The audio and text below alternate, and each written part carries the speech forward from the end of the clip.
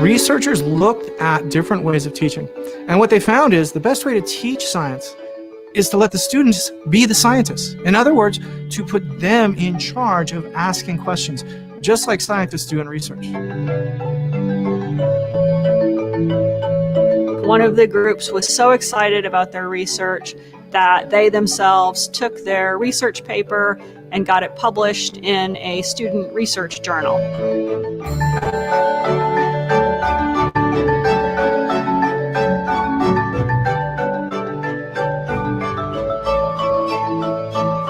They get so excited, and I really think that's what it's all about, is being able to own their project.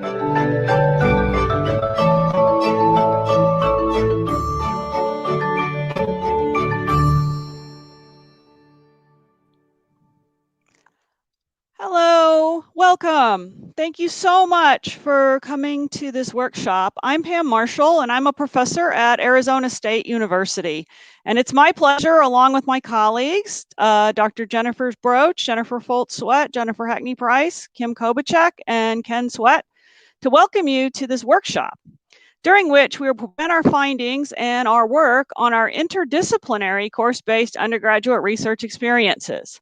And this is something that we call an iCURE. We wish we could all be together in person, but unfortunately the pandemic is still precluding a lot of travel. So we're so happy that we've been able to have this workshop this way. And we hope this workshop helps get you started thinking about how to design and implement a cure. Partial support for this work was provided by the National Science Foundation's Improving Undergraduate STEM Education, the IUSE program, under the award 1606903. Any opinions, findings, and conclusions or recommendations expressed in this material are those of the authors and do not necessarily reflect the views of the National Science Foundation. And we're so thankful to the National Science Foundation for supporting us.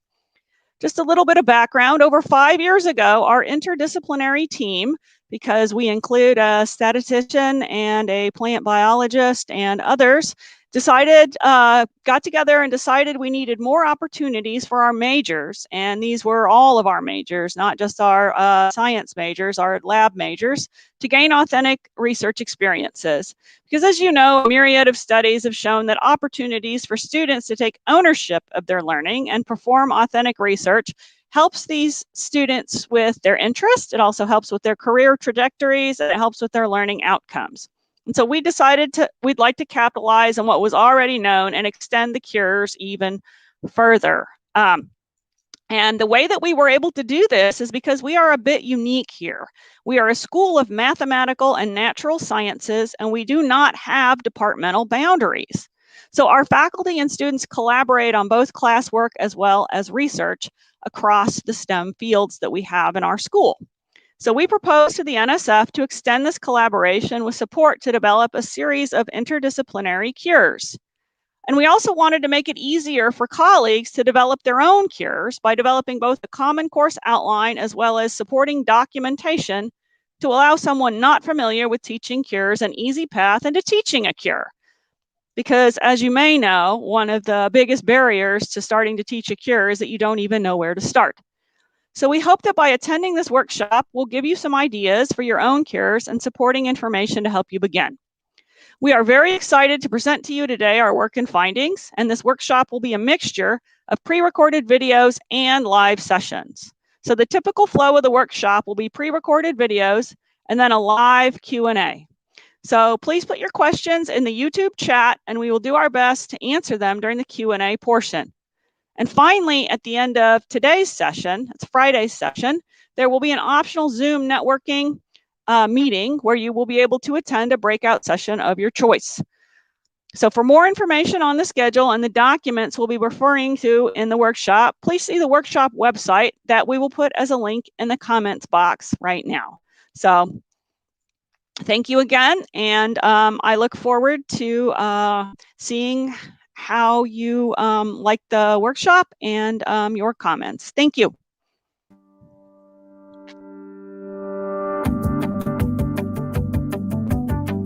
Hi, I'm Pamela Marshall, and I'm a professor at Arizona State University. My name is Ken Sweat. I'm a plant scientist and educator here at Arizona State University's West Campus. I wanted to talk just a little bit about what iCURE is and why we decided to do the iCURE. What a unique aspect of our unit, our school is that not only do we have biology majors, but we historically have had mathematics majors, statistics majors, computing majors. We've added some more majors along the way. So we're very unique in that we're a very integrated school. Well, if you've been paying attention to the research recently in scientific education, and by recently, I really mean the last 20 years, there's been a revolution in how we teach science. We've been really trying to get away from those formulaic, cookbook-type labs like you all remember from your own undergraduate days. Cut the potato into 4 equal squares of 1 centimeter each, put them into the different solutions, measure the change in weight. This kind of stuff, while technically great, does not inspire students and is especially problematic for students of color and others minorities not traditionally represented in the science fields.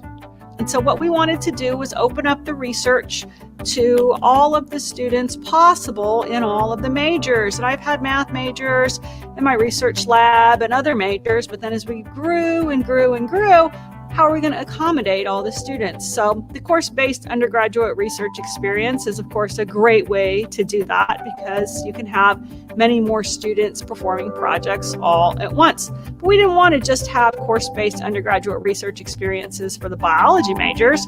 We wanted to have them be iCUREs, I standing for interdisciplinary. And so we did this specifically to allow any of the majors in the school to be able to perform actually laboratory bench research together. Researchers looked at different ways of teaching. And what they found is the best way to teach science is to let the students be the scientists. In other words, to put them in charge of asking questions, just like scientists do in research.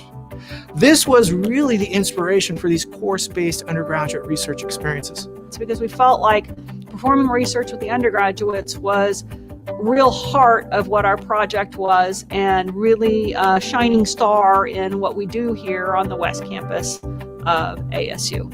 I like to describe them to my students as a little example of what you would have if you were in a graduate program, because it literally is, in the sense that the student is responsible for building the entire idea of their research project, from question and hypothesis to design to execution and collecting of data. All of this being done, of course, under the supervision of the instructing professor as a way to make available to undergraduates research experiences that otherwise wouldn't.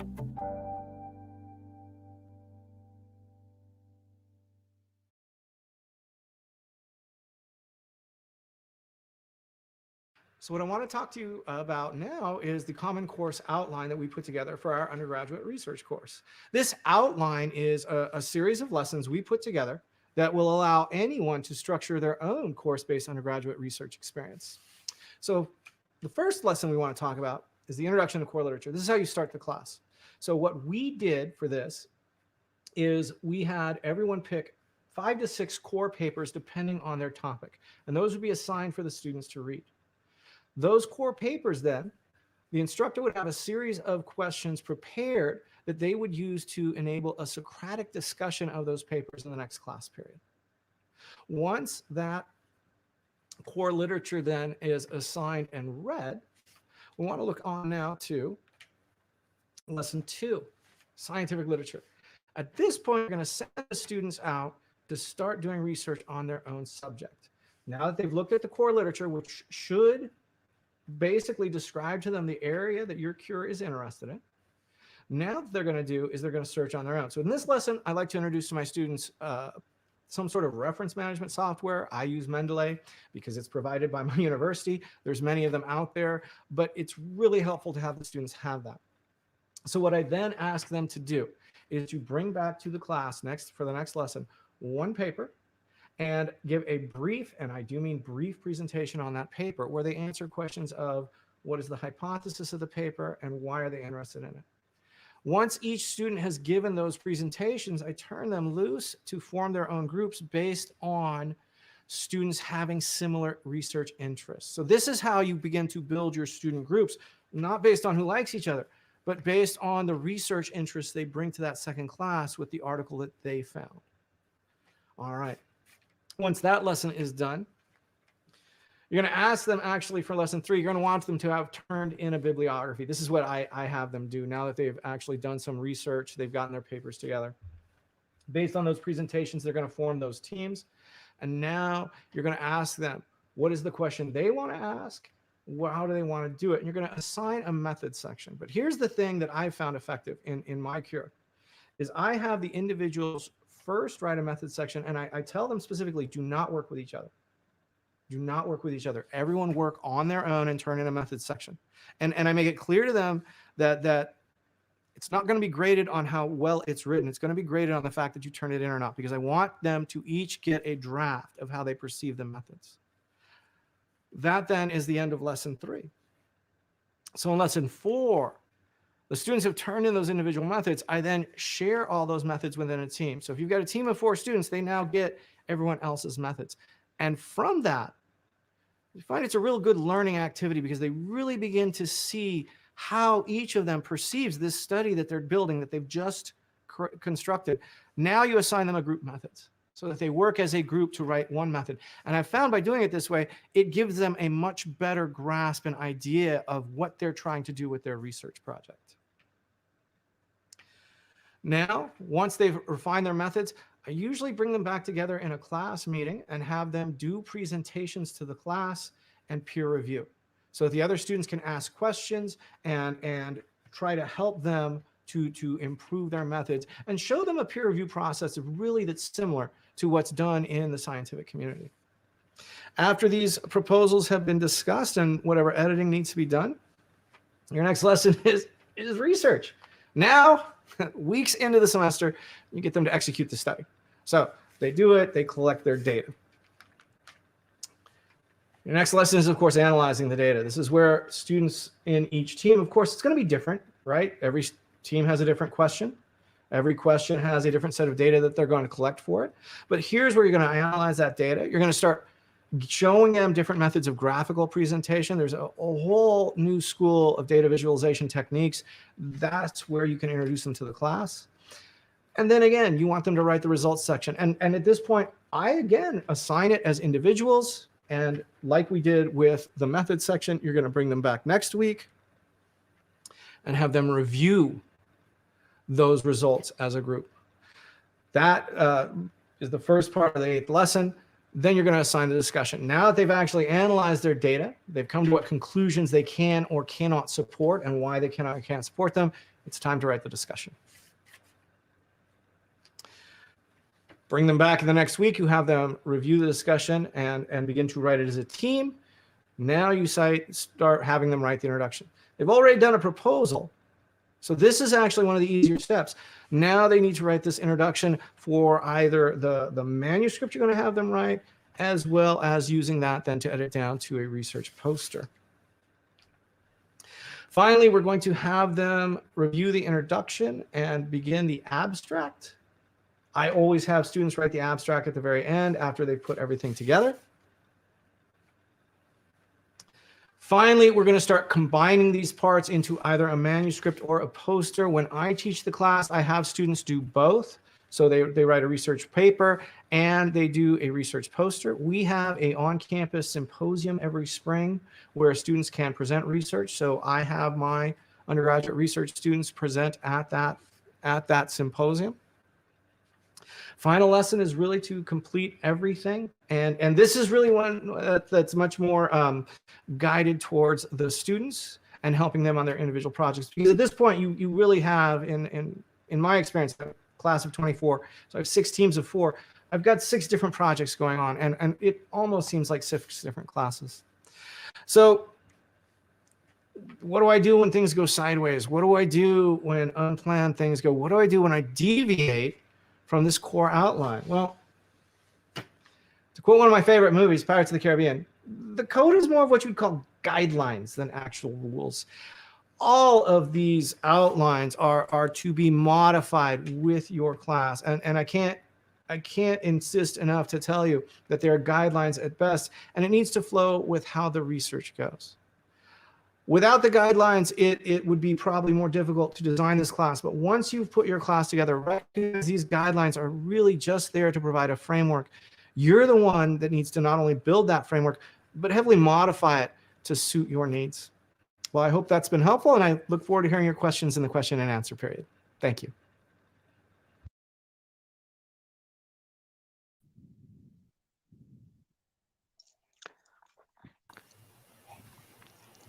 Hello, everyone. Pam Marshall again.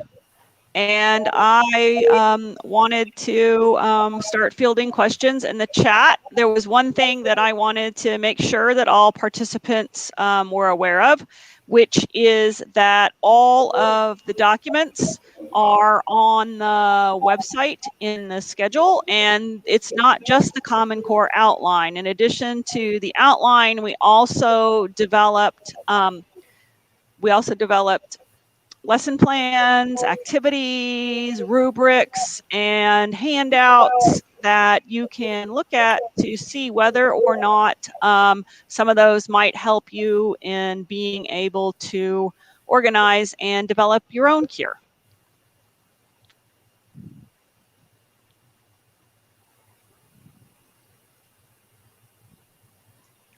So I don't see any questions in the chat yet. Anyone want to follow up?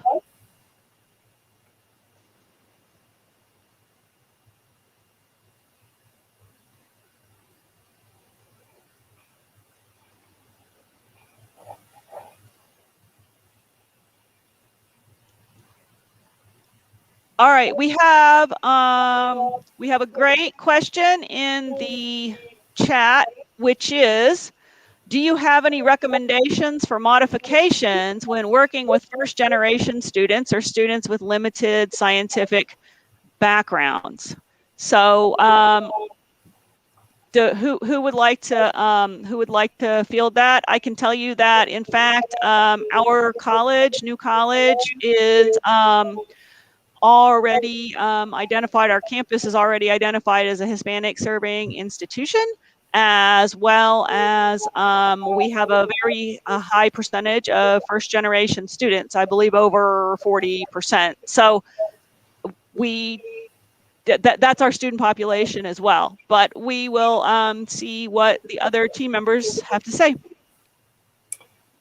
So Pam, if I may, one of the things that really I think was great about our iCURE is that we had both mathematical and science majors, and we encountered some of the same kinds of issues in the sense that how do you convince a math major to take a class when they literally can barely tell the difference between a plant and a fungus? So one of the ways we structure the course is that previous content is not necessary, right? There are no tests. There are none of those kinds of learning assessments. They work together as teams. This is also, I think, really effective at reaching those first generation students and other students not generally currently represented well in the sciences.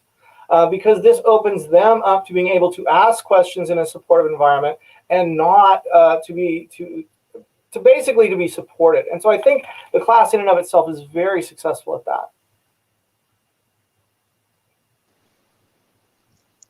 All right, would anyone else like to add?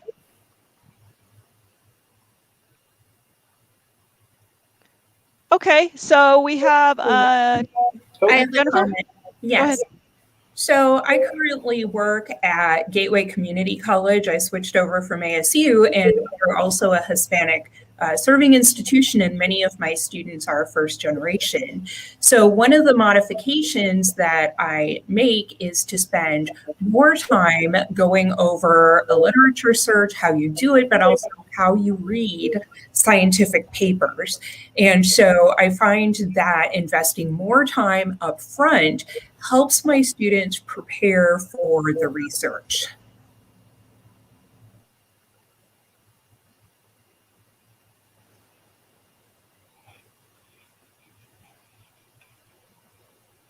Okay, perfect. So we have lots of questions. I thank you very much. The question is, what course or courses might these labs be most appropriate? And also, how do you tie the principles from lectures into the research?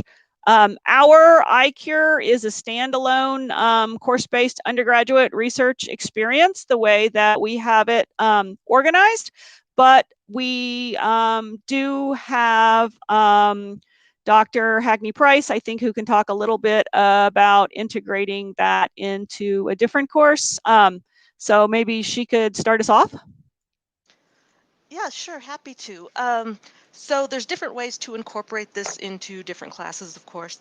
So I taught a mini cure in which it was a research-based course where most of the students were in the classroom most of the time, but then we had 4 weeks where we brought them into the lab and let them do the actual hands-on portion of the experiments that they worked out. But all of the other stuff was the literature search and all that was done in the classroom. So that was kind of an unusual setting. I also taught this as a full semester course, and I'm actually going to tackle another question that I saw in the chat here. So this was during the pandemic, so just this past semester, and I set up more of a developmental biology cure, just because that's more what my research is. And I had some students that were online and some students that were in the classroom. And that presented its own unique types of challenges. But what I found works really well is utilizing the breakout rooms on Zoom to let the students talk to one another. And if you use that, you could have groups that are both in class and online working together. As long as the in-class folks bring their laptops, then they can collaborate and coordinate their online projects with whatever's working in the laboratory. But I found for the specific class, it really just depends on what the specialty is of the researcher. I think that's the best way to shape it towards a specific class, is to have a specific research topic that's related.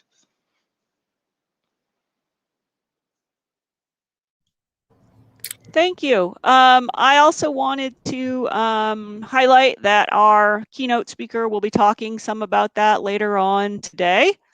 Does anyone else want to answer either one of those questions? The other question was, how do you modify it for a hybrid class or Zoom online, which is not something that I've done. So I can speak to that. I am in the process of developing a cure for general biology for allied health majors and environmental biology, both of which are synchronous online. But for my general biology, I have students coming in for a lab, and then the rest of the course is online. So I have modified it that way so that we get a little bit of face-to-face time for like the literature search and data analysis, things like that. I've also created a way for students to collaborate with each other online through Google Documents or, using Google Drive. So here's the follow-up to the first question. How do you tie principles from the lectures into the research? How do you make sure that your student learning objectives for the lab are met when you modify it for a cure?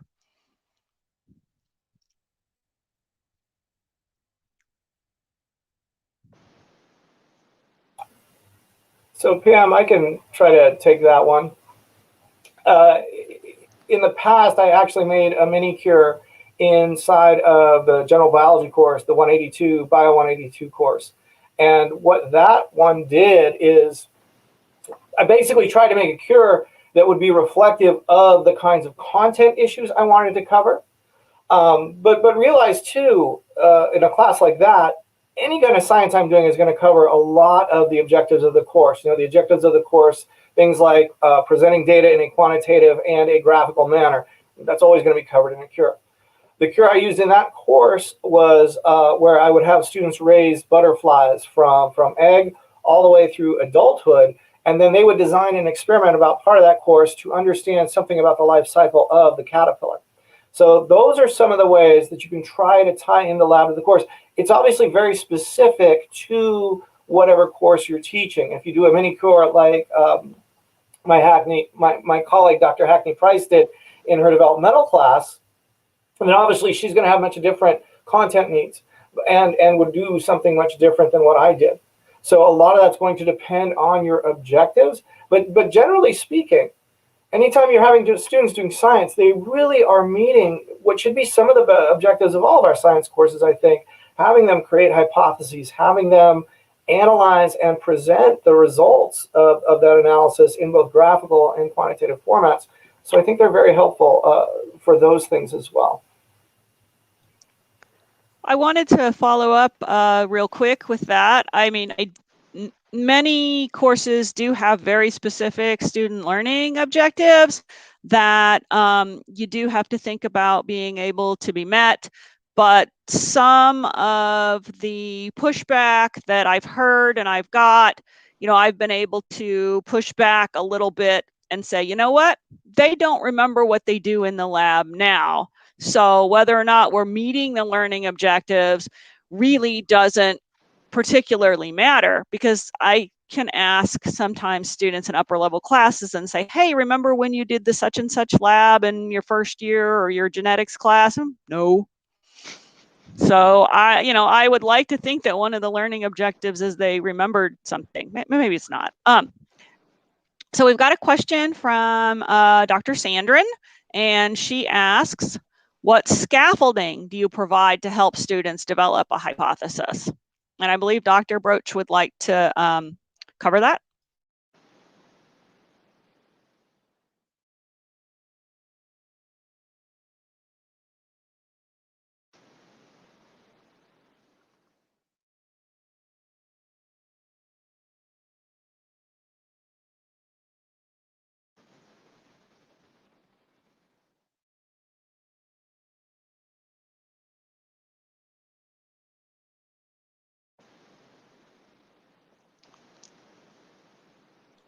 Jen, you're muted, Jen.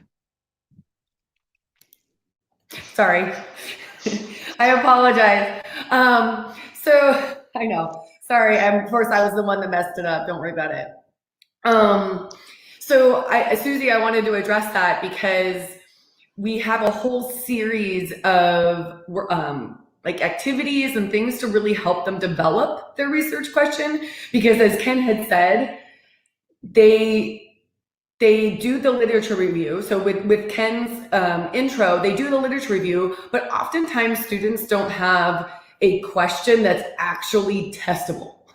So they have these big, broad, huge goals that may or may not be attainable. And so we have a set of activities that we'll discuss. Actually, it's on the agenda for tomorrow, that we'll discuss that. It kind of helps them narrow it down. It helps them choose very specific things that they can actually measure, because it's important that they can actually measure it and test it and actually come up with their conclusion. So that's our opportunity to kind of guide them into making a testable hypothesis. So we actually do take great care in having them think about all of the aspects of their research question, and in a way that will also address one of the other questions, in a way that will start setting them up for very basic statistical analyses, because not all of them have had that class before.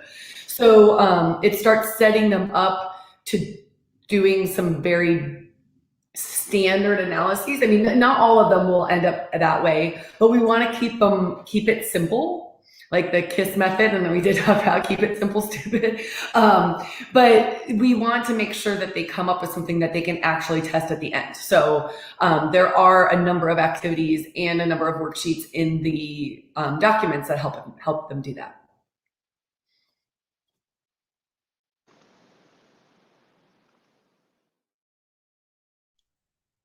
Okay, so we had a couple of questions. I think we can kind of wrap them all together. So the question is, when you say mini cure, is that only for a few weeks of lab?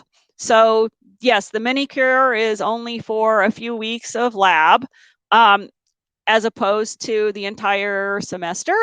And another question was for microlab, we have a state mandate to teach certain techniques like gram stain, even if they don't remember it. Yes, there are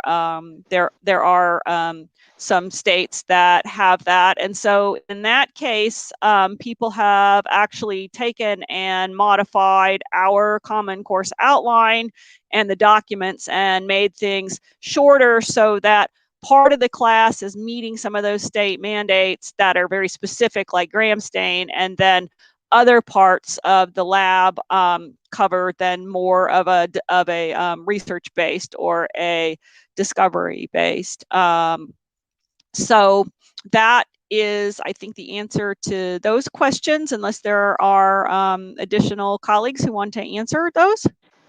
I'd like to hop in there. So when I'm thinking about incorporating specific techniques, which I did in this previous semester, I try to tie them to the research as much as possible. But for the fly lab that I did, I had a couple of weeks where I focused on some core techniques that they would be able to apply to many different research projects. So they got familiar with working with the flies, they learned about fly husbandry and a bit about fly genetics, and then they could move on to actually doing their own experiments. So I try to teach some core techniques first and then move on to the rest, to their own experiments. So there was a couple of housekeeping questions, unless others want to talk about mini cures. So one of the questions was how much time the students have for the experiments. And in my case, it was weeks. I think in the Common Course outline, we have 4 weeks where the students are actually doing experimentation.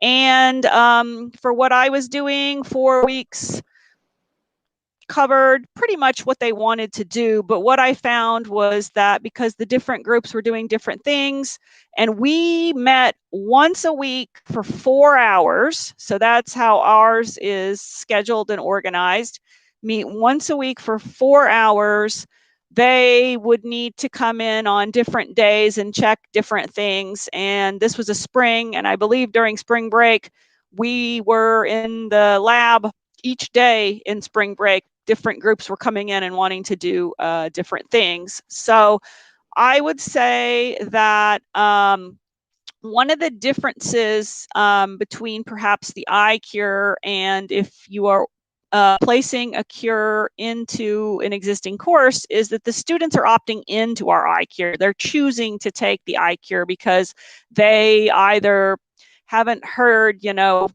about Dr. Marshall, for example, or they are interested in research, or they've heard that it's a cool experience, or they see the poster that we have that says no tests. And so all of the students that were in my group, my 2 classes, were highly enthusiastic. They wanted to do what they wanted. They wanted to be there, and they wanted to do these things. So there was another question. So then Dr. Mateer asked, how do you ensure that team members are pulling their weight? I didn't need to, because all of my students wanted to be there. I think in other courses where we they maybe don't want to be there, yeah, we do peer reviews, and I have undergraduate TAs circling around and actually paying attention to who's doing what. So so in terms of that, how does everybody else ensure that team members are pulling their weight? Pam, what I've done in the past, I use a lot of techniques like you do, being very interactive, interacting into the class. But one of the other tools I've used is, instead of a final exam, I do a final survey. And so the students get 100% credit, they fill it out. But one of the questions I'll put on it is, what were your teammates' names? It's always interesting to see if they can remember the last names of teammates. And then I have them evaluate their other teammates. And so they know, everyone knows they're going to be peer evaluated, and I can use that information in order to better assess contributions by group members. So I want to add to that. So My only issue with having students that weren't really pulling their weight was in an all online group that I had in class this last semester. So there was one who attended the live sessions for every class period, but her two partners kind of communicated to me via email, and they were very spotty with communicating with their partner, and it seemed like she was pulling a lot of the weight of the group. So unfortunately, that involved me kind of hounding the other groups and asking, okay, what specifically are you working on? Send me a copy of that you're working on so I know what you did. But I think having peer evaluations would help with that. And also having something similar to author contribution forms, saying, okay, you have to say exactly what you did to contribute to each part of this project, and everybody else in the group has to sign off on that, I think would go a long way in helping out with that. I love that, author contribution forms. I'm going to steal that. Thank you. So we had another question that was, should teams work together on each task like data analysis, or should members of the team have specific tasks like real science? And I'll answer real quickly. In my case, I let the groups decide, and most of the groups preferred to work together on all of the tasks. And I was surprised that they were not using the divide and conquer like students typically do. But I think, again, it was because they were all so interested in the results, you know. I mean, they came in during spring break. So that was my experience, was that they didn't try to, you know, you write the introduction and you write this. They actually were all working together. So I saw a real ownership in mine. Does anyone have any thoughts on whether the team should work together or they should distribute tasks? So I have a slightly different point of view because my students are the statistics majors. So they're more of the quantitative people. And I was so adamant about them not just going in and playing the role of data analysis. Like, you guys do the science, I'm going to do the data analysis, and that's how it's going to work. I really wanted them, and that was the whole goal of this project, was to get them to be integrated. And I have to say that, I mean, my students were actually one of the ones that had submitted to the Undergraduate Research Journal. I've had multiple statisticians do that, and then it's amazing to see them dressed up in full hazmat suits, going out into the field and collecting data. And that connection is so much more important than them being able to do the statistical analyses for the group, because then they really integrated themselves. And it was, I mean, not only did they do the cure, they did a second cure, and then they continued on the research just on their own. And to be honest, I didn't really realize that they would actually buy in that much. And I think, and they only bought in because they were involved in every aspect of the research. I mean, as a statistician, sometimes we're just given data often, and we're not really involved in the whole scientific process. So I really feel very passionate about not falling in a role and really being more diverse and really working as a group. So that's just from my point of view. Like, I just know how much my students gained from that experience.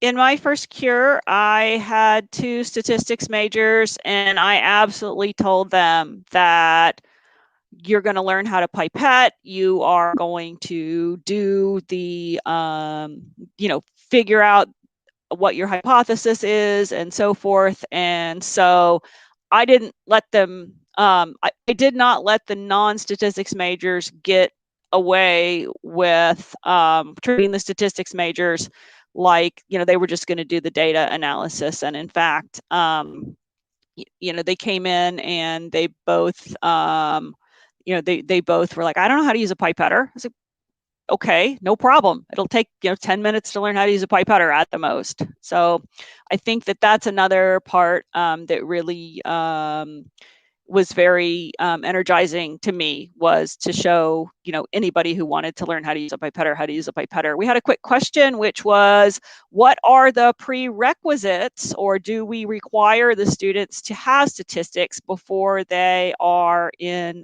the iCURE that we teach? And the prerequisites are Gen Bio for the biology majors, I think a little bit of math if they're computing majors, and what for the statistics majors? Nothing, right? Yeah. So no, we don't expect students to have much statistics at all. And in fact, I'll tell you, one of the instructors doesn't have any statistics either. So anyone else want to talk about what they think that a successful student in iCURE looks like?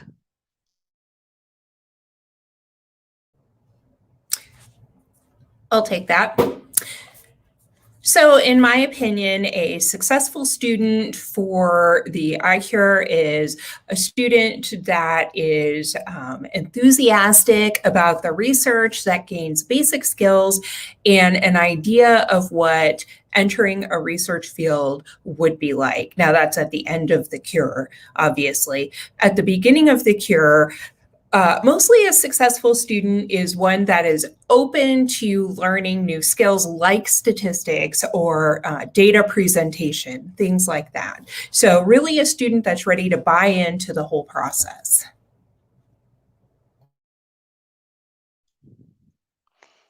Yeah, I 100% agree. Ken, Jen?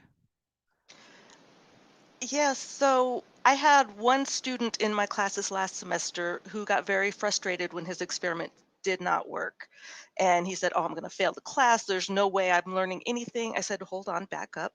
Did you learn how to form a hypothesis?" He said, "Well, yeah." I said, "Okay, did you come up with an experimental protocol?" He said, "Well, yeah." And as I walked him through all of these things he did learn, his whole attitude turned around. So I think a lot of student success is showing them that it's not necessarily about the results, but about, did they learn the process? And if they can take that message home with them, I think that's a success.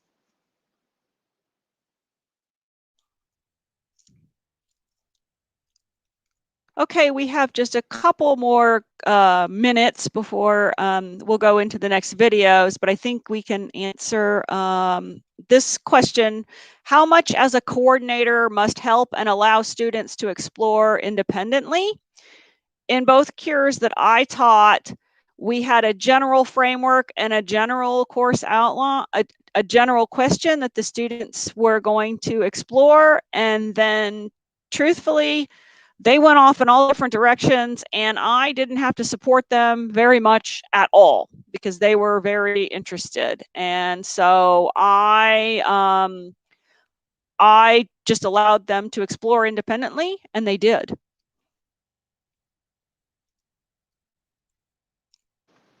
Anyone have a different experience? Yeah, so for my semester-long cure, it was the same thing as what Pam was describing, that I let the students have more free reign in deciding what they wanted to study and how they wanted to approach it. But for my 4-week-long mini cure, that's where I really kind of reined them in and said, these are the variables that you get to test. And in this case, they were testing the effects of different food supplements on fly fertility.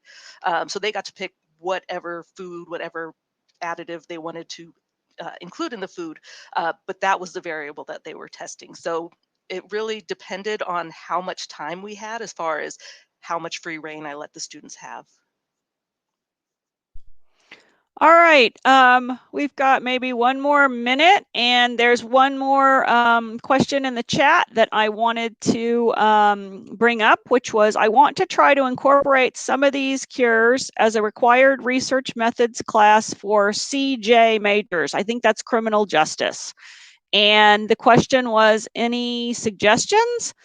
I think that is a great question to explore this afternoon when we get into the Zoom, if you can make it, because I think that is going to be a little bit more than we probably can tackle right now in the next 30 seconds. So hopefully you can make it to the Zoom. Did everybody receive the email with the Zoom link? And it's long and it has a link and it has the phone numbers and everything.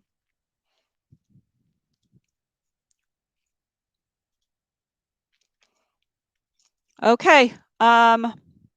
So I just wanted to thank everybody for this great chat. And next up, we will have Ken Sweat with his section about laboratory techniques for phytoremediation. This was a cure that he developed with students, and he's going to walk you through a little bit about how to do this cure if you would be interested in a cure on phytoremediation.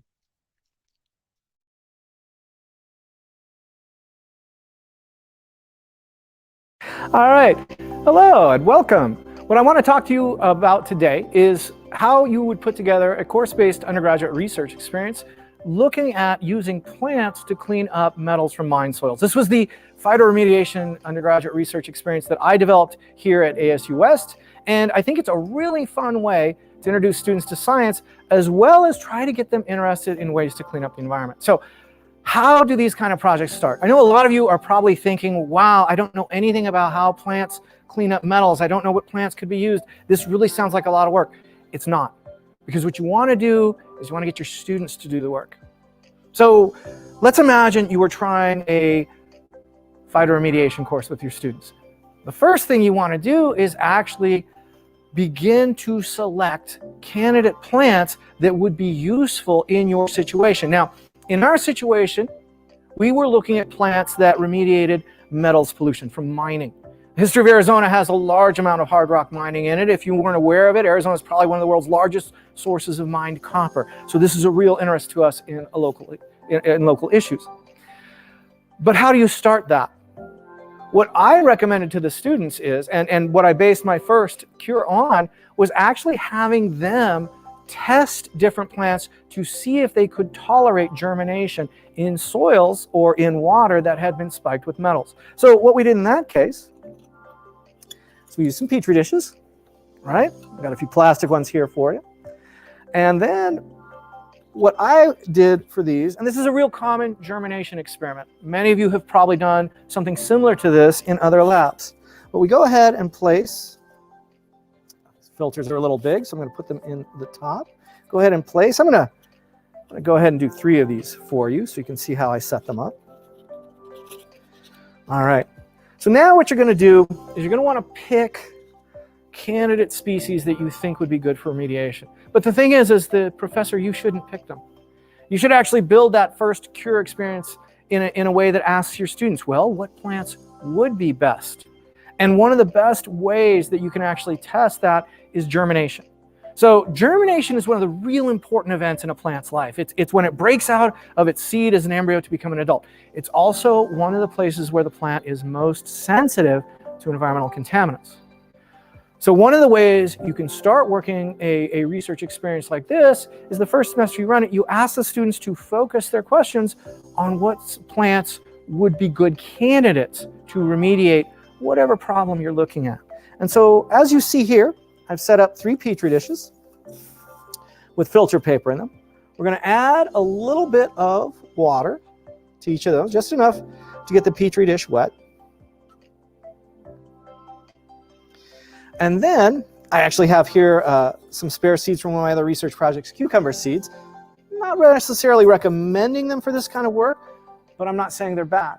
This is, again, something that is great to explore with your students. So what we're going to do, I'm going to put, I like numbers that make the math easier.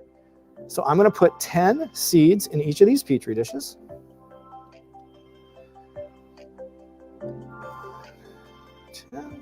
Let's get the third one.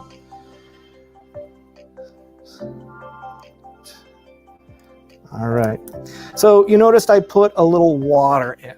One of the great ways to set this experiment up to look at toxicities, instead of just using DI water like I did, your students could use solutions with gradually increasing levels of whatever contaminant you're looking at. If we were looking here in Arizona at copper, I would have the students set up an experiment so there were different levels of copper in that water, so that then they could see if those seeds germinate.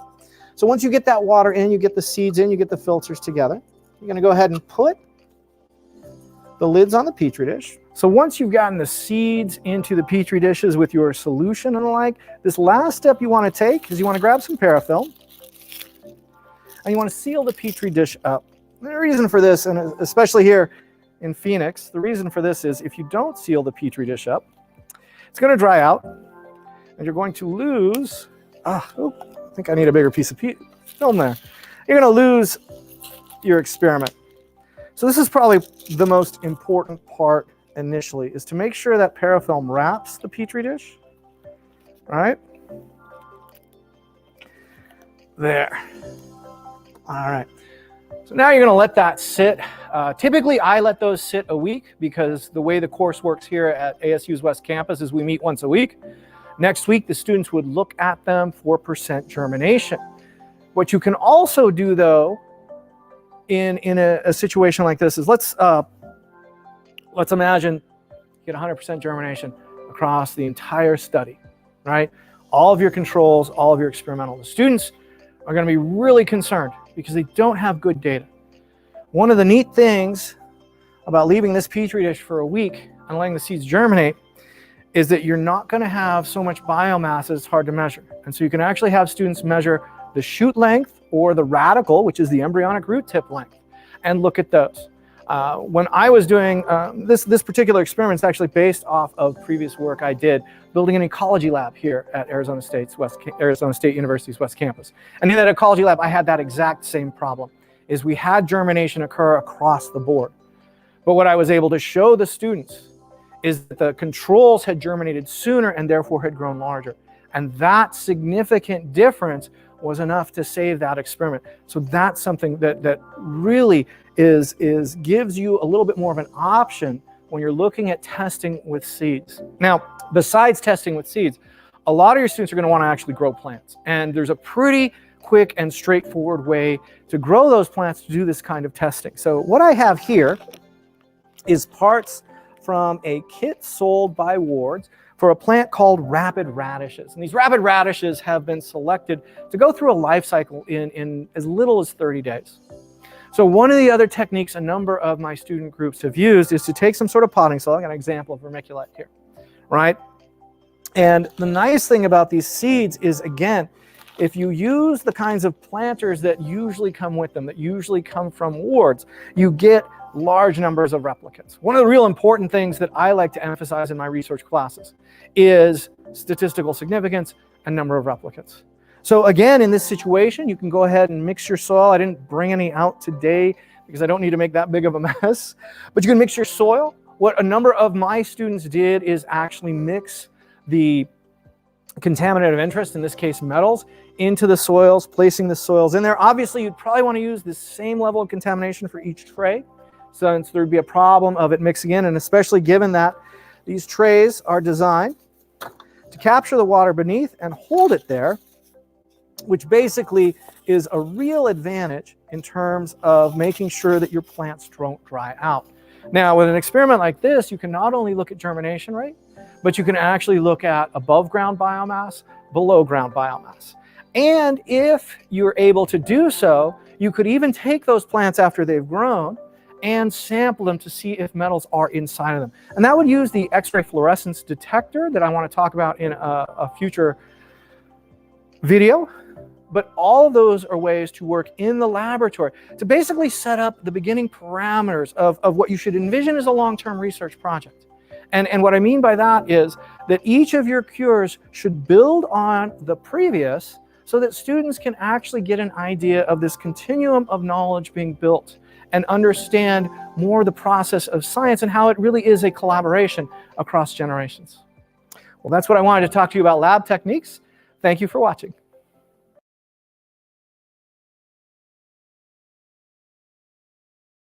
All right. Hello and welcome. What I want to talk to you about today is how you would put together a course-based undergraduate research experience looking at using plants to clean up metals from mine soils. This was the phytoremediation undergraduate research experience that I developed here at ASU West, and I think it's a really fun way to introduce students to science as well as try to get them interested in ways to clean up the environment. So how do these kind of projects start? I know a lot of you are probably thinking, wow, I don't know anything about how plants clean up metals. I don't know what plants could be used. This really sounds like a lot of work. It's not, because what you want to do is you want to get your students to do the work. So let's imagine you were trying a phytoremediation course with your students. The first thing you want to do is actually begin to select candidate plants that would be useful in your situation. Now, in our situation, we were looking at plants that remediated metals pollution from mining.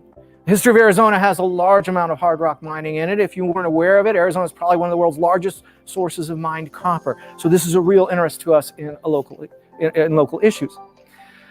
But how do you start that? What I recommended to the students is, and what I based my first cure on, was actually having them test different plants to see if they could tolerate germination in soils or in water that had been spiked with metals. So what we did in that case, so we used some Petri dishes, right? I've got a few plastic ones here for you. And then what I did for these, and this is a real common germination experiment. Many of you have probably done something similar to this in other labs. But we go ahead and place, these filters are a little big, so I'm going to put them in the top. Go ahead and place, I'm going to go ahead and do 3 of these for you so you can see how I set them up. All right. So now what you're going to do is you're going to want to pick candidate species that you think would be good for remediation. But the thing is the professor, you shouldn't pick them. You should actually build that first cure experience in a way that asks your students, well, what plants would be best? And one of the best ways that you can actually test that is germination. So germination is one of the real important events in a plant's life. It's when it breaks out of its seed as an embryo to become an adult. It's also one of the places where the plant is most sensitive to environmental contaminants. So one of the ways you can start working a research experience like this is the first semester you run it, you ask the students to focus their questions on what plants would be good candidates to remediate whatever problem you're looking at. And so as you see here, I've said, all right. So what I wanted to do right now is I wanted to take you outside and show you how I do some of the field work and the like. You can see behind me, this is the science buildings that we were just outside of to do the laboratory work. We're fortunate here at ASU's West Campus that we have a large amount of undeveloped land around campus that we can actually use for research, experiments, and teaching. And so one of the places that I really like to get students out and doing field work are on these lands. I'll give you a little bit of history of this area. So this is in northwestern Phoenix. This was used for farming for a good 40, 50 years up through the middle of the 20th century. Laid fallow for a while and then was donated to Arizona State University. And they began construction of the campus here back in 1990. So what's neat about this area is because it is recovering agricultural land. There's no endangered species here. There's nothing here you have to worry about disturbing.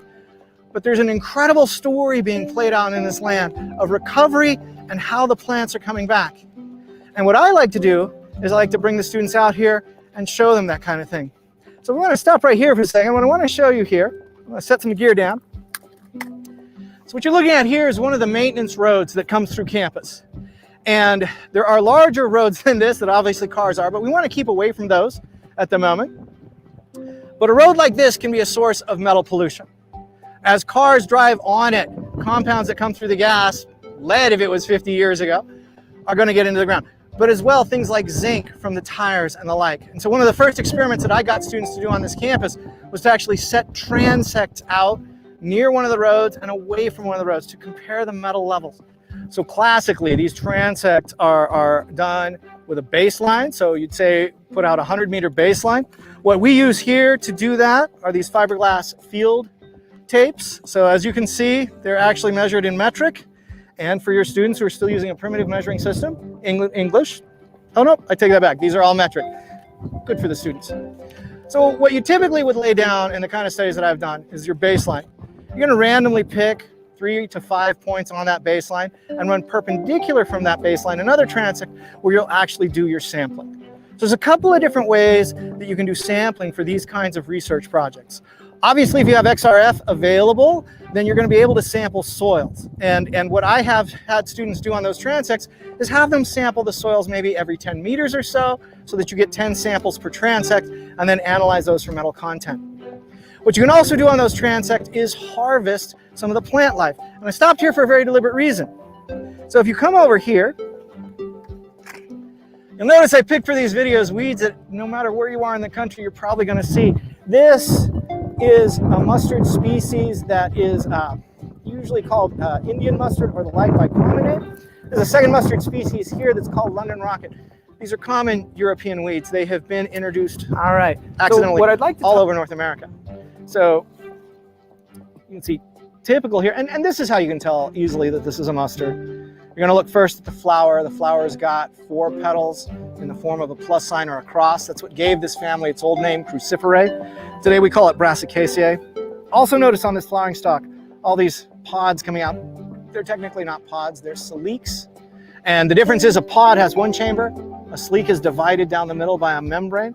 But these are classic mustards, and you can actually see, when you look at these two together, the similarities of 2. They're not the same, but it's very obviously they're closely related. This is another mustard. This is London rocket, probably one of the most common weeds we see here in Arizona, but it's also very common throughout most of the country. One of the last plants I think I want to show you while we're here is one of our natives. This is globe mallow. So as you can see, some of the prettiest flowers there are, but this is a real common perennial out here as well. And looking at it along with some of these other plants gives you a really good way to see if whatever contaminant you're looking for actually affects the floral biodiversity, the plant biodiversity of an area. But if you remember your basic botany, the male parts of the flower are the stamens. They're generally these little filaments with a ball on the tip called an anther. But if you look closely in this flower, all of those stamen are fused into a tube that wraps the pistil, the female part of the flower. And that is a defining characteristic of this family, the mallow family, Malvaceae. The other defining factor, and you're not going to be able to see this without a microscope, but if you look closely, these plants look a little white and fuzzy. They've got hairs on them, what we botanists call trichomes. And in this case, they're stellate. They're actually star-shaped. They look like these little starbursts. This is what gives the plant its light color. We think it actually helps reflect some of the sunlight off the plant to lower its heat gain in these hot Arizona summers. But one of the other things that you can do on these transects is sample some of the plants. Now, if you have that X-ray fluorescence detector together, you can go ahead and pull that plant out of the ground, dry it, and process it. But if you don't have the XRF technology, and for most of you this is going to be the case, it doesn't mean you can't still count those plants. As you run those transects, classically you will measure a meter to each side and count all of the plants in those transects. By running 5 transects in the experimental and 5 transects in the control, you will be able to then run statistical analysis on the 2.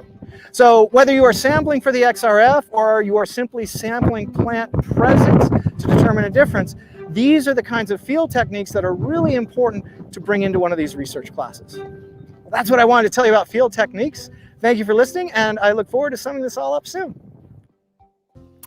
All right, so what I'd like to talk to you today on this video segment is the use of an X-ray fluorescence detector in the studies of metal pollution in mine soil. So this was a machine that ASU acquired after I had started teaching the class, but it is so useful in these kinds of classes that I thought I would give a little bit of a video about it so that you could see how much easier this can make some of the kinds of research that I do. This is not the world's most expensive machine. It runs about $70,000, but I understand that's far more money than many people have to spend. So if this is not available, what I would actually recommend is perhaps try to collaborate with some of your colleagues, both at your institution and at neighborhood institutions. National Science Foundation oftentimes has grants for large research equipment among shared facilities, and this is a way that you can actually get something like this that can be used then in multiple locations or by multiple groups. So X-ray fluorescence detectors work by passing a beam of X-rays through a sample. and then recording which parts of the frequency have been reflected and in what intensities. If the machine is calibrated correctly, it can actually detect almost every metal element in your sample. And what's really neat about that is the amount of prep work is vanishingly small. So I'm going to go ahead and prep a couple of soil samples here for you. I'm going to show you a sample from one of my colleagues and my colleague and wife, Jennifer Foltz-Sweat, who you've also seen in these videos. Some of her research I want to show you, and then I want to show you one of the plants we use here. So let's get started. So these are the sample cups from the X-ray fluorescence detector. You'll notice they are open at both ends, and you have these rings. So these rings are going to hold a piece of plastic wrap over the cup so that it holds it in. And the plastic wrap, there's two different types of plastic wrap that the XRF company makes. One of them is called microporous thin film. The other one is a proline thin film. The microporous thin film is the expensive one.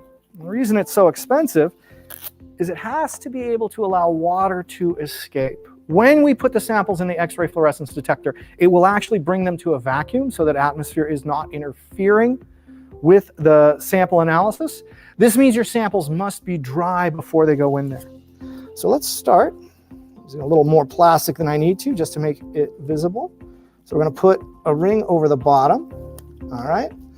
So that gives our bottom. Now in this case, what I want to do is I want to make a soil sample. So let's take some soil that we sampled outside when we were looking at how to do field work. And what I'm going to do is I'm going to just take a little bit of this. Probably be a little neater than this, but the process gets messy. So there we go. Let me get that big piece of wood out of there. So you put some soil in there. What you're then going to do is take your microporous film. It's easy to tell these apart. Microporous film is white and opaque, whereas the proline film is clear. Putting that down here. Now, one of the interesting things about it is they put a cutter on this film. They do not put one on this film. I'll take my handy scissors here. All right, now we want to put this over the top. I want to put a ring on it. Now, as you can tell, I'm going to knock the dirt. So the next thing you have to do, and commonly this is really what has to happen with undergraduates because they're not generally the neatest, is you want to clean all this dirt off of it so that it doesn't get in the XRF. Then, if you want to make your sample look nice, you can go ahead and trim off the excess film. If you do get one of these machines and students start working on them, you're going to be amazed at how quickly the students figure out how to use far less film than what I just did to make their sample. Let me get that last piece of film cut off there. There we go. And so this is our sample. Now, got to make sure it's completely sealed, which it is. Now, how many of you have ever worked in chemistry? You're probably sitting there right now saying, Ken, you didn't take the data you need. I actually did. So what most of you are thinking is, I don't know how much this weighs. I don't. And that's the beauty of XRF. I don't need to. Because the X-ray fluorescence machine actually returns a percentage data. In other words, the percent of your sample that is aluminum or iron or lead or copper. We don't even have to weigh the sample. So this is how you would do a soil sample. In my work here in Arizona, one of the most common pioneer species, or weed, however you want to call it, that we encounter is this one here. This is Malva parviflora. Perhaps some of you recognize it. It grows throughout most of the United States. It's actually an introduced European weed, but it's really common in disturbed areas. And what my students have done in one of their other research projects is they take the plant. Now, obviously, we're not stuffing this plant into this cup. There's got to be some more processing here, and I don't have the time to show you all that. But what you're going to want to do is you want to dry that plant up. You want to grind it into a nice powder and fill it in the cup. And what I have found here in Phoenix that works great for me is I can leave things out on the countertop, and within a week they're dried out. If that is not possible for you, you're going to need to find some sort of desiccation cabinet or drying cabinet or some way to dry them out. Once they're dried, you want to grind them into the powder. And the easiest way we found is simply buy a coffee grinder, $20 coffee grinder from a local department store. You can grind that into a powder and prepare a sample cup just like this. The final cup I wanted to show you is, and this came from some experimental work, like I said, my wife was doing, but as you can see here, you can actually put a whole organism into one of these cups. Now, I don't recommend this, and here's why. The sensitivity on the XRF is about down to 1 part per million, that's it. And given the very little amount of weight here, it's very difficult for the XRF to detect anything in this insect unless it was in real high amounts. But if you had reasons to suspect that this insect might have been poisoned by a metal, say arsenic, which is technically not a metal, this would be one way to do that. So this is how you do sample prep for the XRF. What I want to show you now is the machine and how we load our samples into it. Thank you. All right, so I brought you into the bowels of ASU West Campus's science department to show you my X-ray fluorescence detector. So this is the X-ray fluorescence detector here. It is connected to its own PC. A little bit of advice, in our department, most of these high-end research machines we have, the computers that run them are not hooked to the internet. And the reason why is that we don't want some update of Windows to render the software that runs the research machine incompatible. And this does happen, unfortunately, at a rate that is high enough that makes one concerned about it. So for a lot of these high-end research machines here at ASU's West Campus, we keep their PC that's controlling them off of the internet. All right. So how are we going to do this? Well, here is where we load our samples. Now you'll see there's a tray of 20 here. I've already brought in, as you can see, the bee that I showed you before, as well as our soil sample. So you're going to want to make sure when you put them in, you put the clear side down into your XRF. Come over to the software. I've got a list here, and then you would actually push the green button and get it started. I'm not going to do that right now because we don't want to run this analysis right now.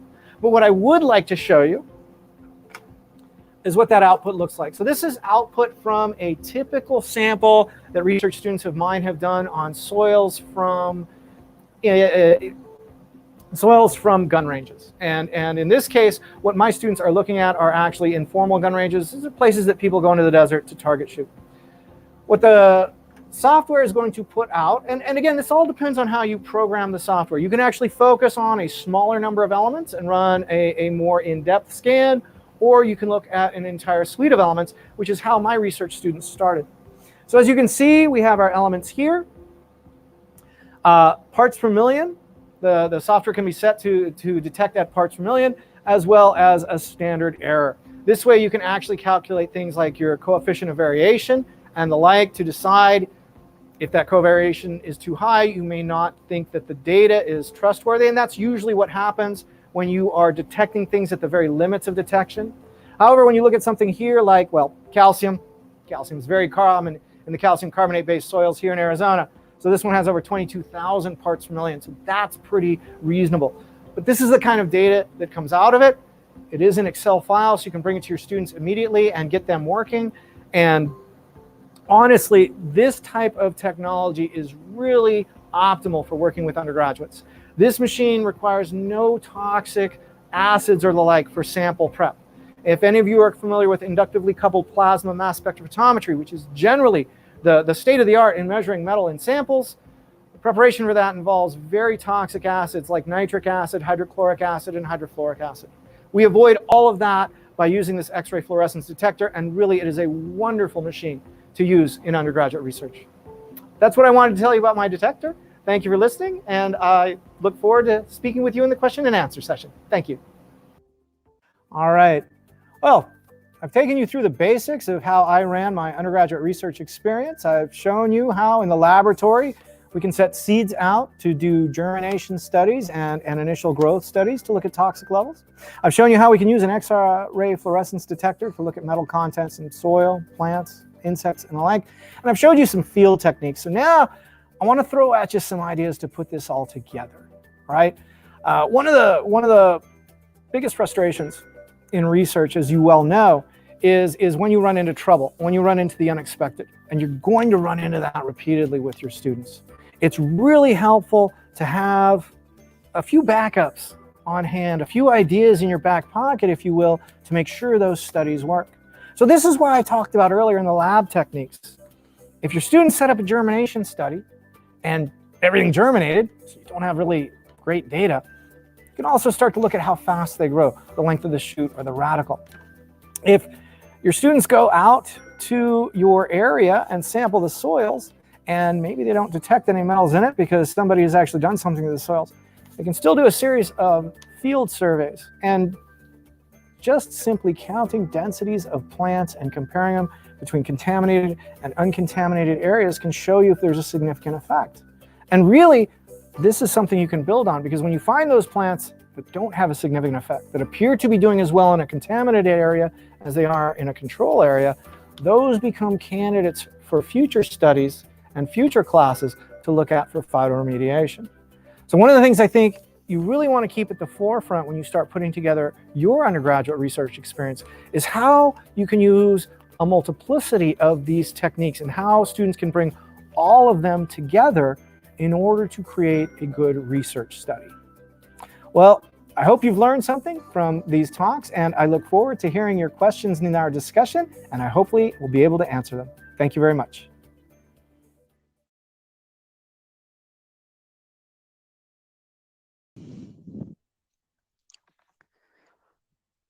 Hi, everyone. Thanks, Ken.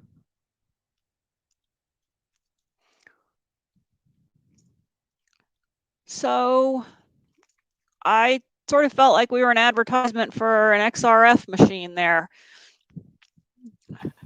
But I do agree, I've used it and it's exceptionally easy to use. And there are actually a myriad of protocols out there for lots of different organisms to use an XRF. And we've been trying to even use it with yeast, although we haven't quite figured out how to dehydrate them correctly yet. So now is the portion of the time when you can ask Ken about his phytoremediation cure. And we have scheduled about 15 minutes for that, and then a break.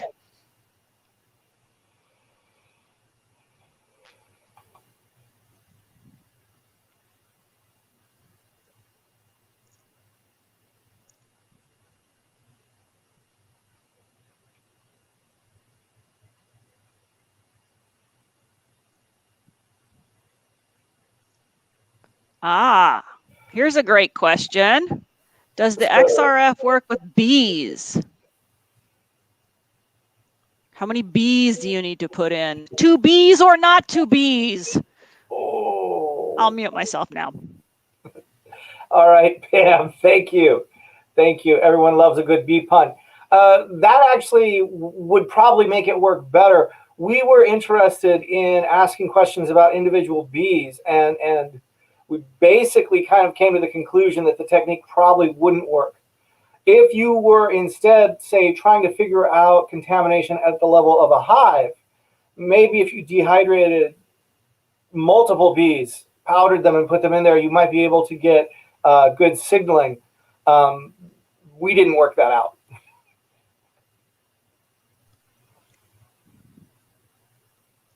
So the answer is you don't know yet. Pretty much. We have a good idea that it might work doing something different than what we did. How do you dehydrate a bee? It's Phoenix. You just leave it out. Actually, let me turn that one over to Jennifer Foltz-Sweat on how she preps those bees, because she gave me a prepped bee for that cup. So Ken's right, actually. So in order to dehydrate the bee, you can just leave it out in the room. It should only take a few days. I would estimate maybe 3 days to actually dehydrate the bee. So, you know, Arizona sucks all the moisture out of it. But you could just put it in a desiccator or something also for people who don't live in Arizona. Right. And yes, the desiccator would probably be the best thing to go with. Okay, we have another question. Do you have simulations of the phytoremediation for students to test in Excel or a similar environment? So I guess looking at analyzing the data. Yeah, I don't actually have any sorts of data sets that would be acceptable to use for students. But that is actually one way if you want to pull off a smaller cure, and it's one we actually got one of our colleagues and an administrator to do here on this campus. I call them in silico cures, where you basically hand them collected data and then allow the students to construct questions about that data. I unfortunately do not have that kind of data for phytoremediation. All right, and I think this is a good follow-up question, which was, do you think parts of this phytoremediation cure could be adapted as a non-majors mini cure? Do you want to comment on that? Yeah, I really do. Let me tap into one of the biggest frustrations of plant biologists is nobody learns about plants. And so even my best biology students coming into that class are completely unaware of the very basic physiological plant constructs that are why they are useful for phytoremediation, that are why they extract things. So really, whether I'm teaching a major or non-major, I'm probably doing the same things. And in fact, people are interested in plants for a whole lot of other reasons that are outside of why they'd be interested in biology. So I think you can definitely use those on something like this to bring students in that are not necessarily biology majors. So maybe a little bit of a follow-up, Ken. Like how might you do that if you wanted to, say, cut the project down by half or a third or something like that? Well, if I was cutting the project down by a half or a third, I would certainly I would certainly look at those things, at those experiments that could be done more quickly. So I've had students try to grow sunflowers in contaminated soils to see how much they would extract. That is not possible in a short cure. So for them, you'd probably want to encourage a shift towards the experimental techniques like a simple germination study, or looking at sunflowers that you can harvest from experimental and control areas. So a lot of how I would manipulate those time screens is to narrow the field of where they can ask the questions, constrain the variables, I believe is how my colleague Dr. Hackney Price put it very succinctly, to guide that work.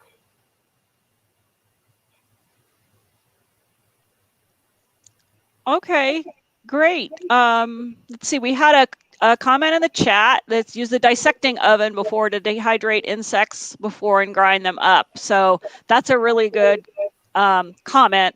Here in Arizona, it is actually all a dissecting oven, right? So we don't have those issues. So we had actually. Oh, go ahead. Go ahead. Oh, yeah, I actually convinced ASUS at one point to buy me a ginormous herbarium drying cabinet for the preparation of herbarium specimens. And while I have made a number of herbarium specimens in it, I generally ended up using it as a drying cabinet for everything, soil samples, plants, and the like. If you're really stuck in a bind, when I started teaching flora here at ASU West, and I had to dry out plant presses, I would ask one of my instructional specialists who had a hatchback to stick them in his car in the parking lot because we had no shade. And it works. It works.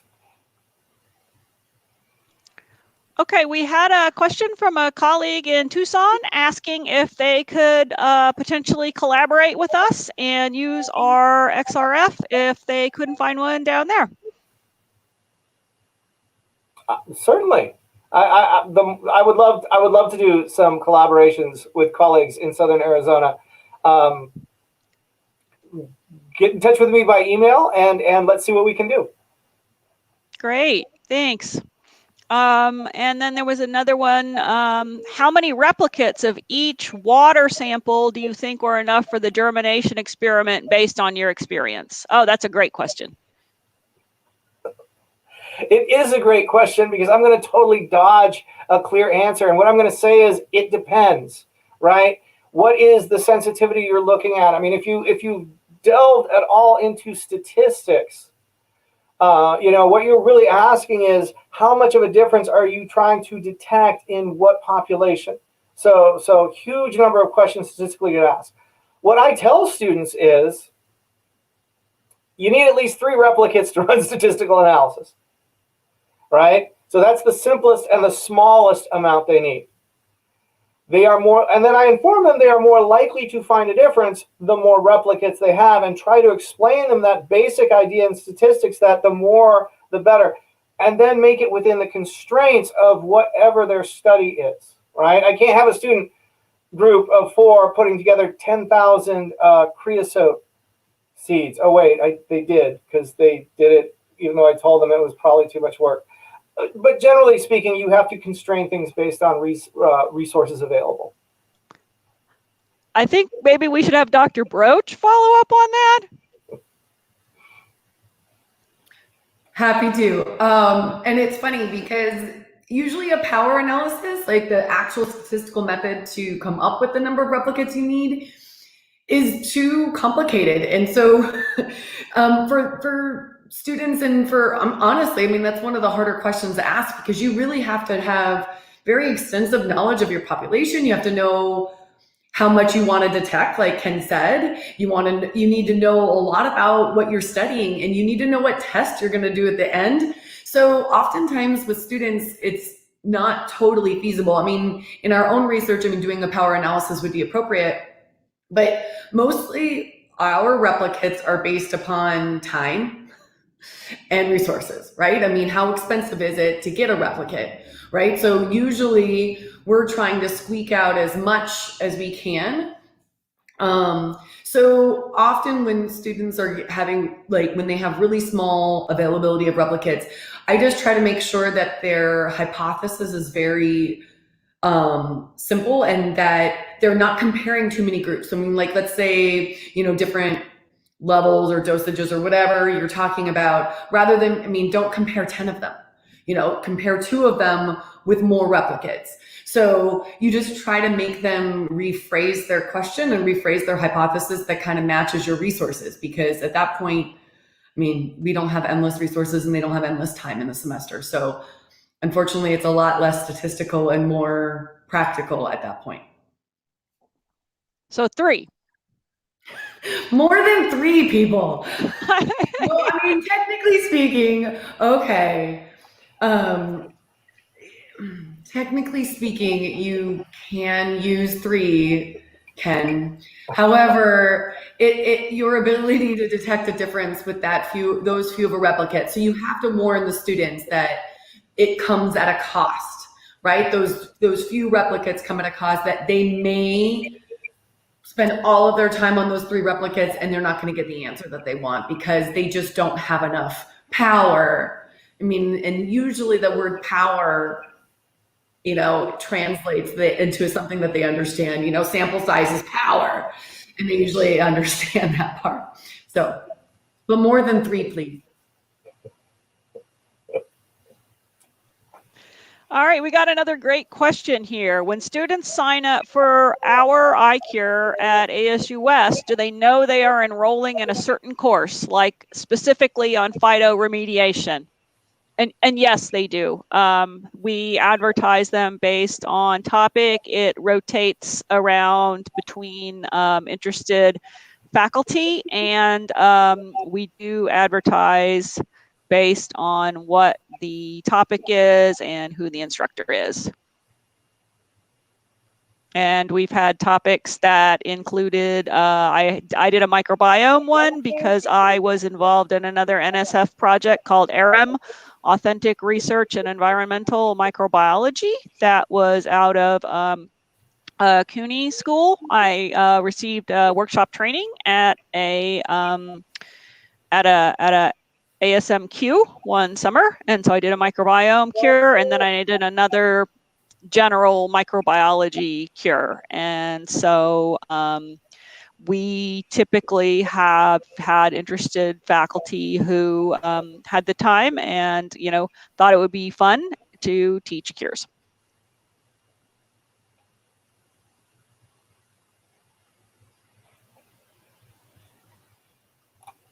All right, more questions?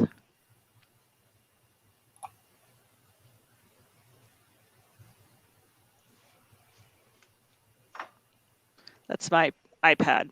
I'm watching us on 17 different pieces of technology.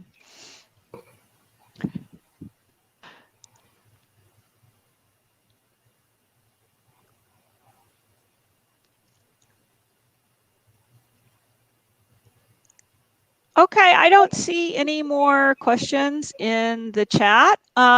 We were going to take a break. We did have one question that we didn't fully answer before, which was, do we think that we can use our documents generally to develop a cure in criminal justice? And I wanted to answer that quickly, saying that we have another project. We're collaborating with Phoenix College, community college just a little bit south of here, and they are using some of our documents as well as expanding on those and doing other activities. And their cures have included it was a statistics cure, right, Jennifer? What Frank did. Yeah, it was a statistics cure, and there's also one that used the criminal database it was a linear algebra course or a differential equations course. So in fact, we have actually been very excited that our collaborators have been able to use what we've been doing and expand on it and really kind of, take off running and do amazing things. So I would like to say that although none of us are criminal justice faculty, that we believe that the documents and what we've developed sets a reasonable foundation for people to think about how to develop their cure. Kim Kobachek tomorrow will talk about a forensic science cure. And I know forensic science is not criminal justice, but it was about the persistence of latent forensic evidence. And so it's really kind of cool about what sort of sticks around and what the hypotheses are on that. So perhaps that will give you some ideas also. We are scheduled now for a break until the keynote at 11 o'clock. Any last questions or comments?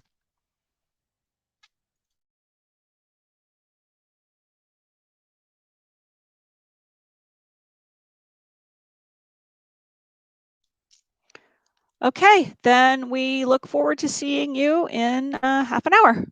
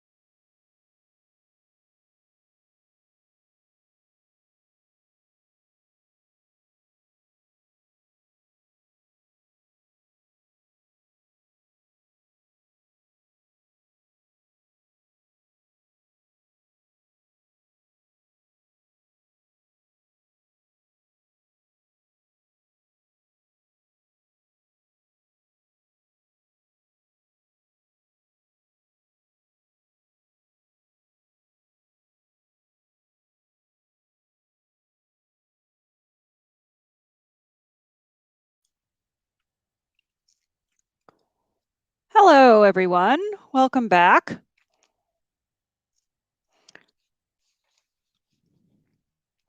It is my extreme pleasure to be able to introduce our keynote speaker. Dr. Sarah Brownell is an associate professor in the School of Life Sciences at Arizona State University. Trained as a neuroscientist, she transitioned to becoming a discipline-based education researcher and now studies how we can make undergraduate biology learning environments more inclusive.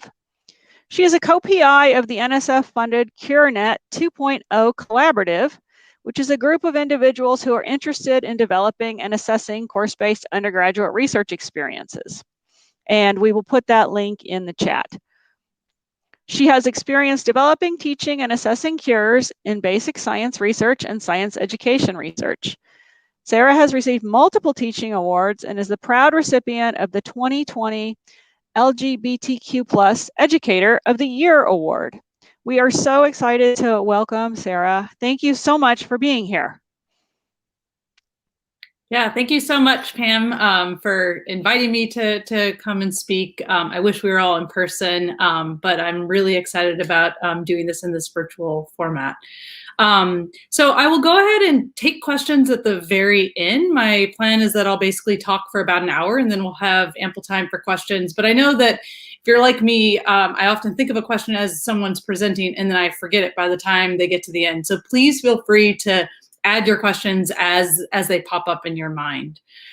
So that said, I will go ahead and start to play my slideshow. Pam, please yell at me if you're not seeing it correctly. So again, thank you all. Okay, that's great. So thank you all for being here. So my goal basically today, I've been listening in this morning to the sessions and it's been really fun to hear about the iCUREs and the specific cures that Dr. Ken Sweat has been developing. And my goal for this next hour and a half is basically to provide a slightly larger perspective on thinking about developing course-based undergraduate research experiences, some of the benefits of that, and some of the challenges as you're potentially thinking about developing your own cure. And I think, echoing what was said earlier, there's no one right way to develop a cure. And there's actually a lot that we don't know about the impact of cures on students. And so we're really in this space of experimentation, not just for the students, but also for ourselves when we're developing these cures. So the three things that I'd like to talk about today is really position why we should transition our lab courses to integrate research. How should we assess courses that integrate teaching and research? And then give you an example of a study that we've done where we actually backward designed a cure to look at some specific elements of cure and their impacts on students. So the first point, so why should we teach cures, right? And I know that the earlier sessions today highlighted a lot of really positive benefits that could be given to students through these, but I want to position this in kind of a set of larger recommendations. So national recommendations over the past 10 years or so have broadly promoted the importance of getting undergraduates to engage in research. So the Engage to Excel report that came out during Obama's era basically said that every single STEM major that graduates should have some kind of real research experience that they're doing. A lot of these recommendations have been specific to science, particularly biology, but people are advocating for all undergraduates to participate in research regardless of the discipline. Participating in undergraduate research can be really impactful on students. It's a really lucrative activity for students. It can increase a student's odds of persisting in biology, a study has shown, obtaining bachelor's degrees, going on and being interested in pursuing a PhD, pursuing a STEM graduate degree, and actually entering. So if we think about that pipeline, and I know that that's not a great analogy for where a lot of our students are going, but if we think about who gets to grow up and become a practicing scientist or a PhD level scientist, that first level of participating in undergraduate research can become really important. Increasingly, undergraduate research is becoming a prerequisite for science graduate programs, particularly the very best and most elite science graduate programs. So if a student doesn't have undergraduate research, they're going to be at a disadvantage. Now, traditionally and historically, students engage in undergraduate research in faculty research labs, right? But there are a number of problems with this model. So despite faculty being really altruistic and wanting to get as many students in their labs as possible, there's just a limited number of positions available in faculty members' research labs. And at most institutions, including Arizona State University, there's way more students enrolled in our undergraduate biology degree program than positions available. And so, you know, unless institutions can drastically increase the number of faculty, but we know because of budget restrictions we can't do that, we're not going to be able to give every student that experience of working in a one-on-one relationship with faculty members. Further, there's other problems with this model. There's a selection process for who gets to participate because there are often so many students who are interested in undergraduate research and only a limited number of positions available, then faculty choose who gets to come in, right? And they often choose who gets to come in based on who got an A in their course, right? Who they might have interacted with in office hours as part of their course, maybe a student that has previous research experience, but there's some kind of selection process for getting in, and faculty are choosing kind of who's a better candidate. There's in every situation here, students have to know the unwritten rules of undergraduate research. They have to know that they need to approach faculty. They need to know what to include in an email to faculty. They need to know how to advertise themselves or sell themselves to be the best possible undergraduate researcher. In the context of science, you know, the unwritten rules, a lot of faculty don't actually want a pre-med student in their lab because they think that pre-med student is just going to check off a box of doing research. And so students who know the unwritten rules of undergraduate research would know that maybe you should highlight that you're really excited about research and you may want to go on to an MD PhD program. Students also need the confidence to apply and the time to add research onto their normal coursework. And we know that particularly for students who are from lower income backgrounds that have to work, many students are not actually getting paid to do undergraduate research. Most of the time, undergraduate research, you're either getting coursework credit for it or you're potentially volunteering. You know, obviously if we could pay students, that would be great. But basically students with a confined schedule, they may not actually have the time to add research onto the normal coursework. Further, faculty select which students they want, and they are absolutely incentivized to take the best students, however they define them. As I alluded to earlier, top grades in your course, students that they themselves click with, which is a problem because we know that the majority of faculty are white from kind of middle class to upper class backgrounds. And so they may be incentivized to take students that look and feel like them, as opposed to students who actually really could help diversify who gets to become a scientist. And we also know that faculty, like everyone, hold implicit biases that advantage certain populations of students. So studies have shown that faculty are more likely to respond to emails from white-sounding names compared to black-sounding names. Now a pretty famous study from a number of years ago now basically asked faculty to evaluate 2 applications from students, either a male student or a female student. All aspects of the applications were identical except for the name that was kind of clearly a woman or a man, and faculty were more likely to hire the man, pay them more, and that they were going to actually say that they were going to mentor them more. So these implicit biases are going to potentially advantage certain populations of students, which obviously isn't fair. So there's problems with this traditional model of engaging students in undergraduate research and faculty research labs. Only a subset of students can participate, and those students often tend to be from more privileged backgrounds for all the reasons that I just laid out. Now, vast majority of individuals and programs, National Science Foundation, Howard Hughes Medical Institute, historically, their solution to this was to create initiatives and incentives to try to diversify who does research in faculty labs, right? Can we give a pocket of money to a group of students to be able to set up a new program? And I know that that Pam at ASU West is involved in an STEM that's trying to do something similar to this, right? To get kind of different students in research labs. But there's a problem with even this model, right? That even though maybe we can help diversify who gets to get into those research labs, we still can't change the fact that there's only a limited number of positions available and only a subset of students can actually participate. So our solution thereby then is a different solution is to actually integrate research into the undergraduate lab courses, into the normal curriculum, so that then actually we can give that experience to all students, and potentially the students who participate can be from broader backgrounds. So when I say integrating research into undergraduate lab courses, we're thinking about course-based undergraduate research experiences or cures. So there's been if you go into the literature, there's a number of different terms that are used to describe these types of experiences. Some people call them course-based research experiences or CRE. Some people call them research-based courses or discovery-based courses. But in essence, these are all talking about the same thing.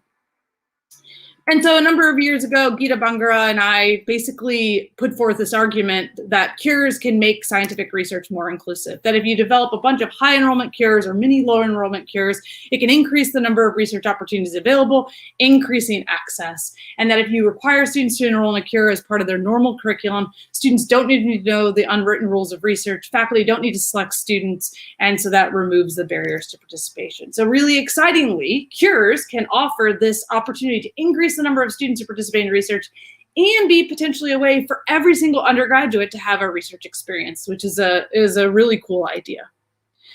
So when I say a cure or a course-based undergraduate research experience, what exactly do I mean? I know that those of you who joined earlier heard a lot of really good ideas from the iCUREs that have been developed and how a cure might actually take form. Now, cures are really diverse. If you think about any faculty member on your campus, or even any faculty member in an undergraduate or graduate program that you are participating in, essentially the diversity of research opportunities that are available, that could also represent the diversity of cures that are available.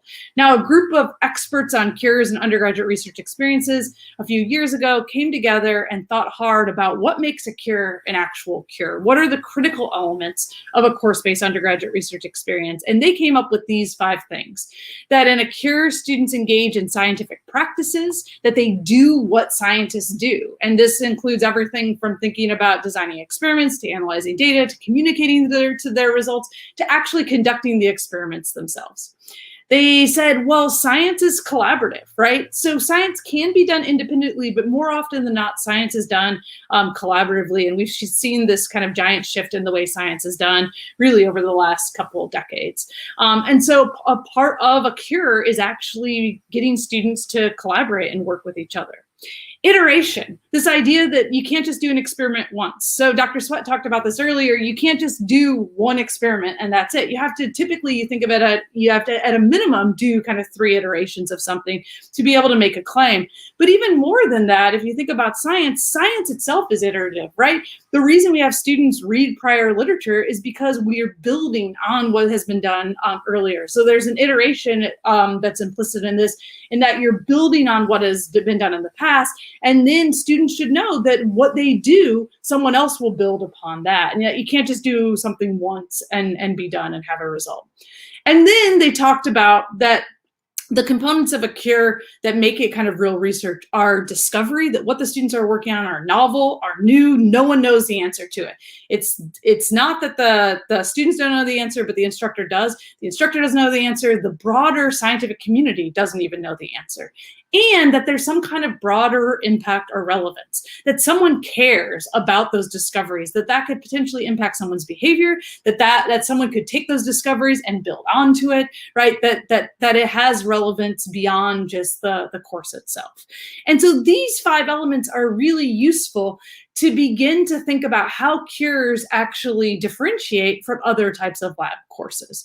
So if we think about a typical cookbook lab course, so cookbook called that because it's similar to a recipe in a cookbook. Students follow a series of steps to get the right answer. If they don't get the right answer, if they don't cook it properly, then it's messed up.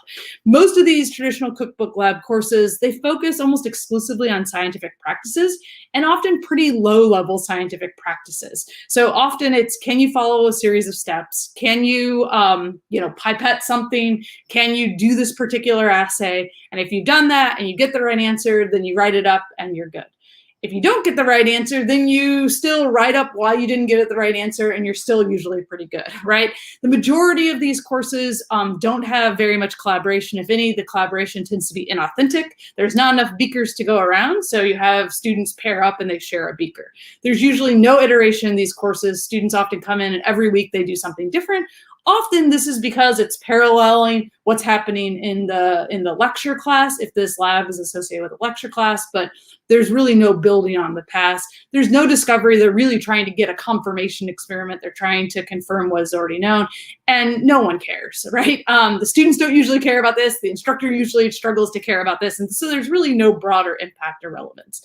So this is in contrast to what I like to think of as inquiry-based activities. So the term inquiry can mean lots of different things. But when I say inquiry-based activities, I'm talking about those experiences that tend to be kind of, it could be 1 to 3 week experiences where students are working on something that's novel.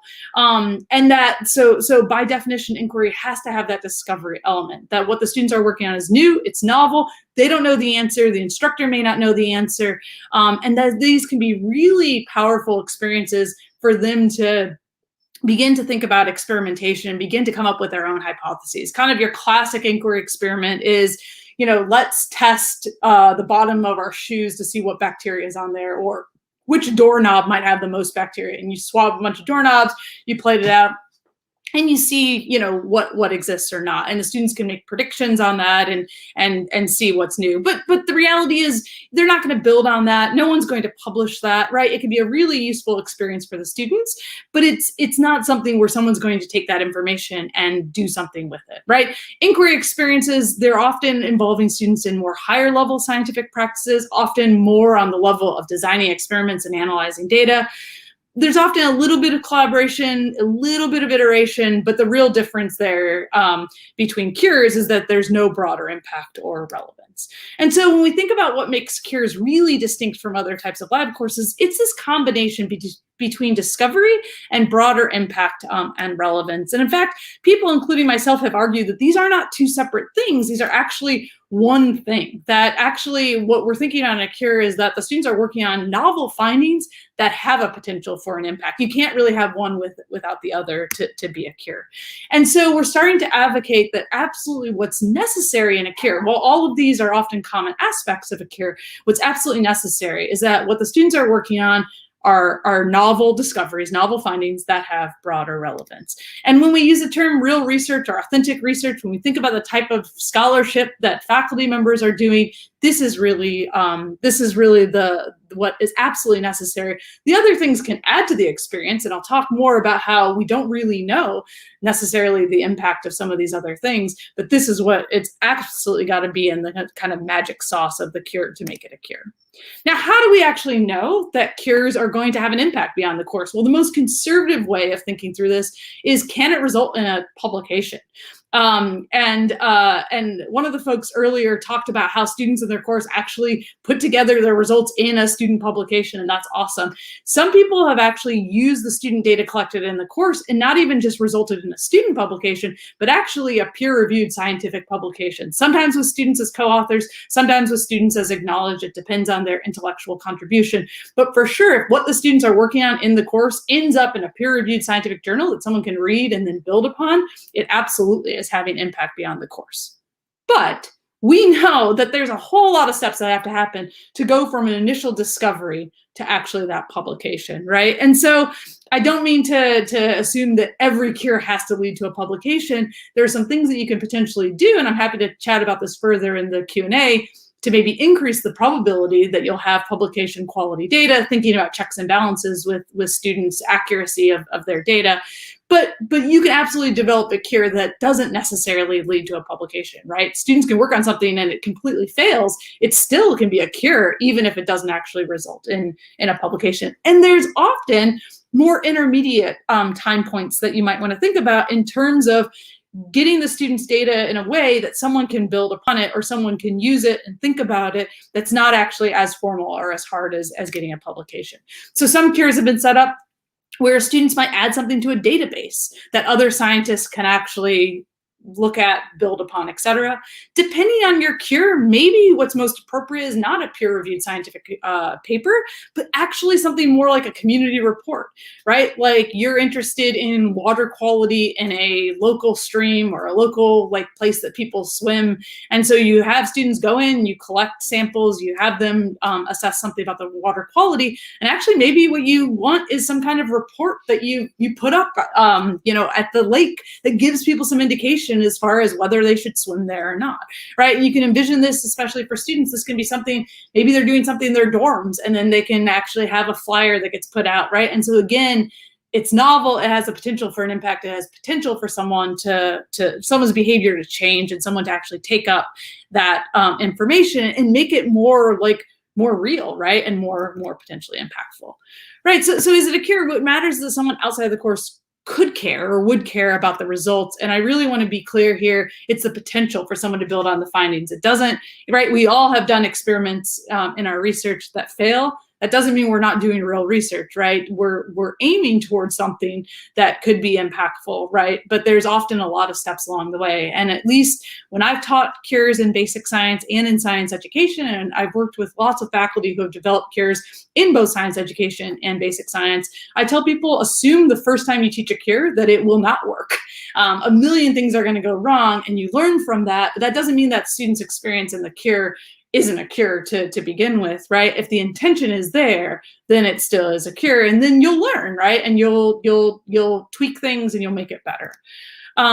So you might be thinking, why am I obsessing about kind of a strict definition of cures? And one of the things that I've really advocated for as far as cures is if we claim that cures can be a way to increase the number of students who are engaging in real research and essentially be a substitute for research in faculty labs, then we have to be conducting real research in a cure. And that's where I think the definition becomes really important. I want to highlight that there's no literature at all that exists that shows that cures are better than inquiry experiences in terms of the benefits to students. Inquiry experiences can be hugely impactful for students. Cures can be hugely impactful. And I'll talk a little bit more about different pedagogical goals and where cures and inquiry experiences might actually be better in a little bit.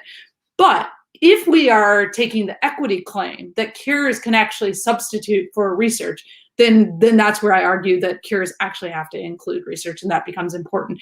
And we often have the assumption that students working with faculty members one-on-one is the gold standard. It's the best case scenario, and cures are kind of a gateway to get into those experiences, or cures approximate that, or cures are not as good as that. But there's also absolutely no data that shows that students' experiences in an independent research experience working with a faculty member is better than a cure. And I think that this is something really important that we as a community, as a scientific community, as a scholarly community, need to think about, because I think right now we're making the assumption that those independent research experiences are the best case scenario, but actually students in a cure, because of the additional structure in a cure, because of the additional pedagogical goals in a cure, they may actually be getting far more out of those experiences than some independent research experiences. I like to think about it as you're probably never going to mimic that best case scenario in a research experience where you have the student that super clicks with the mentor, that you have a really supportive mentor, that the project is absolutely what the student wants to work on, right? That you're not going to probably get in a cure. But I would argue also that cures are going to be far better than a lot of independent research experiences where you sometimes have a faculty member even forgetting that a student is in their lab, right? Especially if they're working with grad students and postdocs who are the primary mentors for students. So I think that that's, again, why this strict definition matters.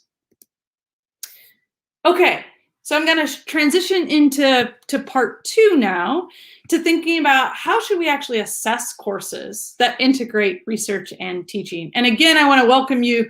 I can't see the chat right now, but please put in your comments or questions in the chat and we'll try to address them as we move forward.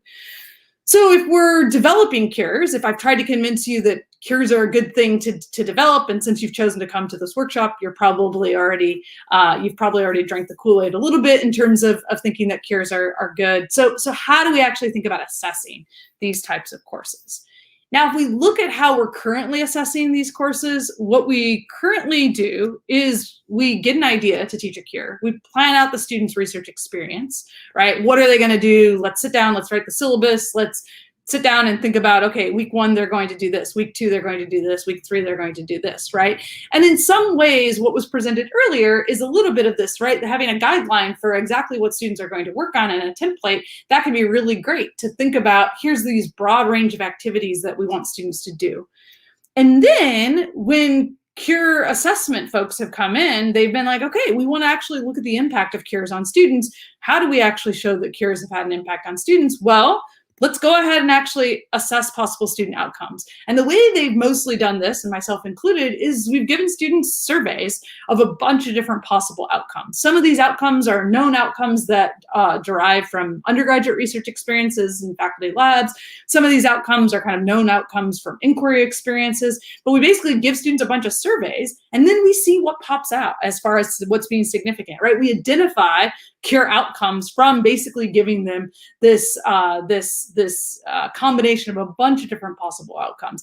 And this has been the way that we have actually shown that CUREs mimic many of the same outcomes as undergraduate research experiences, that students can show gains in their ability to analyze data, that they can show gains in their persistence of science or their intended persistence in science, that their project ownership, their science identity, etc.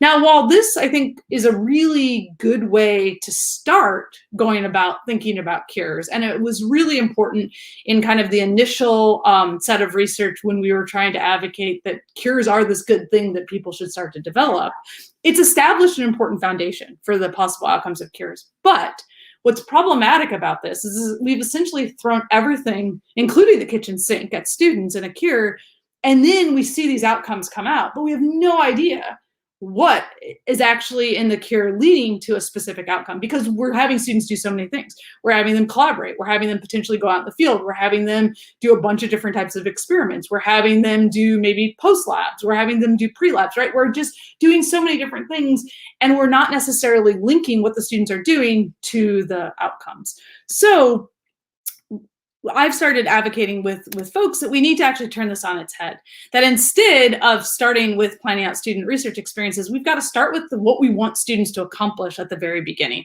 We need to first identify CURE outcomes, then think about how we're going to assess those outcomes, and then start to plan out student research experiences, right? So thinking about that kind of guideline, you could think about planning out research experiences, but what you have to do before you do that is start off really thinking about what the goal of your CURE is.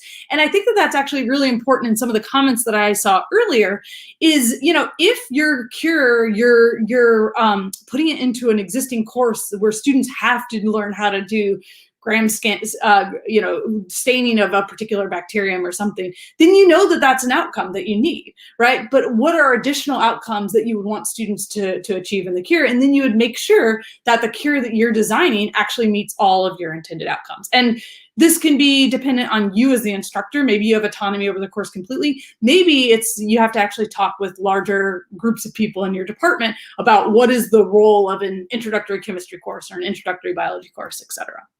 So this isn't a new design by any means. A lot of you are probably familiar with this idea of backward design. This has been an approach advocated for in a lot of college courses, that we want to first identify with what you want students to be able to know and do. We have to identify course goals, then think about assessment, then think about the research and learning activities of the course.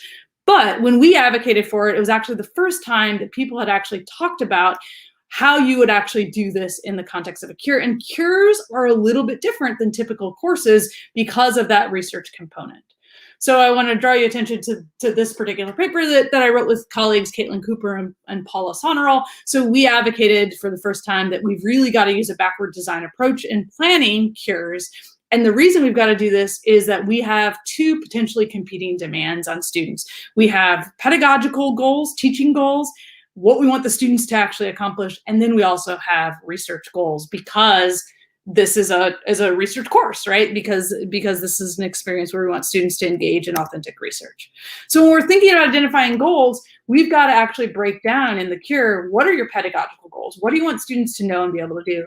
And really importantly, by choosing to teach a CURE, you as the instructor have already defined the overarching learning goal for students, that you want to provide them with that experience of conducting scientific research. I think that this is something really important to think through, because this may limit some of the other goals that you can achieve, right? But essentially, by choosing to teach a CURE, you've decided to do that.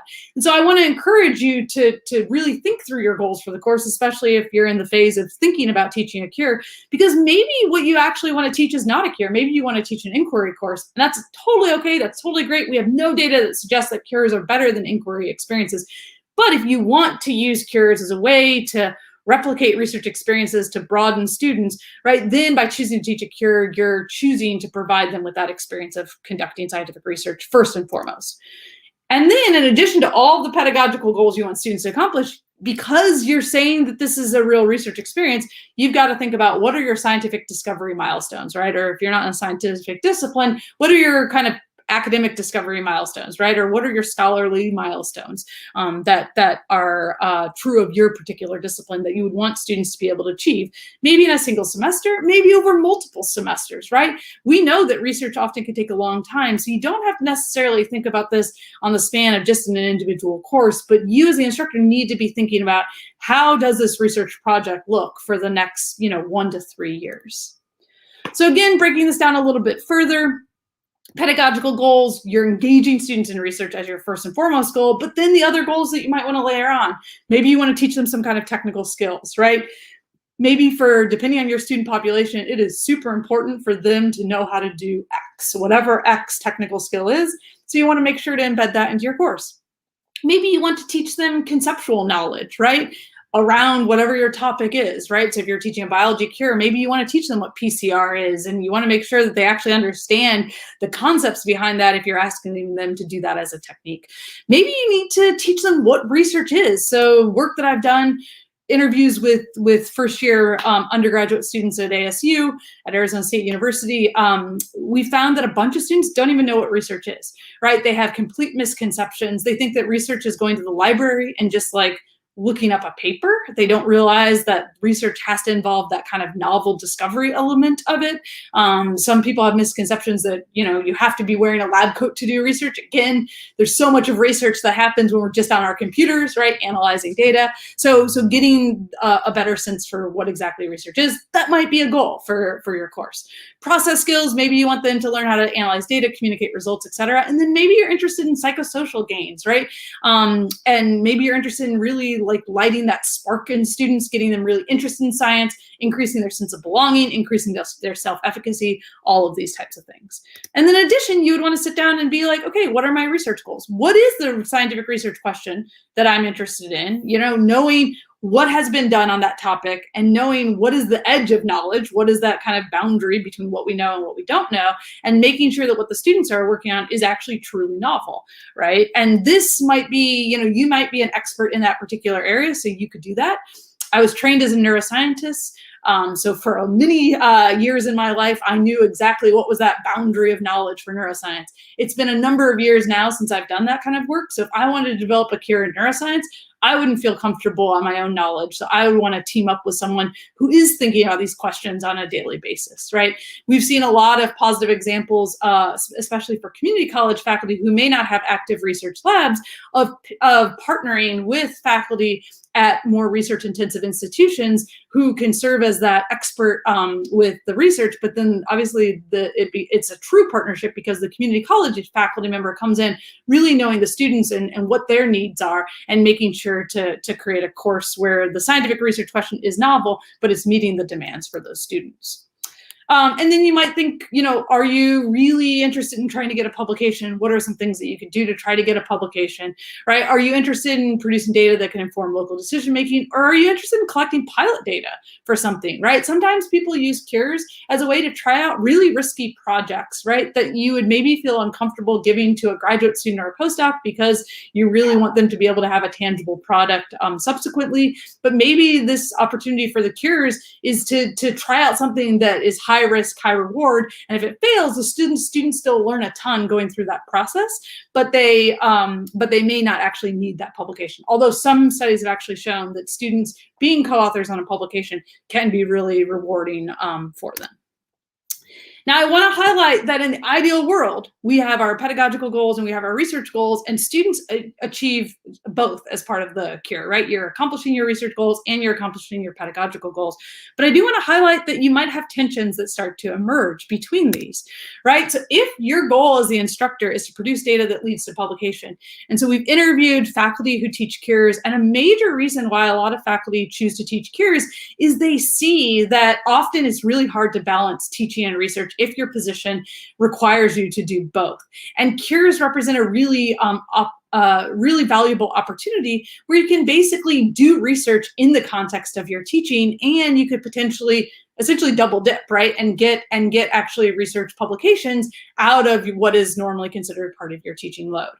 But I do want to highlight, so while I would say the vast majority of people teaching cures are doing so in a way that they're thinking about their students and what their students are getting out of it. And then in addition, they're like, okay, this would be really cool if we can also get a research publication out of this. But there is the potential, as cures become more popular, for instructors to be like, I need to get research publications out, particularly faculty at R1 institutions or research intensive institutions. And they might say, I'm going to just have my students, I'm going to teach them how to do one thing, and then I'm going to put them on repeat, and they're going to keep doing that one thing. So then they're going to do that one thing really well. I'm going to feel like their data is probably accurate. And that time spent where I could teach students about the conceptual understanding of what they're doing, well, that would be time not spent on them producing data. And so actually, if I want to maximize the data, I can shift my cure that way. Again, I don't think that most instructors of cures are doing that, but this is a potential source of tension, right? That you could imagine a cure that actually shifts in that direction and that students are potentially losing out, right? The same idea that if you're building in a ton of time for conceptual knowledge or process skills, you're giving students a bunch of opportunities to practice doing things that don't actually relate to the research project themselves. That can be really helpful for the students in terms of their own learning, but you may make way less progress with the research. And what we don't know right now, which is an open question, which is a really interesting question to me, is how much research actually needs to be accomplished in the cure for students to get some of the benefits associated with research, right? So I would argue if you shift way too much to the side of research, students are going to lose out. If you shift way too much to the side of pedagogical goals as far as conceptual knowledge or just giving students practice, then they're not going to get some of the benefits of actually engaging in real research. So it's this balance that comes into play. There's also potential tensions between pedagogical goals. If your goal of doing a cure is to engage students in research, but you also want them to analyze data, what do you do when students do an experiment? The experiment doesn't work because of a number of different reasons, and they have no data to analyze. Do you have them go back and repeat the experiment because that's what students in a real research experience, that's what any scientist would have to do? Or do you have them borrow data from another group of students so then they can actually have that process of actually analyzing data? So you have to think about what you privilege here. Do you want to privilege the experience of failure in research, which people have highlighted can be a really important skill for people to learn? But then if you do that, then students may not learn how to analyze data. And analyzing data may be a really important goal that you think the students are going to need to be able to go on and do other research experiences, to be able to go on and do other projects. So there's no right answer here. You as the instructor have to think about, what do you think is more important? Is it more important for them to realize that you do an experiment, if you don't get data, you can't analyze data, you actually have to repeat the experiment? Or do you actually want them to borrow the data from someone else? We've actually shown, we've interviewed some students that have borrowed the data from someone else, and then some of them, really interestingly, actually, when we asked them, well, what would happen in a real research experience in a lab, if your experiment didn't work, they'd be like, oh yeah, I'd borrow data from someone else. And we all obviously know that it's not that easy, right? Like usually there's not another group of students doing the exact same experiment. So we could actually be propagating some misconceptions about what research is, depending on what some of the decisions we make around this. And so again, you as the instructor, you as the department, right, whoever is the one that makes those decisions in your unit, you have to decide what is most important, what is the hierarchy of goals, right? You can't have it all, but there is no right or wrong answer here. And that's where I think it's just so important when you're setting out to try to teach a cure, you really need to start with, what do you want out of this? What are the goals? What are the pedagogical goals? What are the research goals? And then that will help you really make decisions about how to actually create your cure, right? And what do you actually embed into your cure?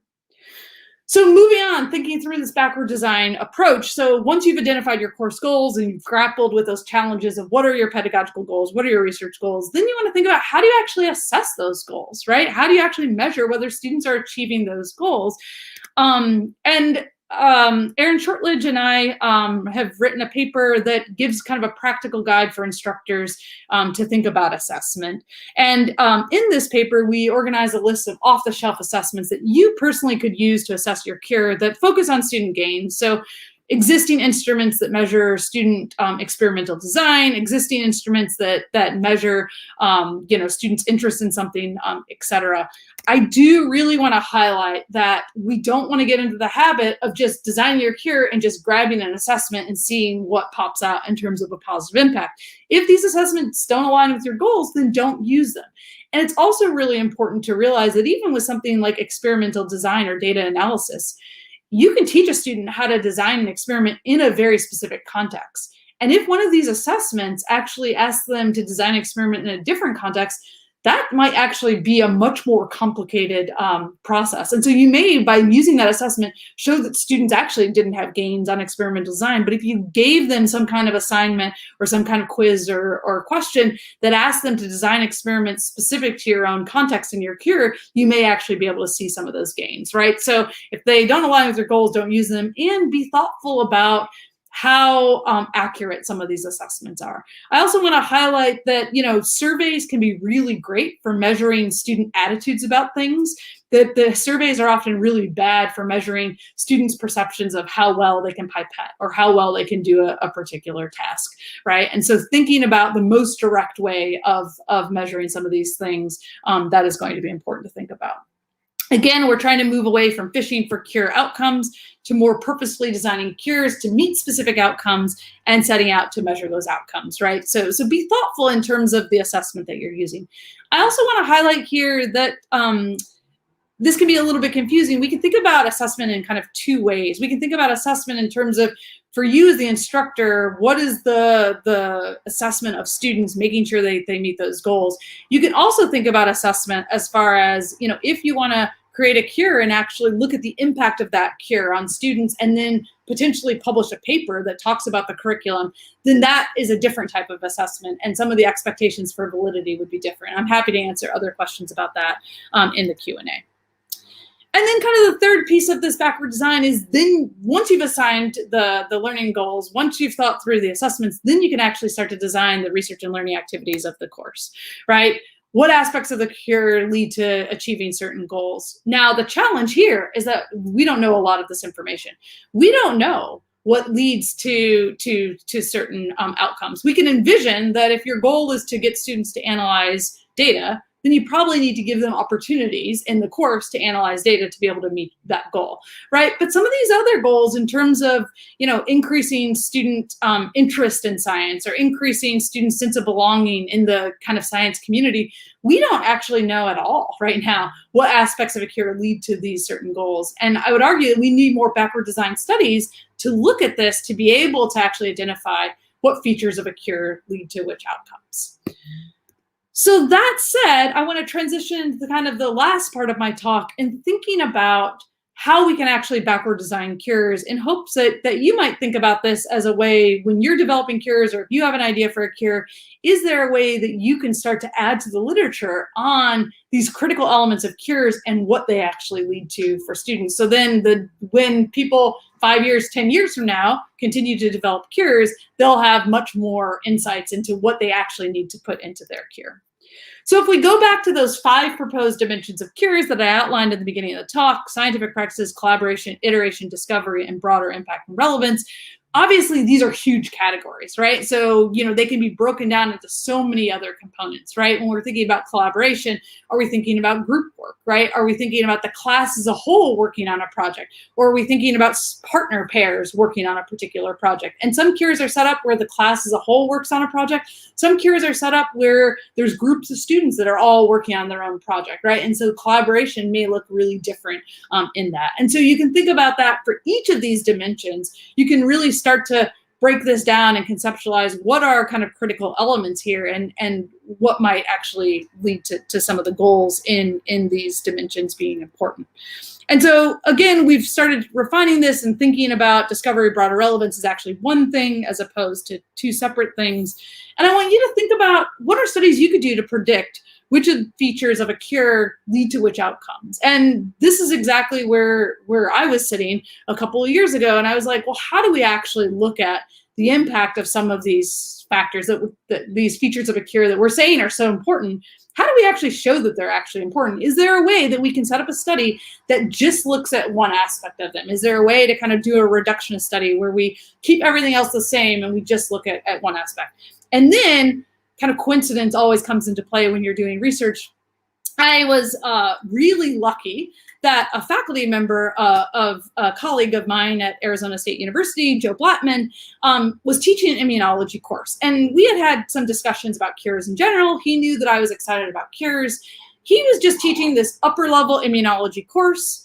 And he basically had students go through and characterize the immune system of wild type mice. So it went through and did some experiments on B cells, went through and did some experiments on T cells, macrophages, etc. And so it was in all essence a cookbook course. Now, it was a cookbook course using some more sophisticated experiments than some cookbook courses. Because of certain biosafety levels, students got experience there, but it was really students followed a series of steps, just like a recipe, just like a cookbook. When he started hearing me talk about cures, he approached me and was like, I think that I can take this course and turn it into a cure by changing one component. And he was like, what if we just swap out the mice so that instead of having wild type mice, we'll work on a mutant strain of mice whose immune system had never been previously characterized. So another faculty colleague of ours at Arizona State University had a specific mouse strain that no one had ever done any experiments on in terms of the immune system. Their immune system had never been characterized, didn't know if the immune system was more activated, less activated, etc. And we decided that we could create this into a cure by taking this cookbook course, changing just the one component, literally just switching out from wild type normal mice to these mutant mice, and have everything else in the course the same. The instructors were the same. The assignments in the course were the same. The weekly protocols that students followed, much like a recipe, were actually still all the same. But the difference was, instead of being confirmation experiments where they were following the steps to then compare it to what we already know about wild type mice, no one knew what the results were going to be. The students didn't know, the instructor didn't know, the faculty colleague who had previously studied these mutant mice didn't know, right? So then I was like, this is awesome. This is a perfect opportunity to just look at that discovery broader relevance aspect of a cure and see what the impact could be on students. And so we did this over 3 distinct semesters. The first semester, he taught the cookbook course just in the normal way, and we collected data. And then we collected data from 2 iterations of the cure. Again, everything was the same about these courses. The only difference was in the cookbook course, they were working on wild type normal mice, and in the cures, they were working on this mutant mice. So basically, we were interested in seeing if this course was backward designed to see if students in the cure had more discovery broader relevance, and they should have all the other aspects of the cure should be basically the same. And did they think that they were conducting real research? So this was kind of our proof of concept to make sure that the cure was actually a cure in the students' minds. And so to do this, we used the Laboratory Course Assessment Survey, or the LCAS survey, designed by Lisa Corwin and Aaron Dolan, to measure the extent to which students perceive they experienced collaboration, iteration, and discovery broad relevance. And that was one construct. And then we basically did t-tests to look at any differences comparing the students in the cookbook and the cure. So what did we actually find?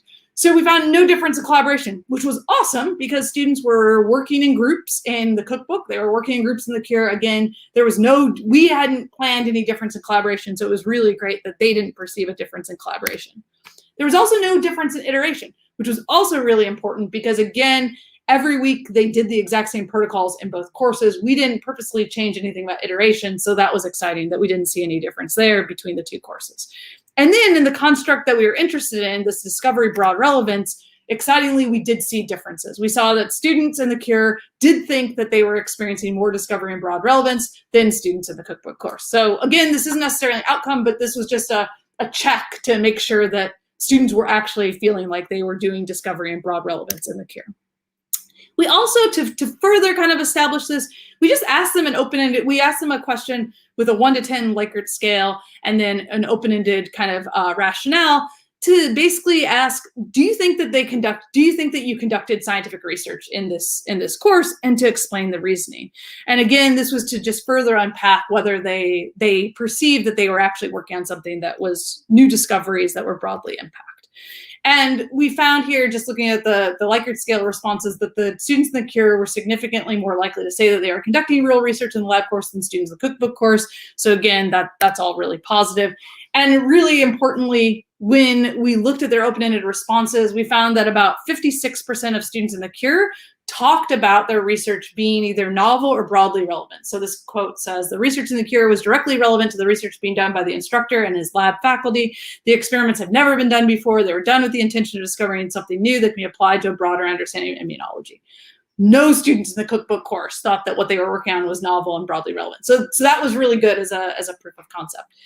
Then when we looked at whether they talked explicitly about the research question not being novel or broadly relevant, again, we saw this similar parallel where the students in the cookbook course, 62% of them said, basically, I don't think that this research question, I don't think this was scientific research because the answers to the questions posed in lab had already been answered many times. Nothing new was discovered, right? No quality material was added to the scientific community, right? So this is all kind of helping us establish that these courses, even though we just changed the mouse, that there seemed like there was a perception of difference in terms of discovery broad relevance.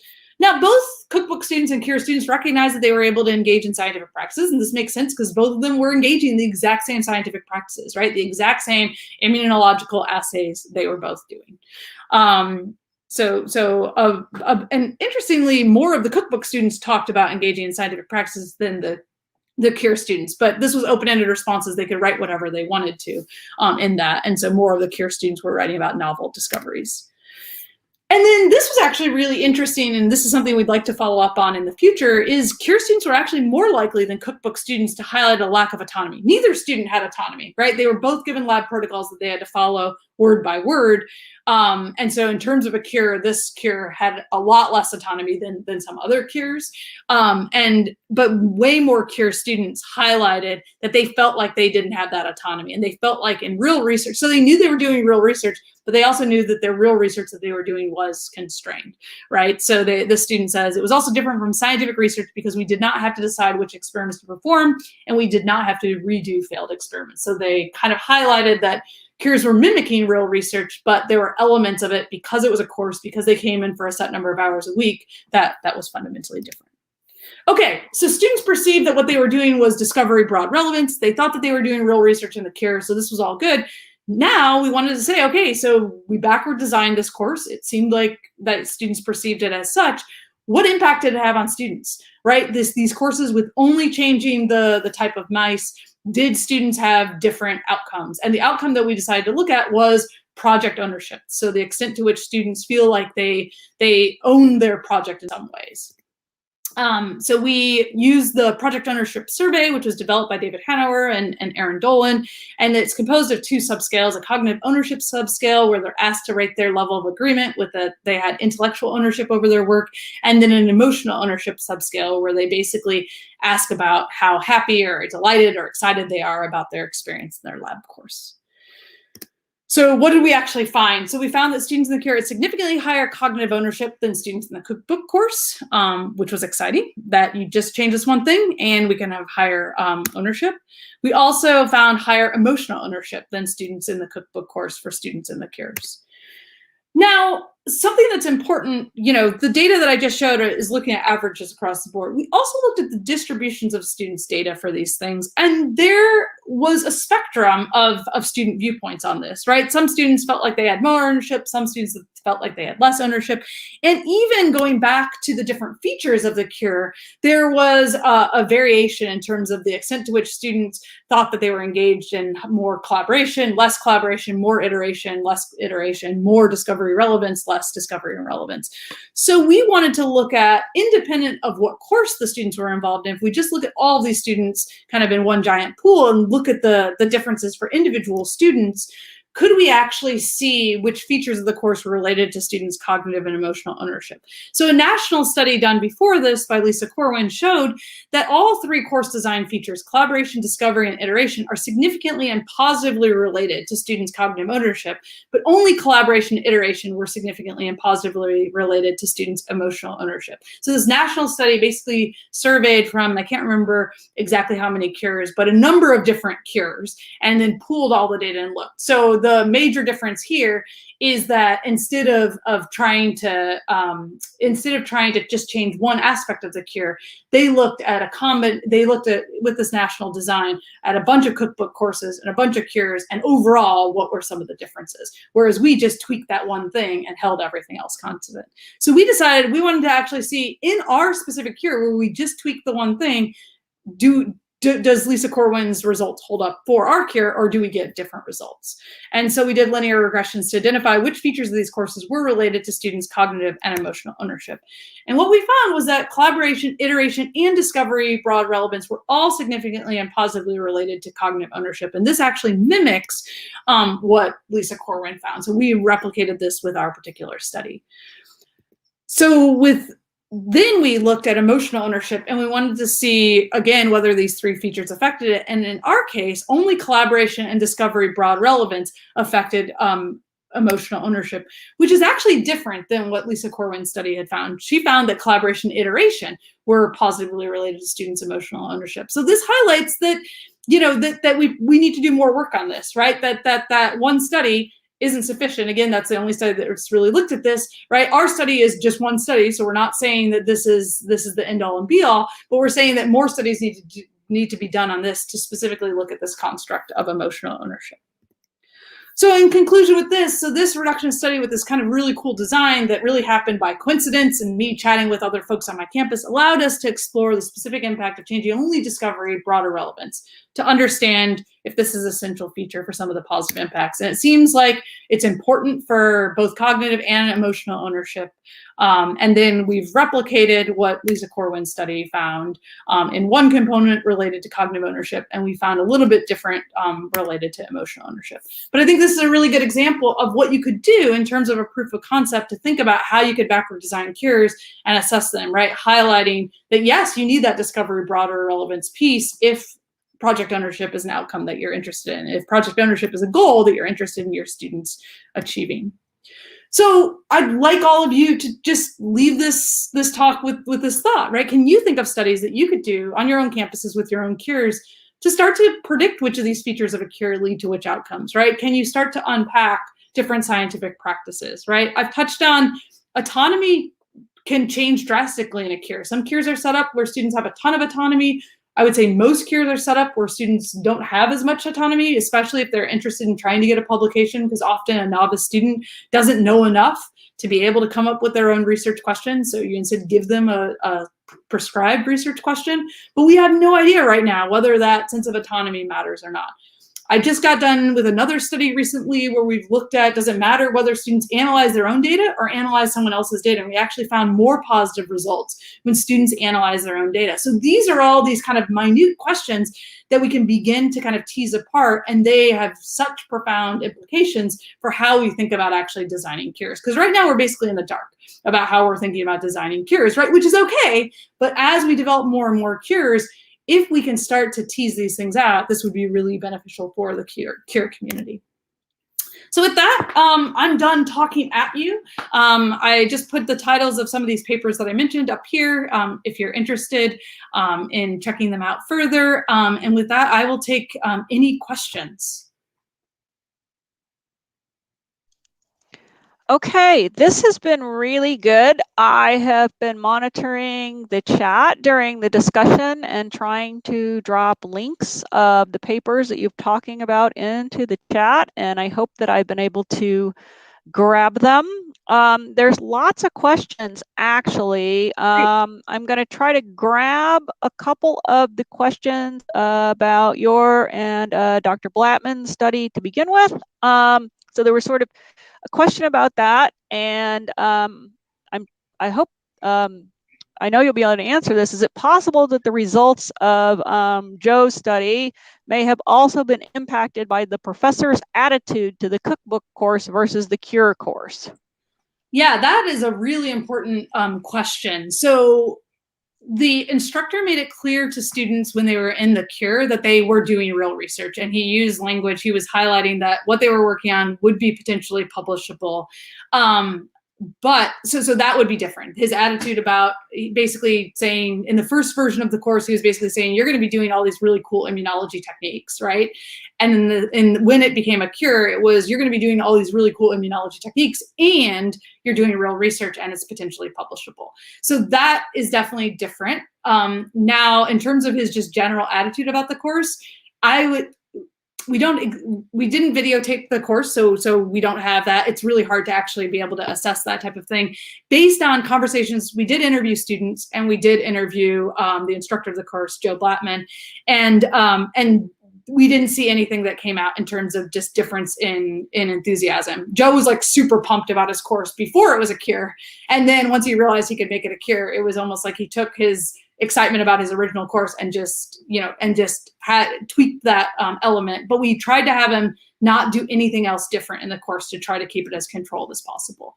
But I think that who the instructor is absolutely potentially matters, right? And so the benefit of the study that I just presented is we were able to just change one thing in kind of a controlled environment of everything else being the same. But who Joe is matters, right? The specific experiments matters, right? And so the benefit of a study like Lisa Corwin did, is you're looking across a bunch of different instructors at about a bunch of different cures.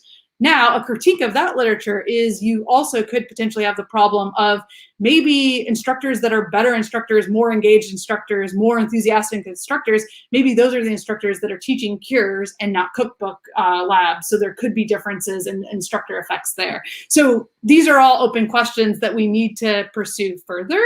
Absolutely, the instructor's enthusiasm is going to matter. In that study, we tried to make his enthusiasm about the same. Yeah, and I don't know if Joe told you, in the middle of the study, I went down because I collaborate with him on something else, and he's like, I got to show you my data. I got to show you my data. Let me talk to you about my cure. Let me talk to you about my cure. So Joe is really an amazing person, and he was really enthusiastic about both. So yeah. That I knew a little bit about that before it ever came out. We have a comment here that I think it would be really good for you to discuss. Someone has said that they would feel more comfortable with this design for lower level courses and non-majors courses. And this, of course, is an upper level majors course, right? So any comments on that? Yeah, so speaking specifically about the Blattman cure. So I think that, what I think is implicit in this question is the students are still doing a cookbook experiment, right? In some ways, right? They're still following a very specific series of steps.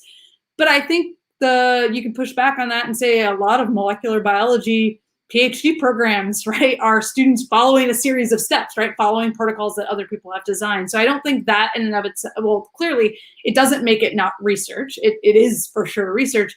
Now, it takes away student choice, student autonomy. It might take away some of the students' excitement about the projects. So I can't answer that question as far as whether it's better as a lower level course or an upper level course. There's been a lot of push to develop cures in lower level courses because students can experience a cure and then they can use that experience to then leverage it into independent research experiences. That's been one of the big pushes of that. A concern that I have with that push, and that's a push coming from the National Science Foundation and Howard Hughes Medical Institute specifically, a concern I have with that is that might be disadvantaging transfer students if we're not at the same time really thoughtful about getting cures into community colleges, which I know some of the folks on the call are doing this, and that's awesome. But if we have differences where there's more cures at R1 institutions than community colleges, then I worry that then that's going to just exacerbate some of the gaps for community college transfer students. So I think that there's no reason why we couldn't also have upper level cures for those students. And I actually teach one of those for community college transfer students at ASU in science education at this point. But I think going back to the question is, as far as, this goes back to what are your goals of the course, right? And if you think it's really important for students to have a little bit more autonomy, right, to be able to have more decision making, then this version of a cure is probably not going to be the best version for you. Okay, great. There were several questions about cures and students at different institutions and the potential time commitment. I know that you have done some blogging, at least, and also I think some research about actually even flipped classrooms and how flipped classrooms can disadvantage students who don't have a ton of time outside of class. And so there were several questions here related to that. So it says the time factor I see being a big issue, especially at the community college. Many students have lots of other obligations and families. Absolutely. So most cures, not all, but most, I would say, really try to embed the cure into the formal course, right? So I think, Pam, you were talking about earlier, your cure meets once a week for 4 hours, and that's it. That's when the students come in and they do their research. I think it's totally not okay, especially thinking about students with different time commitments, family commitments, et cetera, to ask them to come in, at all hours of the day, like we typically do for students in independent research experience. And that's where some of that authenticity of the research goes away, because often what happens is, if you're doing some kind of yeast genetics experiment, you might have students put the plate in the incubator and then they don't come in and take the plate out of the incubator. You have a teaching assistant do that, or you do that, or you have the students that come into the class the next day that do that. And so I think that that's such an important point, and I would not advocate for extra time for students in these courses. I think you've got to think about how do you make these courses as efficient as possible? And that's where it takes a little bit of creativity on the instructors, because there's some experiments that you can do in a 4-hour block, right? There's some that it makes sense to maybe have the class meet twice a week for 2 hours each, right? Because you're doing smaller experiments. But yeah, I would not encourage you to ask students to come in after hours, especially if you're at community colleges, if you're at more commuter schools, like that, those are unrealistic expectations. And I wanted to clarify that in my cure, I wasn't going to make the students come in. I was going to take the plates out, and I said I'd take pictures of them and I'd send them to them. And they're like, no, I'm going to be on campus anyway because I'm taking a picture. I'm sorry, not taking a picture. I'm going to class. And so we had, they would come in for 10 minutes between classes or something like that. So yeah, and I think if they can, if they want to do that, I think that's awesome, but just not making that necessarily a requirement. And I think really important for equity purposes, making sure that the students who can put in those extra hours then aren't going to be more privileged, right? And how you write letters of recommendation about them, right? I've actually experienced that before talking to instructors, that they almost have unwritten expectations for what's going to be the best letter of rec. And so I think you want to be explicit. Here are the expectations of the cure, and if students meet those, right, then you should be able to still write them an excellent recommendation. They don't have to be the ones that are coming in after hours. That's a great point. Yeah, I've got to remember those equity issues because a lot of times I think additionally, in addition to that, students don't want to share that is an issue. And so I, in my privileged state with my biases, think something else, well, they're not that committed. No, they're extremely committed. They just are over committed to everything else. And that's really good to.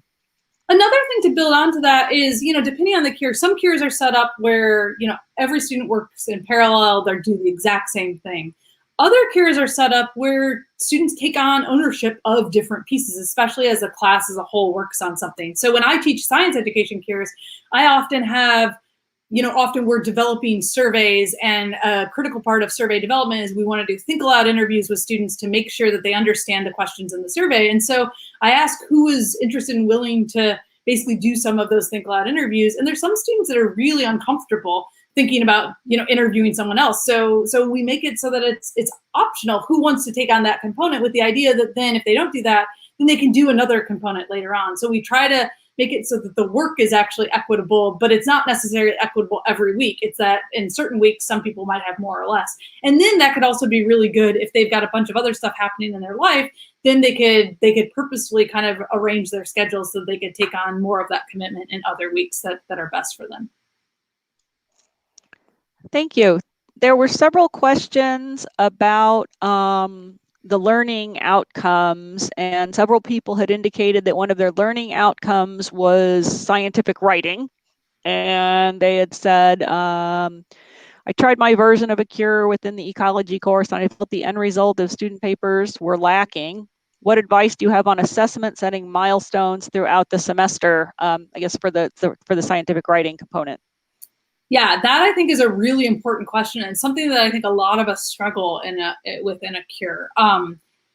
So again, I think it goes back to this kind of push and pull between your pedagogical goals, right? So most of the time, if someone's doing a research project in the span of just a single semester or quarter, depending on what you're on, you're not going to write up a scientific research publication based on that, right? And so, so some people have taken the approach of, well, can we ask students to do more authentic assessments? So some CUREs are set up where students do a poster. And so they write elements, you know, of what they've done on the poster, but it's not as complicated as a scientific research paper. And I think that often is a goal that's more achievable, right? And setting up milestones where, you know, they create a draft of the poster, then they get feedback, then they revise it. Another thing to think about is, you know, if you're really working collaboratively with other people, you know, say you're in a group of 3 people, you wouldn't have all 3 people do separate posters. You would have all 3 people collaborate on the poster, right? We do this when we send students, grad students, postdocs to conferences, right? Everyone who contributed on the project produces one poster that then someone or multiple people present. And so that also might be something to think about is, and again, this is a push and pull, how are you measuring individual contribution and individual kind of intellectual like achievement in the course with what is more authentic in terms of research collaboratively, you know, working on something. I will say for the courses that have moved in the direction of scientific research papers, they've done it so that there's many drafts along the way. They try to break it down so that an introduction is due at a certain point, then they get feedback on that, then the methods is due at a certain point, then the results is due at a certain point. And so it's possible, and I definitely know of CUREs that have that set up in place. Again, that's a lot of work for the instructor. And so I would encourage you to just think, well, could you do it where if you have partner pairs working on the projects, can they collaboratively write a paper? Is there a way that you feel like you can assess both of their abilities, right, with a paper? Maybe, maybe not, right? And I think that the challenge exists where one person could just dominate and take over, the other person may not. So may not choose to participate or may feel like they don't have the chance to participate because the other person is dominating so much. So I think it's a good question. I would encourage you to, you know, maybe your course has to achieve some kind of writing component, so you have to have scientific writing as part of it. If not, I might encourage you to think about, are there other outcomes that you can get for the students that are potentially less time consuming for you as the instructor grading and also potentially more authentic. Right, you could have them write an abstract, right? And then you could have them do a poster, which is essentially what we would have most undergrads that spend like a summer in our lab do. Yeah, those are great ideas. I think one person had suggested something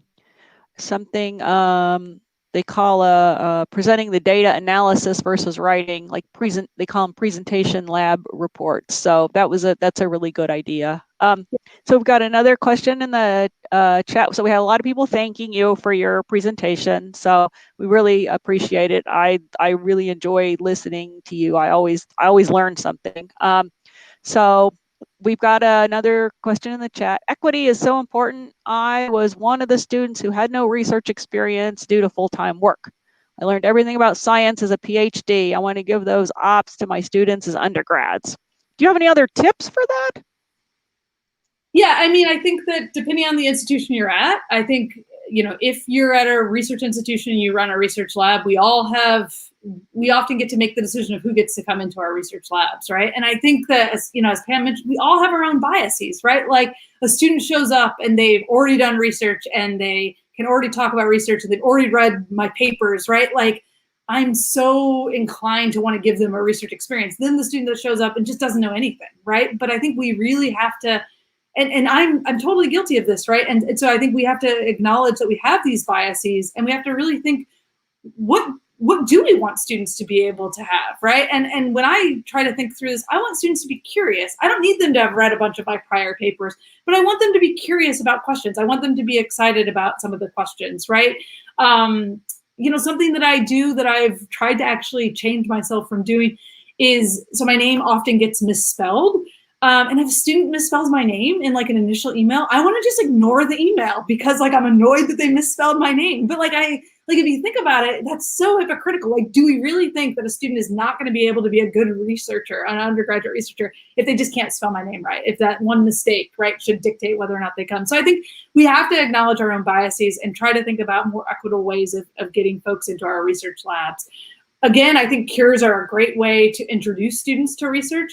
Another thing that I didn't mention explicitly is, but I know that some people who teach cures try to do this, building into your cure information about undergraduate research, just in general, right? Helping students in your cure realize, how can you leverage this experience? How do you write about this experience on your CV, right? Because often people think about it, oh, it's a course, like I wouldn't write about it on my CV. But the reality is they've done research, right? They can use this experience, they can talk about it in grad school interviews, they can talk about it in a job interview, right? It's something that they've thought deeply about for an extended period of time. And so helping them, I think, translate that becomes really important. I'm all about trying to make the invisible rules more explicit to students, to be able to provide opportunities for all students to potentially engage, right?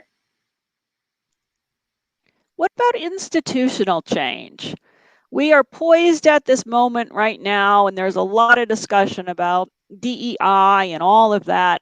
Is it time to push changes in bylaws that align with what we talk about?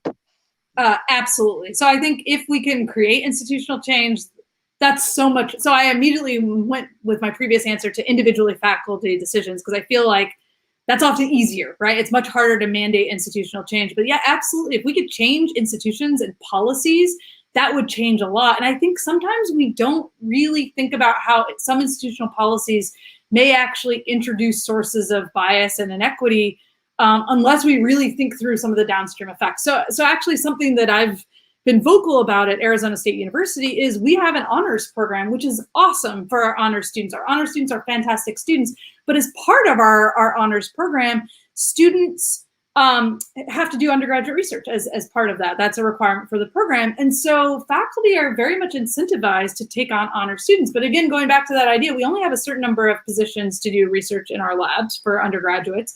And so if I'm filling my lab up with all honor students, then where are all the other students going to be able to go, right? If we've mandated this policy that every honor student has to do research, so then faculty are kind of pressured to be able to take those students on, then that leaves fewer positions open for everyone else. And I mean, to push back even further on the honors problem, at least on the Tempe campus, honor students also come with travel awards. They also come with research funding. So there's a lot of incentives in place for me as a faculty member to take on an honor student that comes with all this extra stuff, right, than a student who may not come with this extra stuff. So we have to think about how these policy decisions are potentially changing the demographics of who gets into the lab, right? So I think, Pam, to go back to your point, can there be, so I'm not saying we should get rid of the honors program, but I'm saying, can there be other programs that are developed that are specifically targeting students who are potentially underrepresented, right? Or potentially less academically, prepared,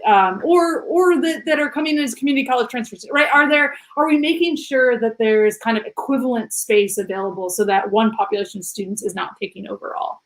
I think that these are all, I think if we can institutionalize these changes, I think that would be phenomenal, right? I think we also need to move away from a model where a lot of faculty, when they're evaluated based on undergraduate researchers that they're mentoring, it's often just numbers, right? And if I show that I've mentored 25 students, it's like, oh, Sarah's a great mentor. Well, you have no idea if I'm a great mentor looking at 25 students. I might be a fantastic mentor with 5 students, right? And the problem here is it's really hard to be able to actually show that, right? It's really hard to be able to show the value added of an experience, right? And that's where faculty are incentivized to take the very best students. Then you can say, oh, they got into med school because of me, but actually, was that student going to get into med school before you, right? And so I think that these are larger questions that we have to grapple with, but if we can grapple with them and if we can make policy change, that would be absolutely phenomenal.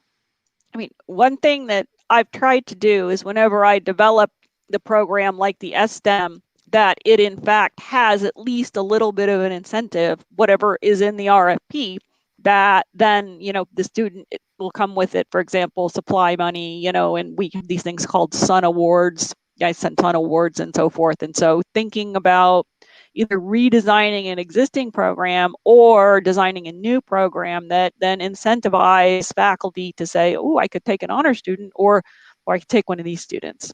Absolutely. And I run a STEM program for community college transfer students. We get them engaged in research.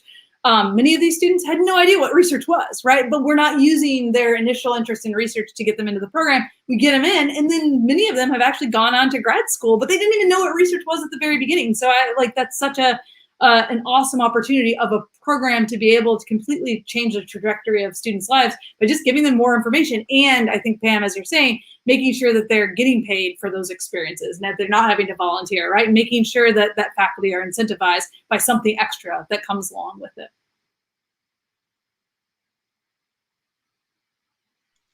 All right, I think there's been more discussion in the chat. We had some thanks for discussing the equity issue. And then there was, I think, some chat between different people just more about the paper. If I missed any questions, please type them again, because there's been a lot in the chat. We have about 11 more minutes. And then one additional thing that I wanted to add. So I'm really involved with the CureNet network. So I think that hopefully the link to CureNet got put in the chat, but essentially people have developed a bunch of different types of cures, have written them up so you can see all kinds of the different examples, and they've highlighted kind of what are their pedagogical goals and research goals through those. We're also in the process, we're really trying to incentivize folks to write up their cures. And so we're actually doing a fellowship program this summer where folks can get $500 if they're willing to. If you've already developed a cure and you want to write it up, I want to encourage you to do that opportunity. We're trying to grow this database as a resource for folks, but obviously with COVID and life, it all becomes too much. And so it's been hard to get folks they develop their cures and then they haven't kind of written them up in the database. But there's a lot of really good information there. There's, there's also a quarterly newsletter that gets sent out. So if you're interested, you should be able to sign up for the newsletter, and that highlights recent papers about cures, different opportunities related to cures. And then I'm happy to share the PowerPoint out with folks. So I'll make sure the organizers have the PowerPoint. So if anyone wants to see all that, you can have a PDF of that. That would be fantastic. Yeah, we'll put it on the our website afterwards. So I put the link. I think it is it circ.carleton.edu/CureNet? Okay. And then we'd have one more question. How do we apply to the grant? So I think what you're talking about, the CureNet grant. Yeah, so if you go to the CureNet website, you should be able to figure it out. There should be an announcement there. But I can also, when we're done with this, I can look for the specific URL and send that on to Pam. I don't know the specific URL off the top of my head.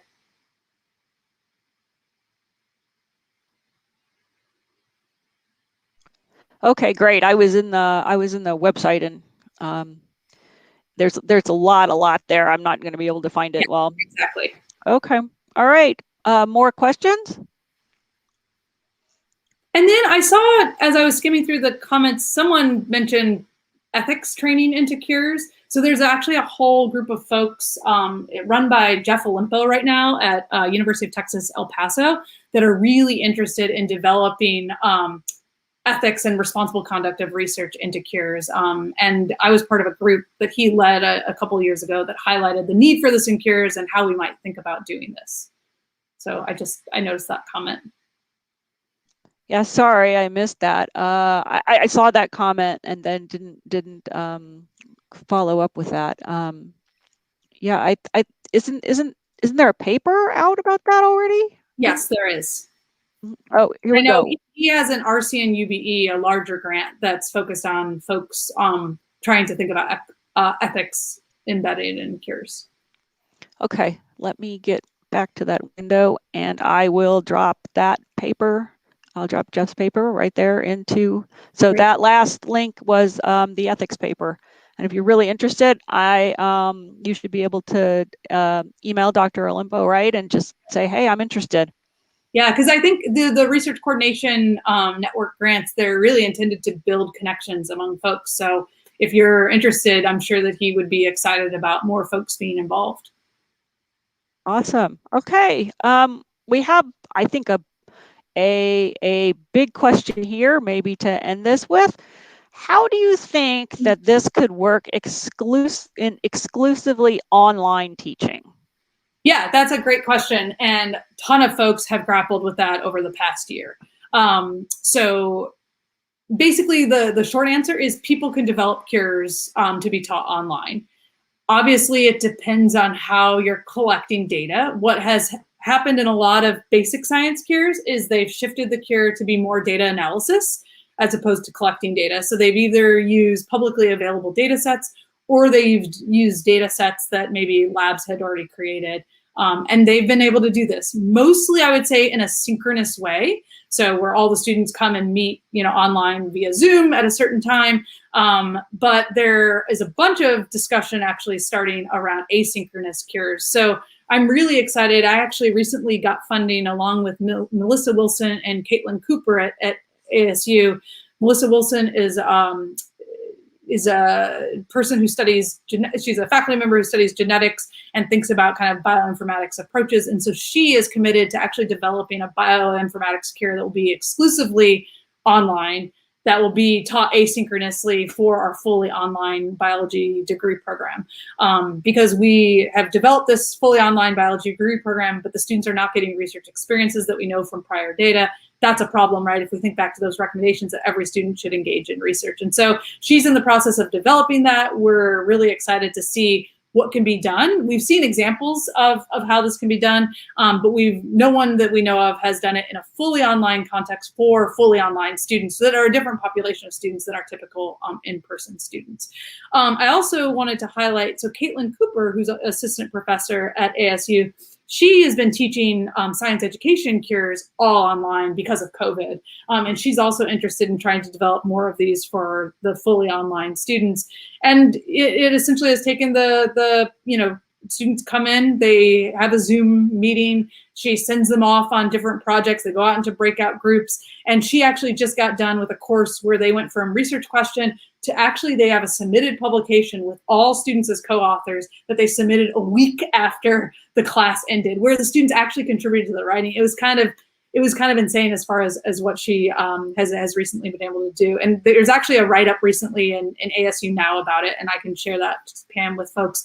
But something that she really wanted as an instructor was to have people have their cameras on with Zoom. And part of the research that they did was they were actually looking at student anxiety online, and cameras being on was a real source of anxiety. And so when they found this, she let the students in the cure turn off their cameras, and the students completed this entire paper with their cameras off, right? Proving her wrong that she didn't need people's cameras to actually be on to be able to do research. It wasn't as satisfying for her as an instructor, but the students actually were still able to fully contribute. So I think, Tess, I think going back to your question, I think that this can absolutely be done. I think you have to think about it in more creative ways sometimes, because you're not going to have the in-person. You have to be super organized, because as soon as I'm sure anyone who's taught online this year realizes as soon as you send people out into breakout groups, it's way harder than having them just break out and then we're calling everyone back together immediately. So you just have to be, I think, more thoughtful and organized. But she basically would have a ton of Google Docs where students would do their work. She would be following all the Google Docs at the same time. That helped her figure out timing and when certain groups were done, and they could come back and ask her questions. And yeah, so it worked really well, at least in the context of that science education cure. Now I'm muted. We probably have time for one more question about the online. So how would the assessment differ for online versus face-to-face? Can you give any generalities about that, or is it just going to be specific based on the cure? I think it's going to be specific to your learning goals, right? And what you want students to be able to achieve in the cure. So I don't think the assessments would necessarily need to change. I think what more would need to change are the actual learning activities, right? Because there's some things that would work really well in person that maybe wouldn't work as well online, right? And thinking through asynchronous communication platforms, right? So something that seemed to work really well with students in an online cure was, and I'm not technically kind of equipped with the newest technology, but like Discord and like, right? So not like a typical student discussion board, but they're using various apps to communicate with each other. And that was also really cool to see, again, on the periphery, that students were like texting each other at like 10 o'clock at night about their like, the cure and what they were, figuring out. And so I think incorporating some of those ways of getting students to actually engage in that asynchronous way. And, what I think is really cool in a lot of cures, different than most courses, is in cures, like the collaboration is real, right? Like you can make it so that it's actually real collaboration. So it's not just that the students are stuck working in a group together, it's that they're bringing in totally different expertise, right? I see a question about the co-authorship of cure work, and I wanted to kind of address this in my final moment because I think that this is actually a really important question. There was a publication a number of years ago in Genetics that had 1,000 student authors on it, and that made the scientific community go crazy. And they were like, how did all those 1,000 students contribute intellectually in the work? And I think that this goes back to larger challenges in our research communities of what constitutes authorship, right? And a lot of journals have specifics as far as what students or what anyone would need to contribute. And I would encourage people developing cures to make sure that the students meet the minimum requirement for authorship, right? And it just depends, right? Like things are really variable. So intellectual contributions can be a single idea or it can be a ton of like work leading to something, right? And so I think that this is an open question. And I think that, at least for me, I've done cures where students are acknowledged, and that's when they've contributed in some way, but the product is not fundamentally different if they weren't involved. But when I've taught some of these science education cures, I mean, the student ideas are in there. This product wouldn't be the same without some of those students, right? And so that has, to me, necessitated authorship. But I think it's a really important question. Caitlin Cooper, who I mentioned earlier, is also doing some really interesting work lately on the benefits of publications on students. And it seems to be really important for the students to have that tangible product.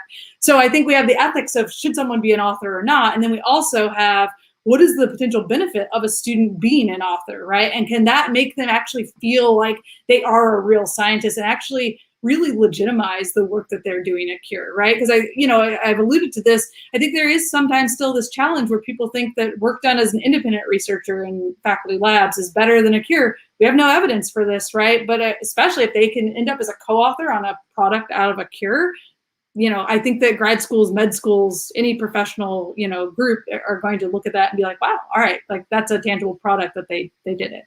And then what if they don't care about authorship? That I think actually, and I'm out of time, but I think that that's an important consideration too. Some students don't know what authorship is, right? So I think part of the cure is explaining to them how cool authorship is, right? How important it is, how impactful, what authorship actually means, right? And then it's always up to the student whether they want to be a co-author on the paper, right? So I always highlight that they have to read the draft of the final paper and provide edits on it. They can be minor edits, but they have to read it and they have to approve, the final version. If they didn't approve it, then they would be taken off of the paper, right?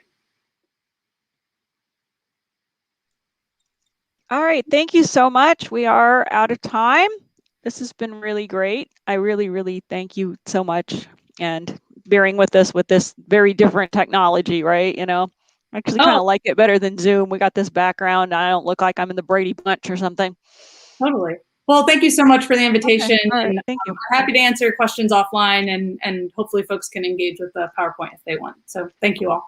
All right. Okay. We will meet back at 1:30 our time. So in a little less than an hour. Is that correct? Switchboard? I think so. Yes. Okay. All right. Thanks, everyone.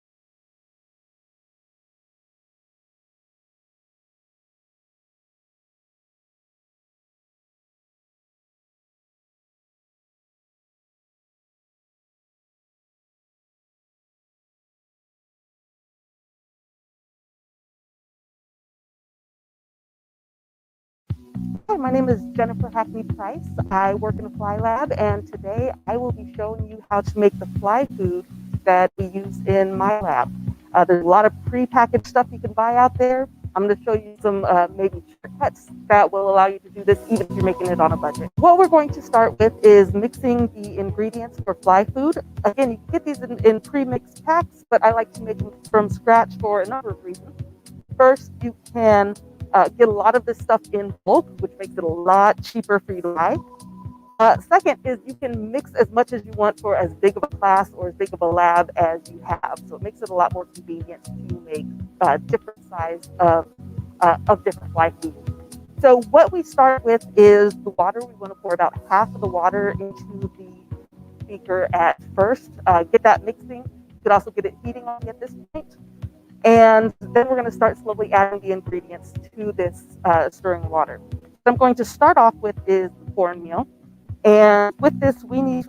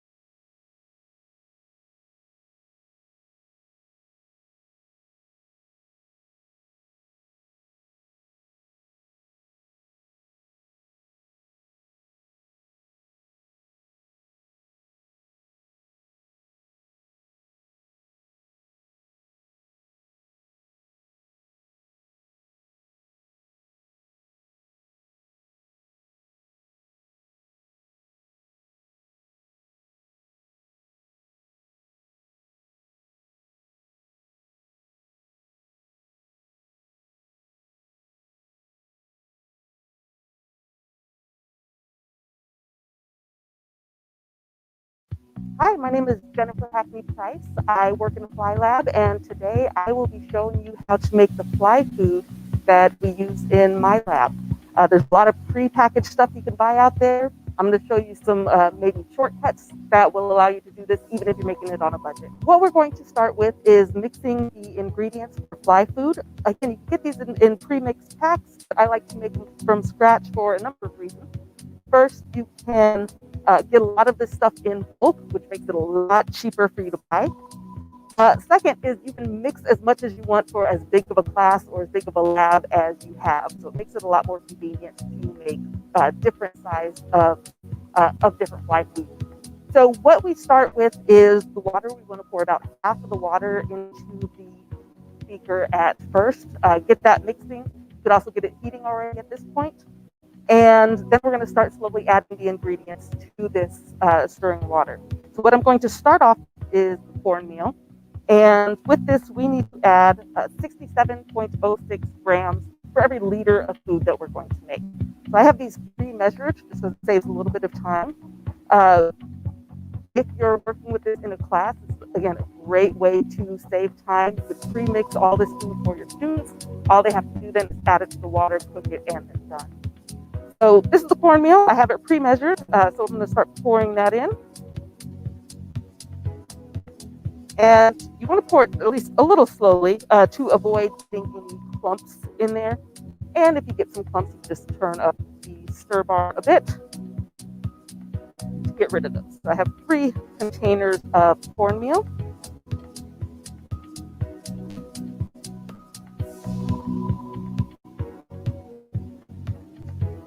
Next, we are going to add corn syrup solids. So I like the corn syrup solids because it doesn't get into this gooey mess like corn syrup does. But again, if you're on a budget, you can use corn syrup in place of the corn syrup solids. And it's just a 1-to-1 conversion. So 1 gram for every 1 milliliter of corn syrup. So I'm going to add the corn syrup solids.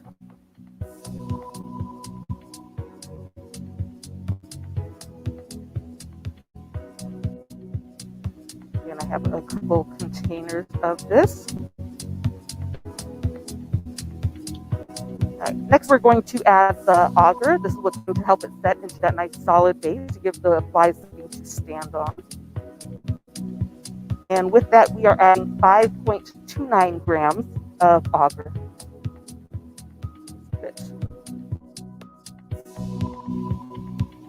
Right. We also need soy flour. This is 9.18 grams of soy flour.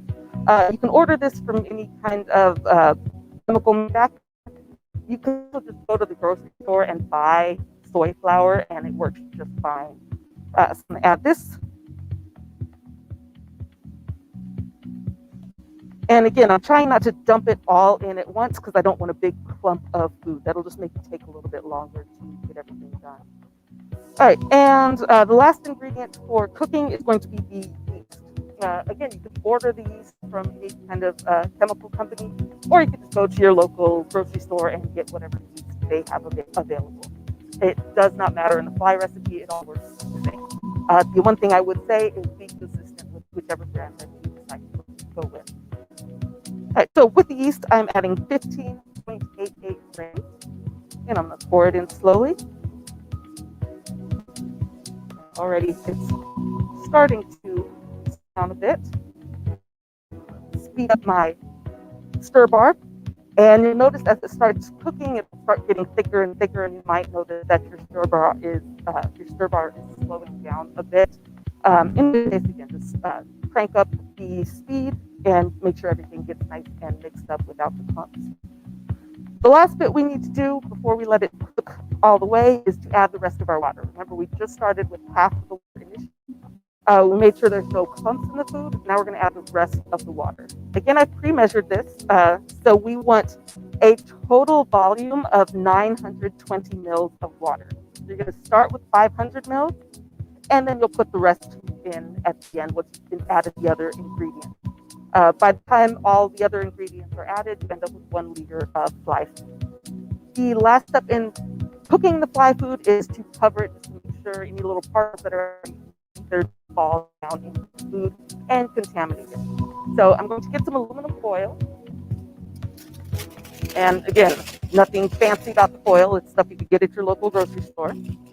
And we just want to make sure that's covered again so we don't have particles falling down in there. We will add some mold inhibitor at the end, so that helps to cut down on some of the contamination effects that we might see. But again, it's just a good practice to cover them to avoid getting as much stuff in there as otherwise might be. So once we have all of the ingredients mixed up in here, we want to make sure we heat it up. And as it heats, it will continue to thicken more and more. It takes about 20 minutes or so to get to that point. And during that, you want to make sure that you're looking for any kind of burning. So keep an eye out towards the bottom of the beaker and look for any kind of brown chunks that might be there. If so, just turn it down. Again, flies don't care. So I've sped this up and I have a batch of food that's already been mixing for a while. It's already been cooking. And you can see that it has stopped moving, even though the stir bar is still in there. That's the sign that it is good to go. So I'm going to go ahead and turn off the heat.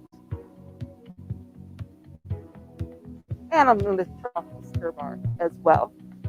Now we're to the point that we can add the propionic acid. Again, this is the mold inhibitor that will hopefully keep your fly food lasting quite a while if you store it in the fridge. Because we're working with acid, I'm going to go ahead and don my PPE. You want to make sure that you're wearing your gloves as well as your eye protection.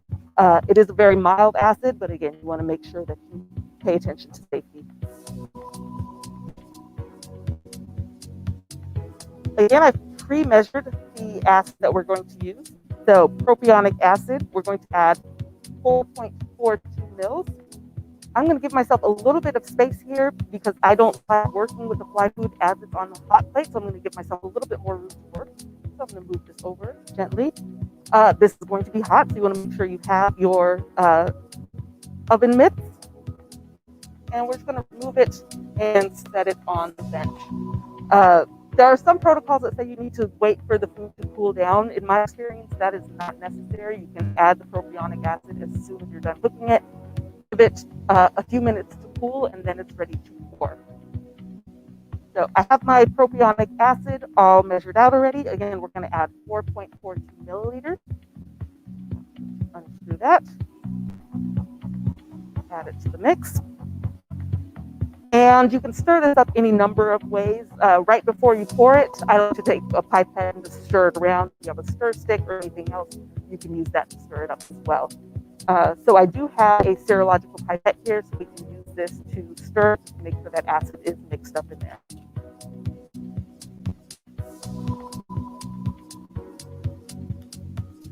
After you've allowed this to cool for a few minutes, then it's finally ready to pour into the vials. This food is done cooking, added the acid, and allowed it to cool for about 5 minutes. There are several ways to pour it.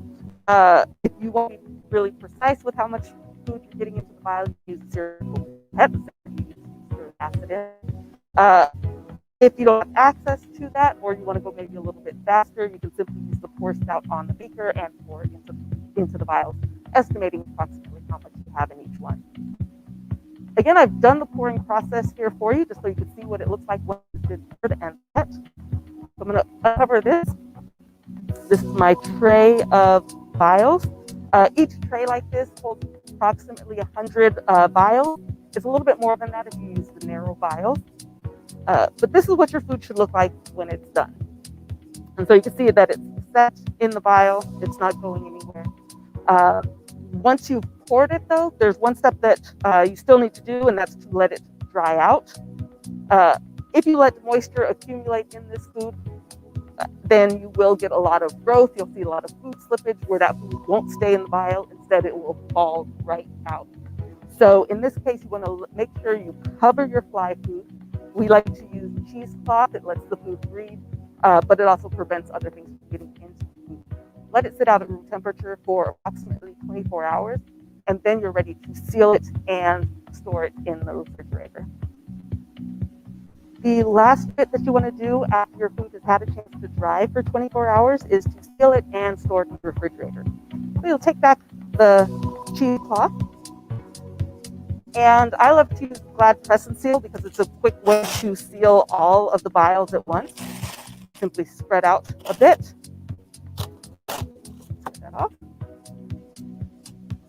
and then just smooth out the wrap so that it forms a nice seal for everything. And that'll keep your food from drying out too much if you store it in the refrigerator. I'm going to store this upside down. Again, I want to prevent any kind of moisture from accumulating on the food itself, because if you have that moisture, put flies in there, they will get stuck in that moisture. So I like to invert them. So I'm just going to take a tray, same kind of tray that you use to store your vials in, put that on top and simply flip. Tap just to make sure everything's out. And there's your vial. So this tray is now complete. It is ready to go in the refrigerator or start using for fly work. Once your food is all set, then you can start using it for fly work. So it is ready now to transfer flies into your fresh food vial. The secret to transferring flies is to keep tapping on the original vial that has the flies in it. You're going to tap down hard enough that it knocks the flies down to the bottom, not so hard that they get stuck in the food. So as you're tapping, you're going to take off the lid, simply flip it over into the new vial, and then you go right back down to tapping. Then you have a new vial in your hand, seal that up, and you now have your flies ready to go for whatever experiment you want to do.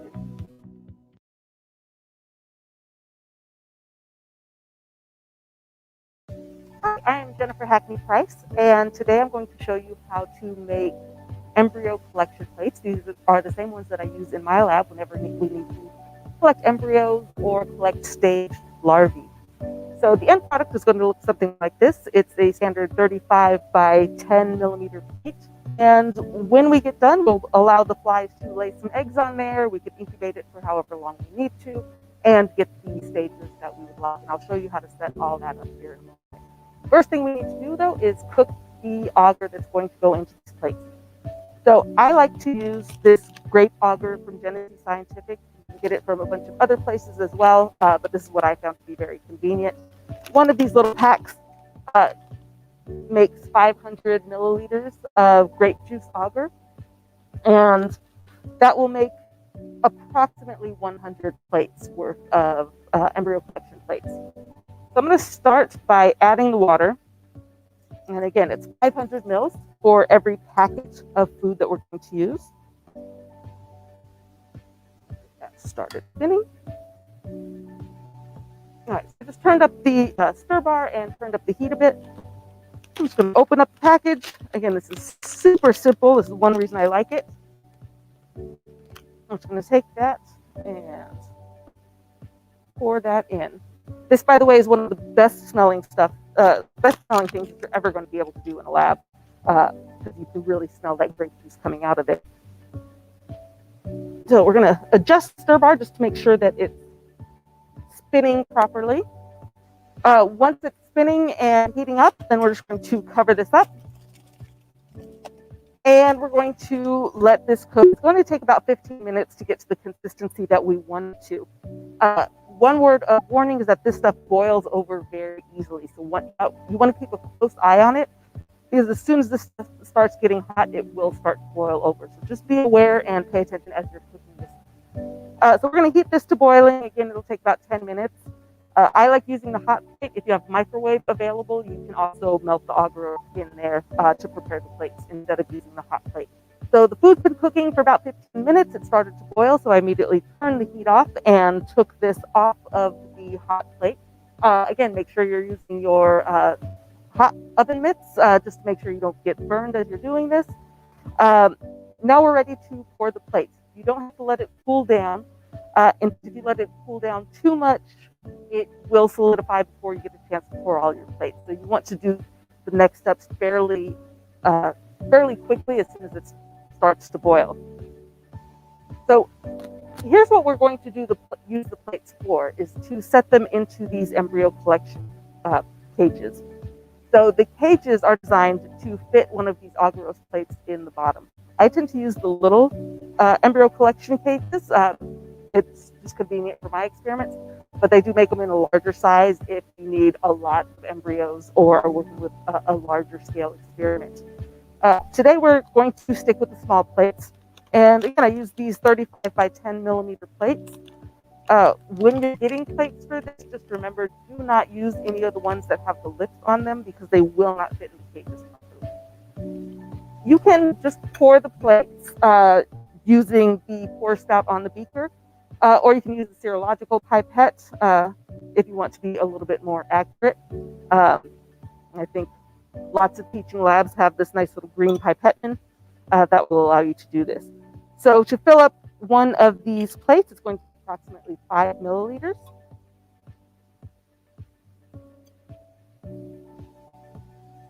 All I'm doing is filling that up and then putting the lid on. A couple of them here.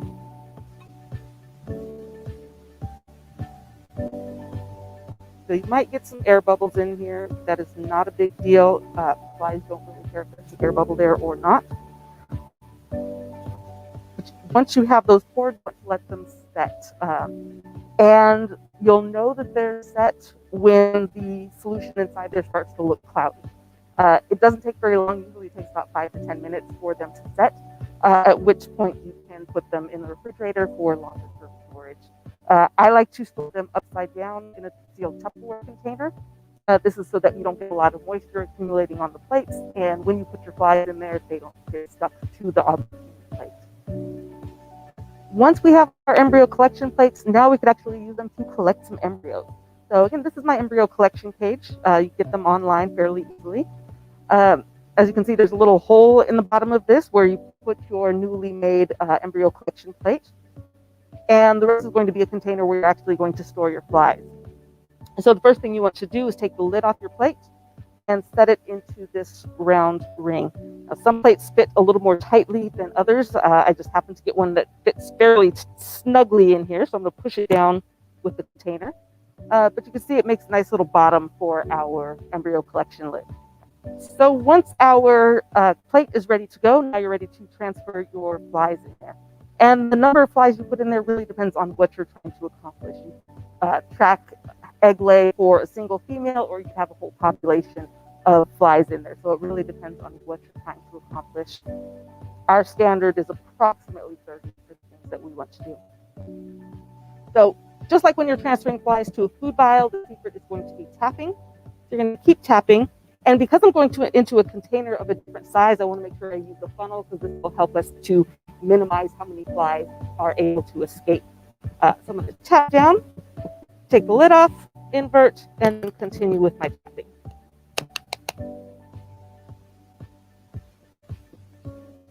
That's down. I'm going to seal it with our embryo collection plate. And that is now ready to go. You can incubate that however long you want. In our lab, we typically do 4 hours of collection time because we want pretty precisely staged embryos, but you can do much longer than that or shorter than that, depending on what you prefer. One thing to note, especially out here in the desert in Phoenix, where we are, these things have a tendency to dry out if you leave them at room temperature.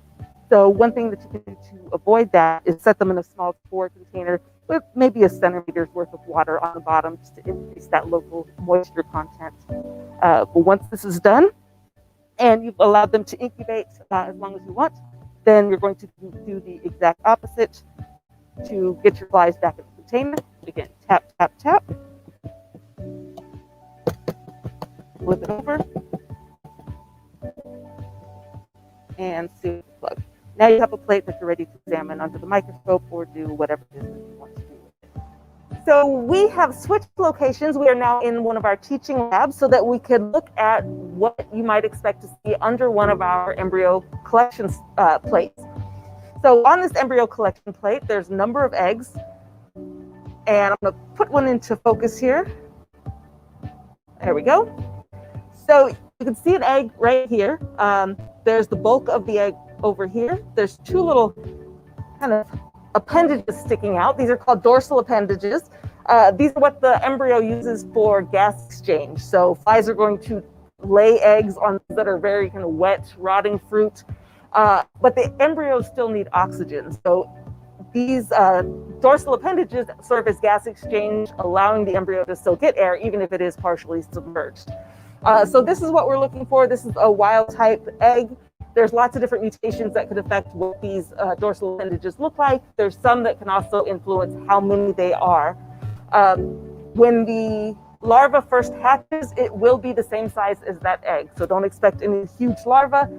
They will look almost exactly like that, except for they will have mouth hooks and no dorsal appendages.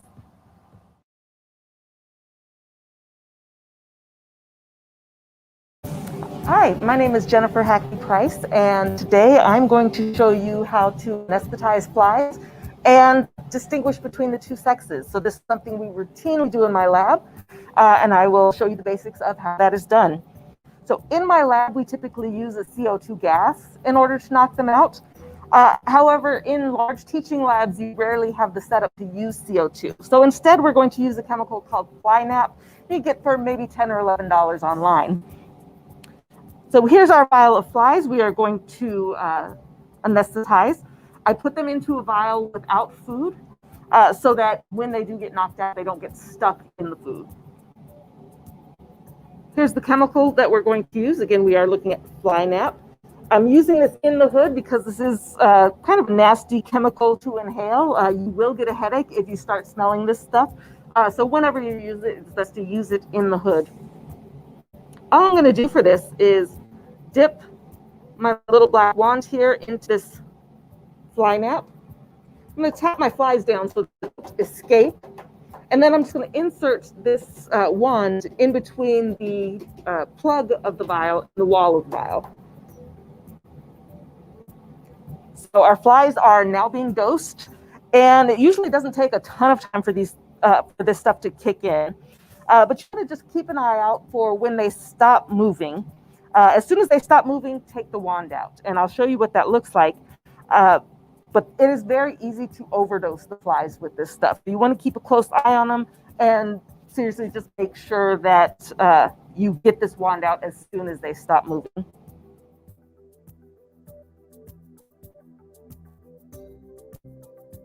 The flies have mostly dropped down to the bottom of the vial. There are some stragglers that are still at the top. Sometimes they just get stuck, even though they're knocked out, they'll still be stuck at the top of the vial. So you can just give them a little tap to knock them down. Give it one last double check to make sure that they're not moving, and then remove the wand. We now have a vial of flies that we are ready to use to look at under the microscope. Okay, so we knocked out our flies, and now we're getting ready to look at them under the microscope. I like to use index cards to put the flies on. It just gives us a nice platform to move the flies around. And bonus, you could label whatever the phenotype is on the index card. So we're gonna dump our anesthetized flies onto the card. And this is where you want to make sure you have a paintbrush ready to go. We want to use a paintbrush that has relatively soft bristles so we don't hurt the flies when we start moving them around on the card. So we're going to move these guys onto the platform of the microscope. And what I'm going to do is get a male and female side by side and show what some of those differences are.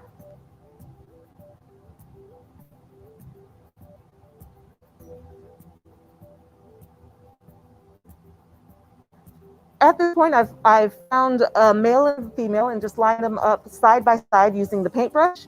So I can start to show you some of the differences between the two. So the first thing that I want to point out is that the females tend to be much larger than the males. Do not use this as your sole identification criteria because there's a bunch of different factors that can influence fly size. But that's a general rule of thumb, is that females tend to be larger than males.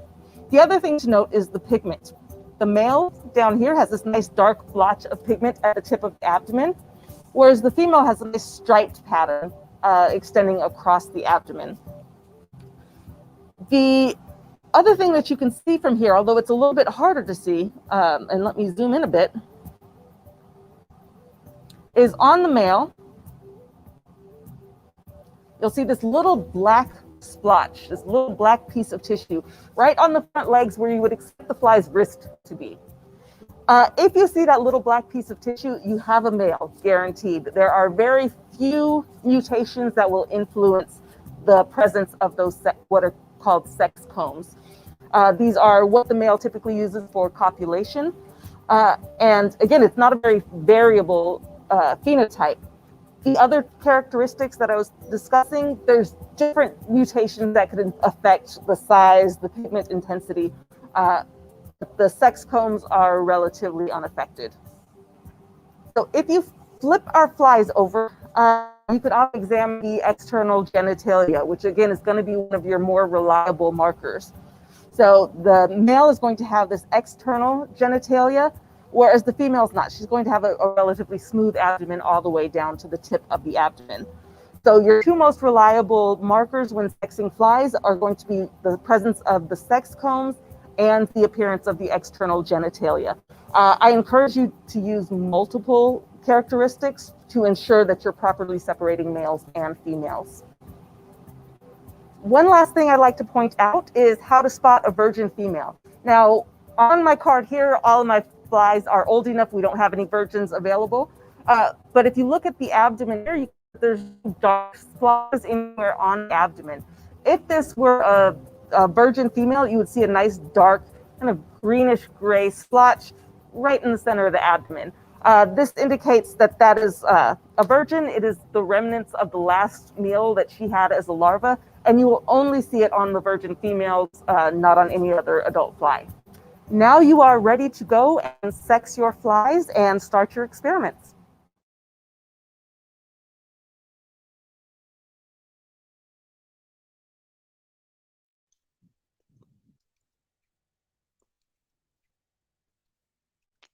All right.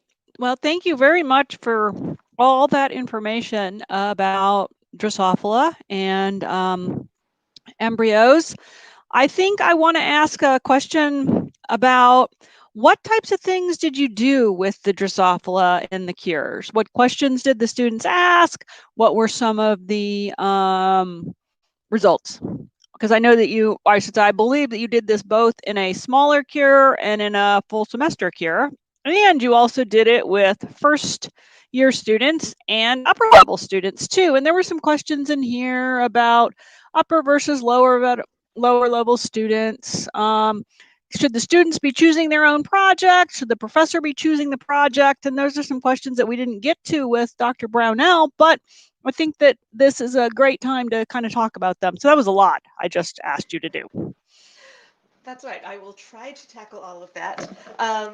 So the techniques that I just demonstrated were for the 4-week mini cure that I taught with first year students, most of whom had little to no lab experience.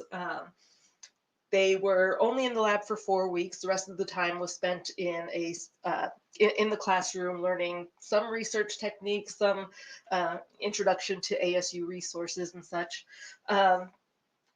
But since we had such a limited time in the lab, I really had to restrict just how much freedom I gave them in the laboratory.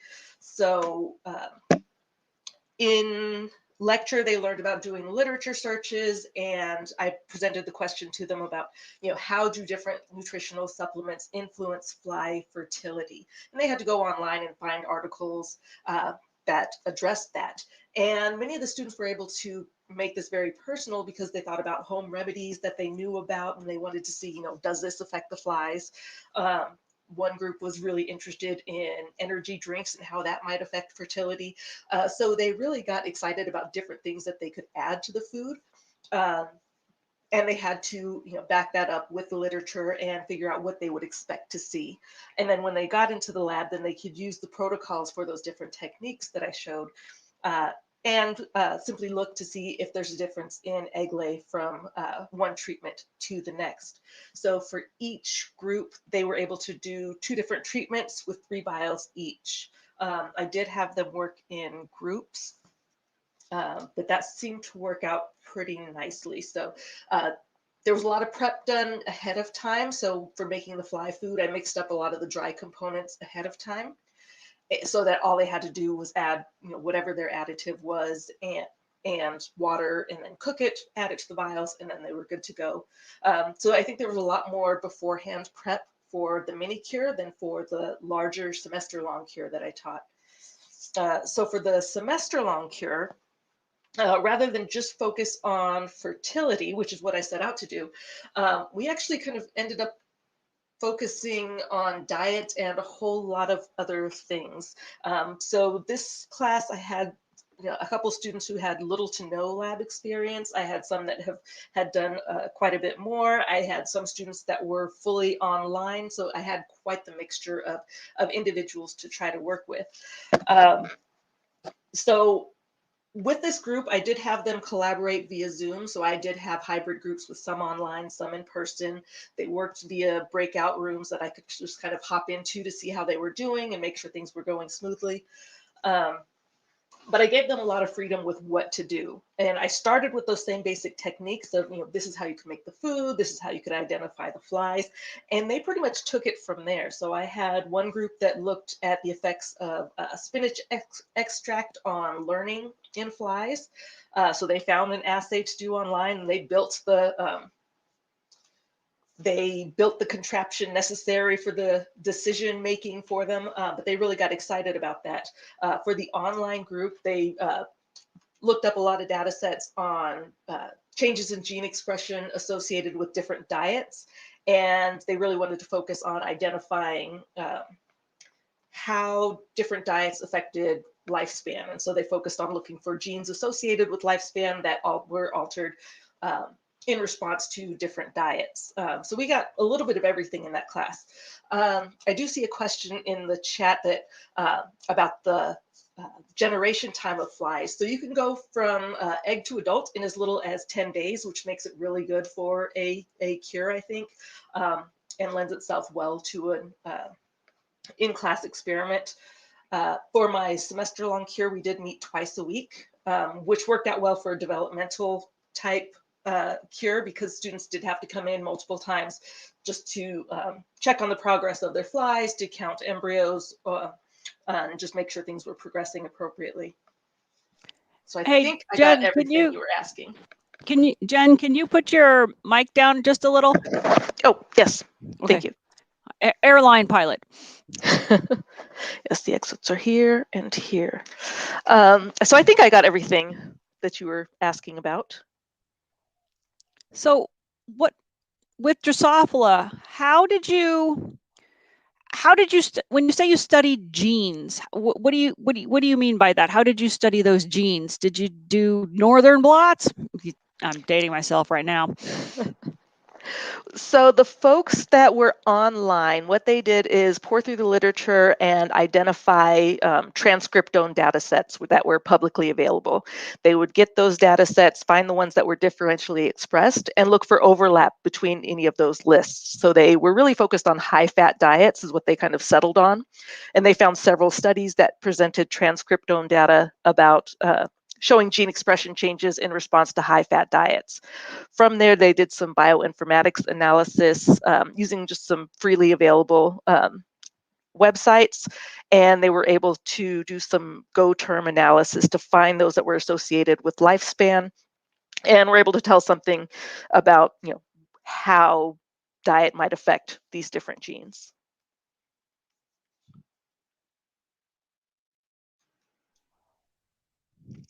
All right, so let's see. You answered the question about fruit flies. And I will say something here. Sorry to interrupt. So we're talking a little bit about how to kind of make a cure your own. And what I like about just the simple techniques that I showed is that you can really cater that to do any number of different experiments. So we looked at different additives to see the effect on fertility. You can very easily switch this to a toxicology type experiment to look at the effects of different toxins in the food, and how the flies are able to survive from that. You could also see how different genotypes respond to different diets. You can look at different environmental factors by rearing the flies in different environmental chambers, and again, see the effects there. So there's a lot of things that you can do simply by changing what you put in the food or where you incubate the food that lends itself well to doing experiments with undergrads who have very little lab experience. Did they have any statistics before they did these experiments? Or maybe did they remember any statistics? Did they remember? No. in both cases. So for the mini-cure, most of them did not have any statistics experience. For the semester-long cure, some of them did, but most of them didn't remember much beyond a t-test. Luckily, Dr. Broach had come up with these lovely flow charts that are in the cure documents that you guys have access to, that lets them work through figuring out, based on the type of experiment that they have, what type of statistical analysis do they need to do. So that came in handy, because I probably don't know any more than the students do. I could do a t-test and that's about it. But that flow chart really helped us to narrow down what the appropriate test was.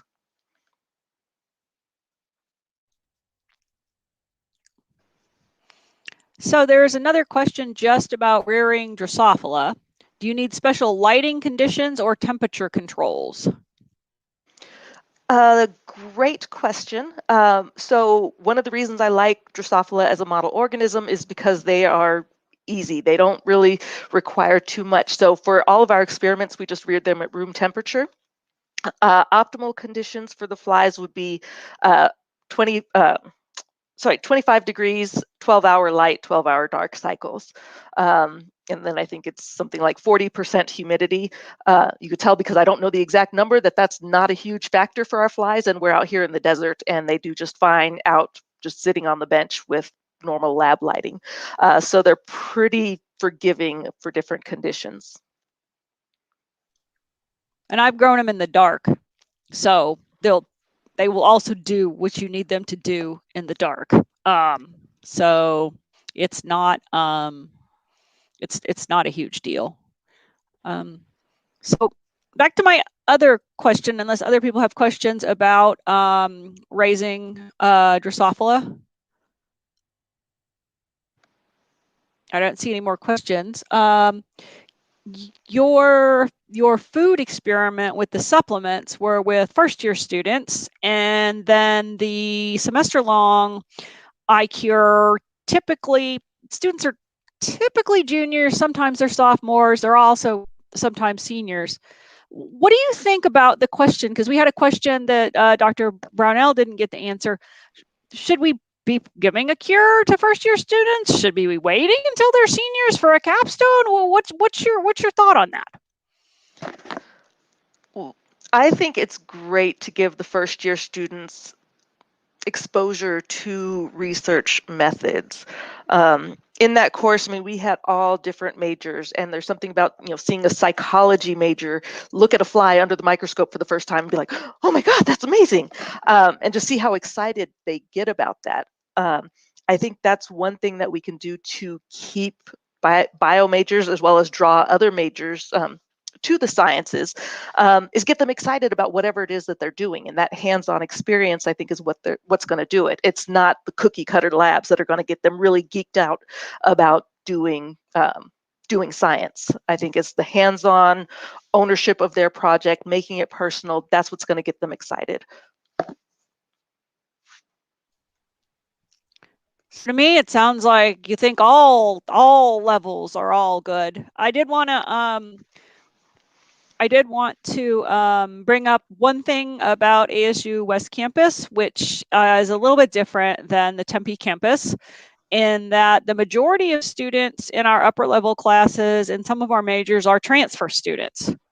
And so, what's sort of the idea then, because Sarah brought up, you have to be careful, because if most of your students are transfer students and you're giving them this amazing opportunity in their first year, then many of them are missing it. So what's the balance of that? Any thoughts on that? And it looks like Jennifer Broach might want to weigh in.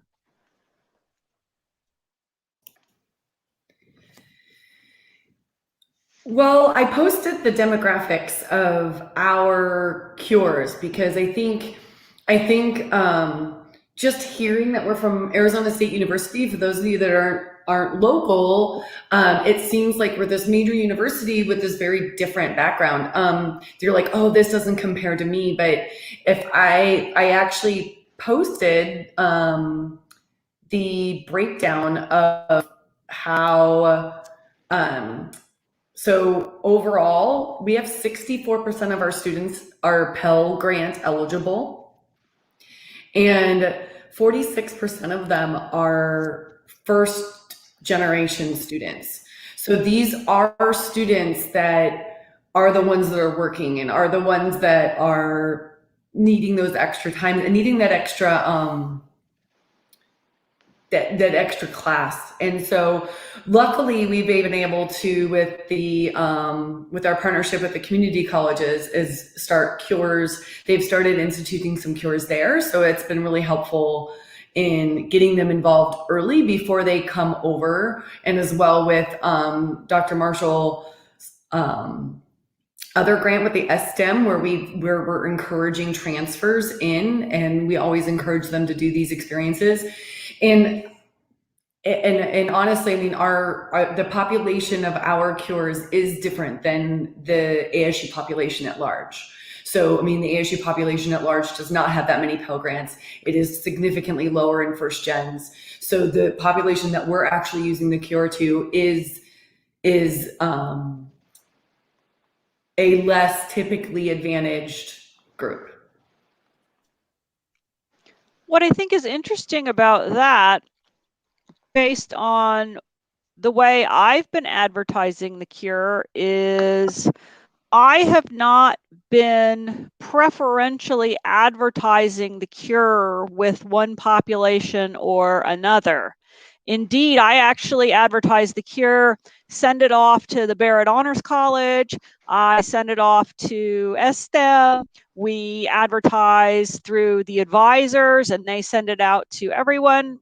When we were in the before times, because this is unprecedented. You didn't think you'd hear that, did you? So before, we would put flyers up, we would go into classes, and we would talk about the class, and I would also advertise in STEM. STEM is a scholarship program funded by the National Science Foundation, and it is for students with need who are meritorious. And so we would also advertise with our STEM program, and we would advertise through our TRIO student support services programs. But we were advertising just everywhere because we just thought it was such a great idea and such a great experience. So we were not targeting particular populations, but yet somehow we were able to have a significantly different population than the typical ASU students. Any ideas why that is?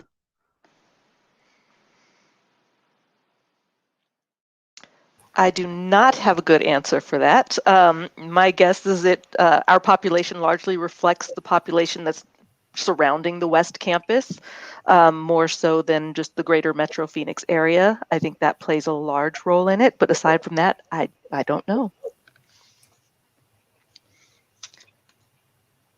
So one idea that I had, Pam, is it maybe some of the biases that we've already talked about. So you have these students who are unfamiliar with the unwritten rules of how to do research, but they are go-getter type students, right? So they know they want to do research, they don't know how to get it, and then they hear about our class, boom, they're there. And so this might be one of the ways that the class really does, I think, work against the kind of biases we've been talking about all day in terms of our traditional professor-mentor model of undergraduate research. Yeah. So I see a comment in the chat about that the timing of the research experience might have a different impact. So a freshman student versus a junior or senior, and I definitely agree with that. If you have a first year student, they're probably still trying to decide on their major, trying to figure out just where to go within their educational career. Whereas if you're looking at a junior or senior, they're thinking post-graduation. What can I do for a job? Do I want to go to medical school? Do I want to go to graduate school? And so they're more looking at that experience to drive their career, as opposed to the first years that are more exploring what they like and don't like. So yeah, I definitely think they're looking for different things.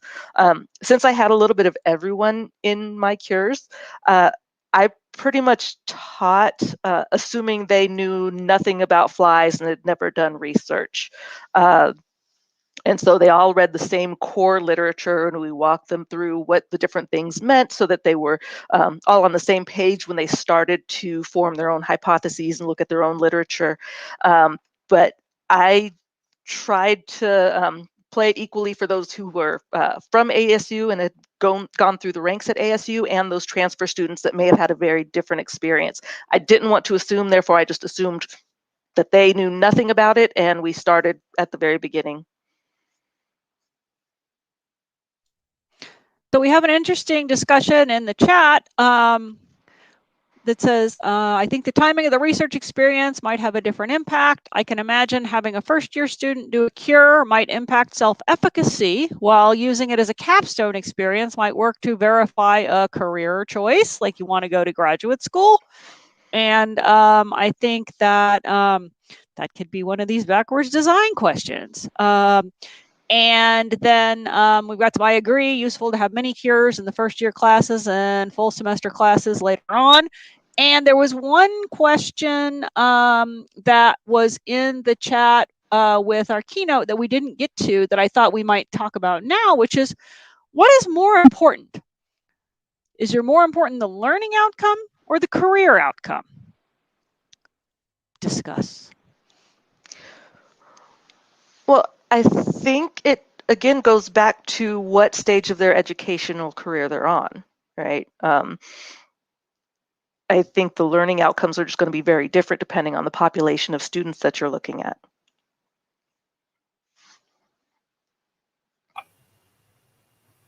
If I may, not only the learning outcomes different, but it depends on the strategy you want for the course. So to go back to this question of where in their education and what the purpose is, when I taught the first year biolabs, I used a very small mini cure, a 2-week mini cure.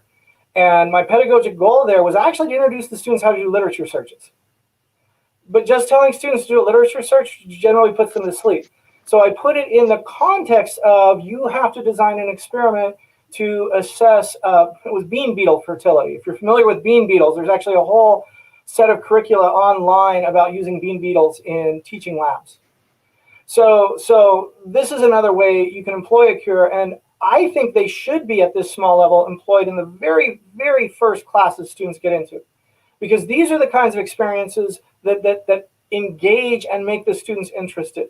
And if we want to talk about retention, if we want to talk about keeping people in the sciences, that's only going to happen if they are engaged with it. Nobody likes the cookbook approach.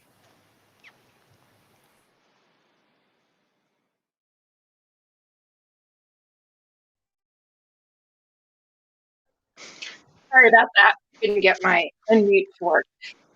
So I agree with what Ken and Jennifer have said. And the other thing I wanted to add is that whether you focus on a learning outcome or a career choice may depend on which class you are presenting the cure in. So I teach a Polynesian biology course, or cure, excuse me, but I will be utilizing that in my Gen Bio for allied health majors as well as environmental biology. So in my Gen Bio, I don't expect that to necessarily affect career choice, whereas in my environmental biology course, the outcome may be different.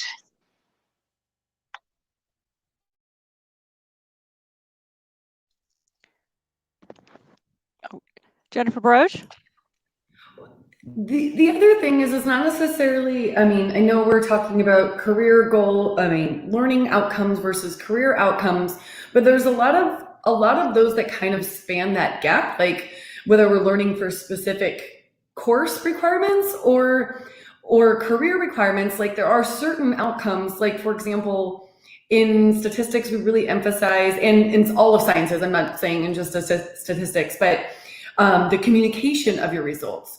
So even a mini report or a mini presentation, even if it isn't a mini cure, that communication of results goes beyond it includes both learning outcomes and career outcomes, because that's something that will really help you get a job, help you work as a team in the future. So there are some that kind of cross that gap. And maybe, but they're right. I mean, maybe you're not informing career choice necessarily, but like learning outcomes for helping them get a career or helping them choose a career are slightly different. But I think the communication part is one of those kind of crossover learning outcomes that are really important. I focus on the scientific method a lot in any class that I teach because I try to explain to my students, if you want to be a human healthcare maintenance provider, doctor, physician assistant, dentist, all of that, I hope you know the scientific method because you should be off looking at the literature and doing data-based, based approaches as opposed to just, oh, hey, I saw this dude on YouTube with this video. I thought I'd do that instead. So I try to, emphasize the scientific method. Let's see. So let's see. The update of that was I am not talking about career choice. We have tons of biology students. We struggle to place them. How important would a CURE experience be for a non-science major versus a STEM allied health student? I think Jennifer Foltz, do you want to talk about that or? Sure. So in my opinion, a CURE is equally as important for non-science majors as it is for STEM majors. So my environmental biology course is non-science majors, but a CURE really gets my students interested in the course, interested in the concepts, and also it's a very good way to teach them about the scientific principles, which are a main focus in my course. So even though they're not going into a scientific field, I think that being able to ask questions about, the natural world, analyze data, things like that are useful no matter which profession they are going into.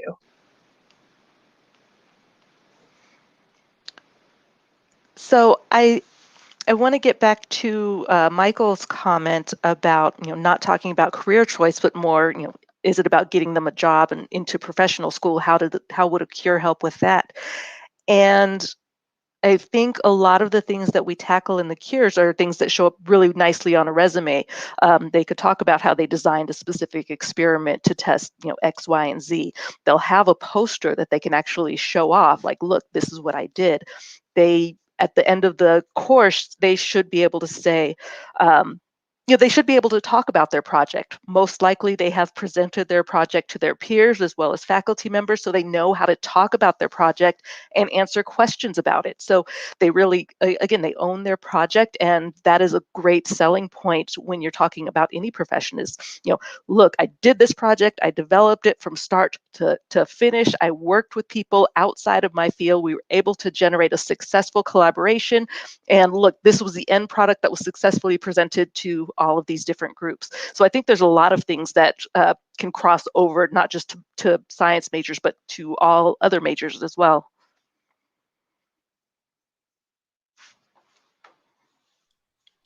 Great. There was one technical question in the chat a little while ago about the core literature. Approximately how many papers are they reading for the core literature and how much time do they have to read it?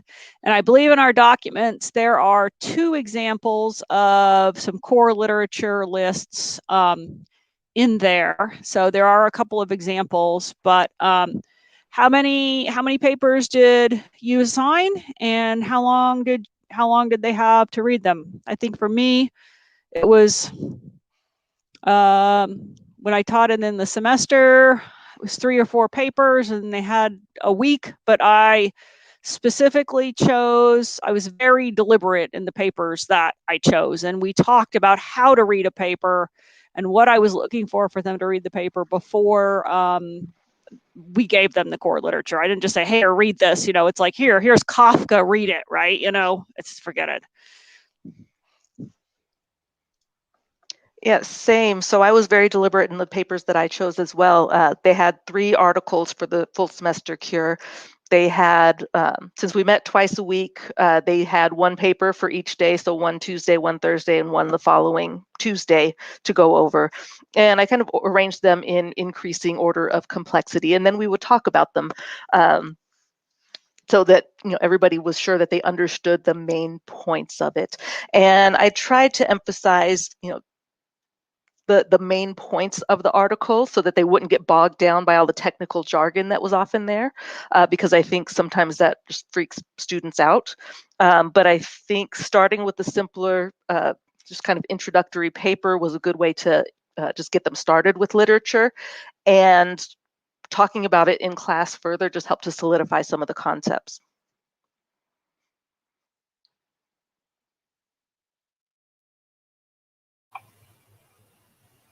So in my example, so the first full semester cure I did was actually on capsaicin content in hot chili peppers. And I gave them about 6 papers. And I also used it, amazingly enough, to what I hope to help build students' own confidence. So I started it out with the 1912 paper from Scoville himself, describing Scoville heat units, so that I could also show the students where science has come from, right? That's a radically different paper than what we see. Now, of course, before that core literature, I like to share with the students a paper or two on how to read scientific papers, so that we start that way. But with the core literature, so what I did is I set the stage, right? You have Scoville. This is how we measure how hot peppers are. We skip down to 1977 when a scientist named Todd decides to stop using the human tongue and use gas chromatography. So now we get the modern way we measure this.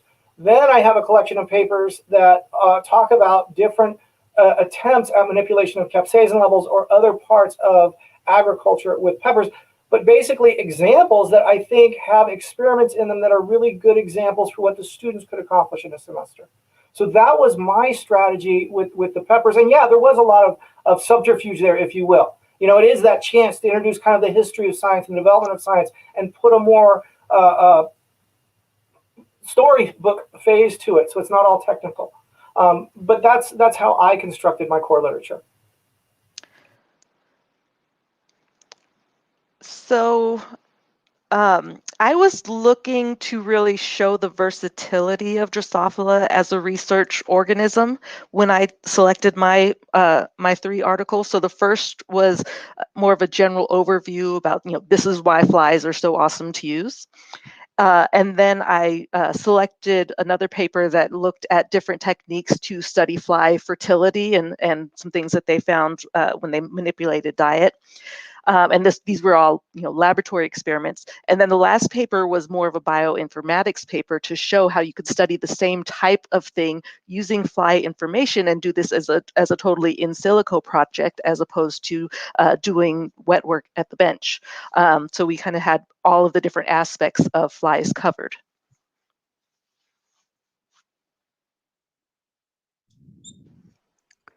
Yeah, I think for each project, you really, at least for me, I wanted to shower them with 20 papers, and this is the most interesting paper, and this is the most highfalutin technology ever. And then you have to balance that with what are they capable of reading and what are we capable of doing in a semester, with a smaller budget perhaps. And we have an XRF. A lot of places don't have an XRF, but there are other things that we don't have that maybe either a larger institution has, or we have core facilities, but I couldn't pay for 20 hours on a ICPMS or something like that. So I think there's a real balance there. Well, you know what? I can't believe it. This day is almost complete. And hopefully everybody has gotten some ideas and some information and some takeaways. And we put into the chat the link for the documents. I am going to go ahead and put Dr. Brownell's slides in there so that you can find those slides. We did send out an email earlier today with a Zoom link for those of you who registered. And so don't forget to come to the Zoom link. And don't forget that we are going to be sending you surveys. We'll be sending you a survey this evening and at 3 p.m. Our time, 3 p.m. our time, not in the past for your time. And we hope to see you in the Zoom, and I will send another email tomorrow morning with a new link for a live YouTube then. And so it's going to be a different link than this link was today, although I think you could just go to the YouTube channel and find us as well. All right, so we will hopefully see you in about 15 minutes in the Zoom. We're going to take about 15 minutes to decompress, and we'll see you. And any last words, anyone else?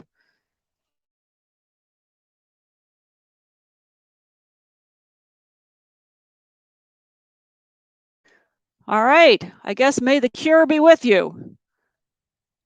I think I'm funny. Okay, see you.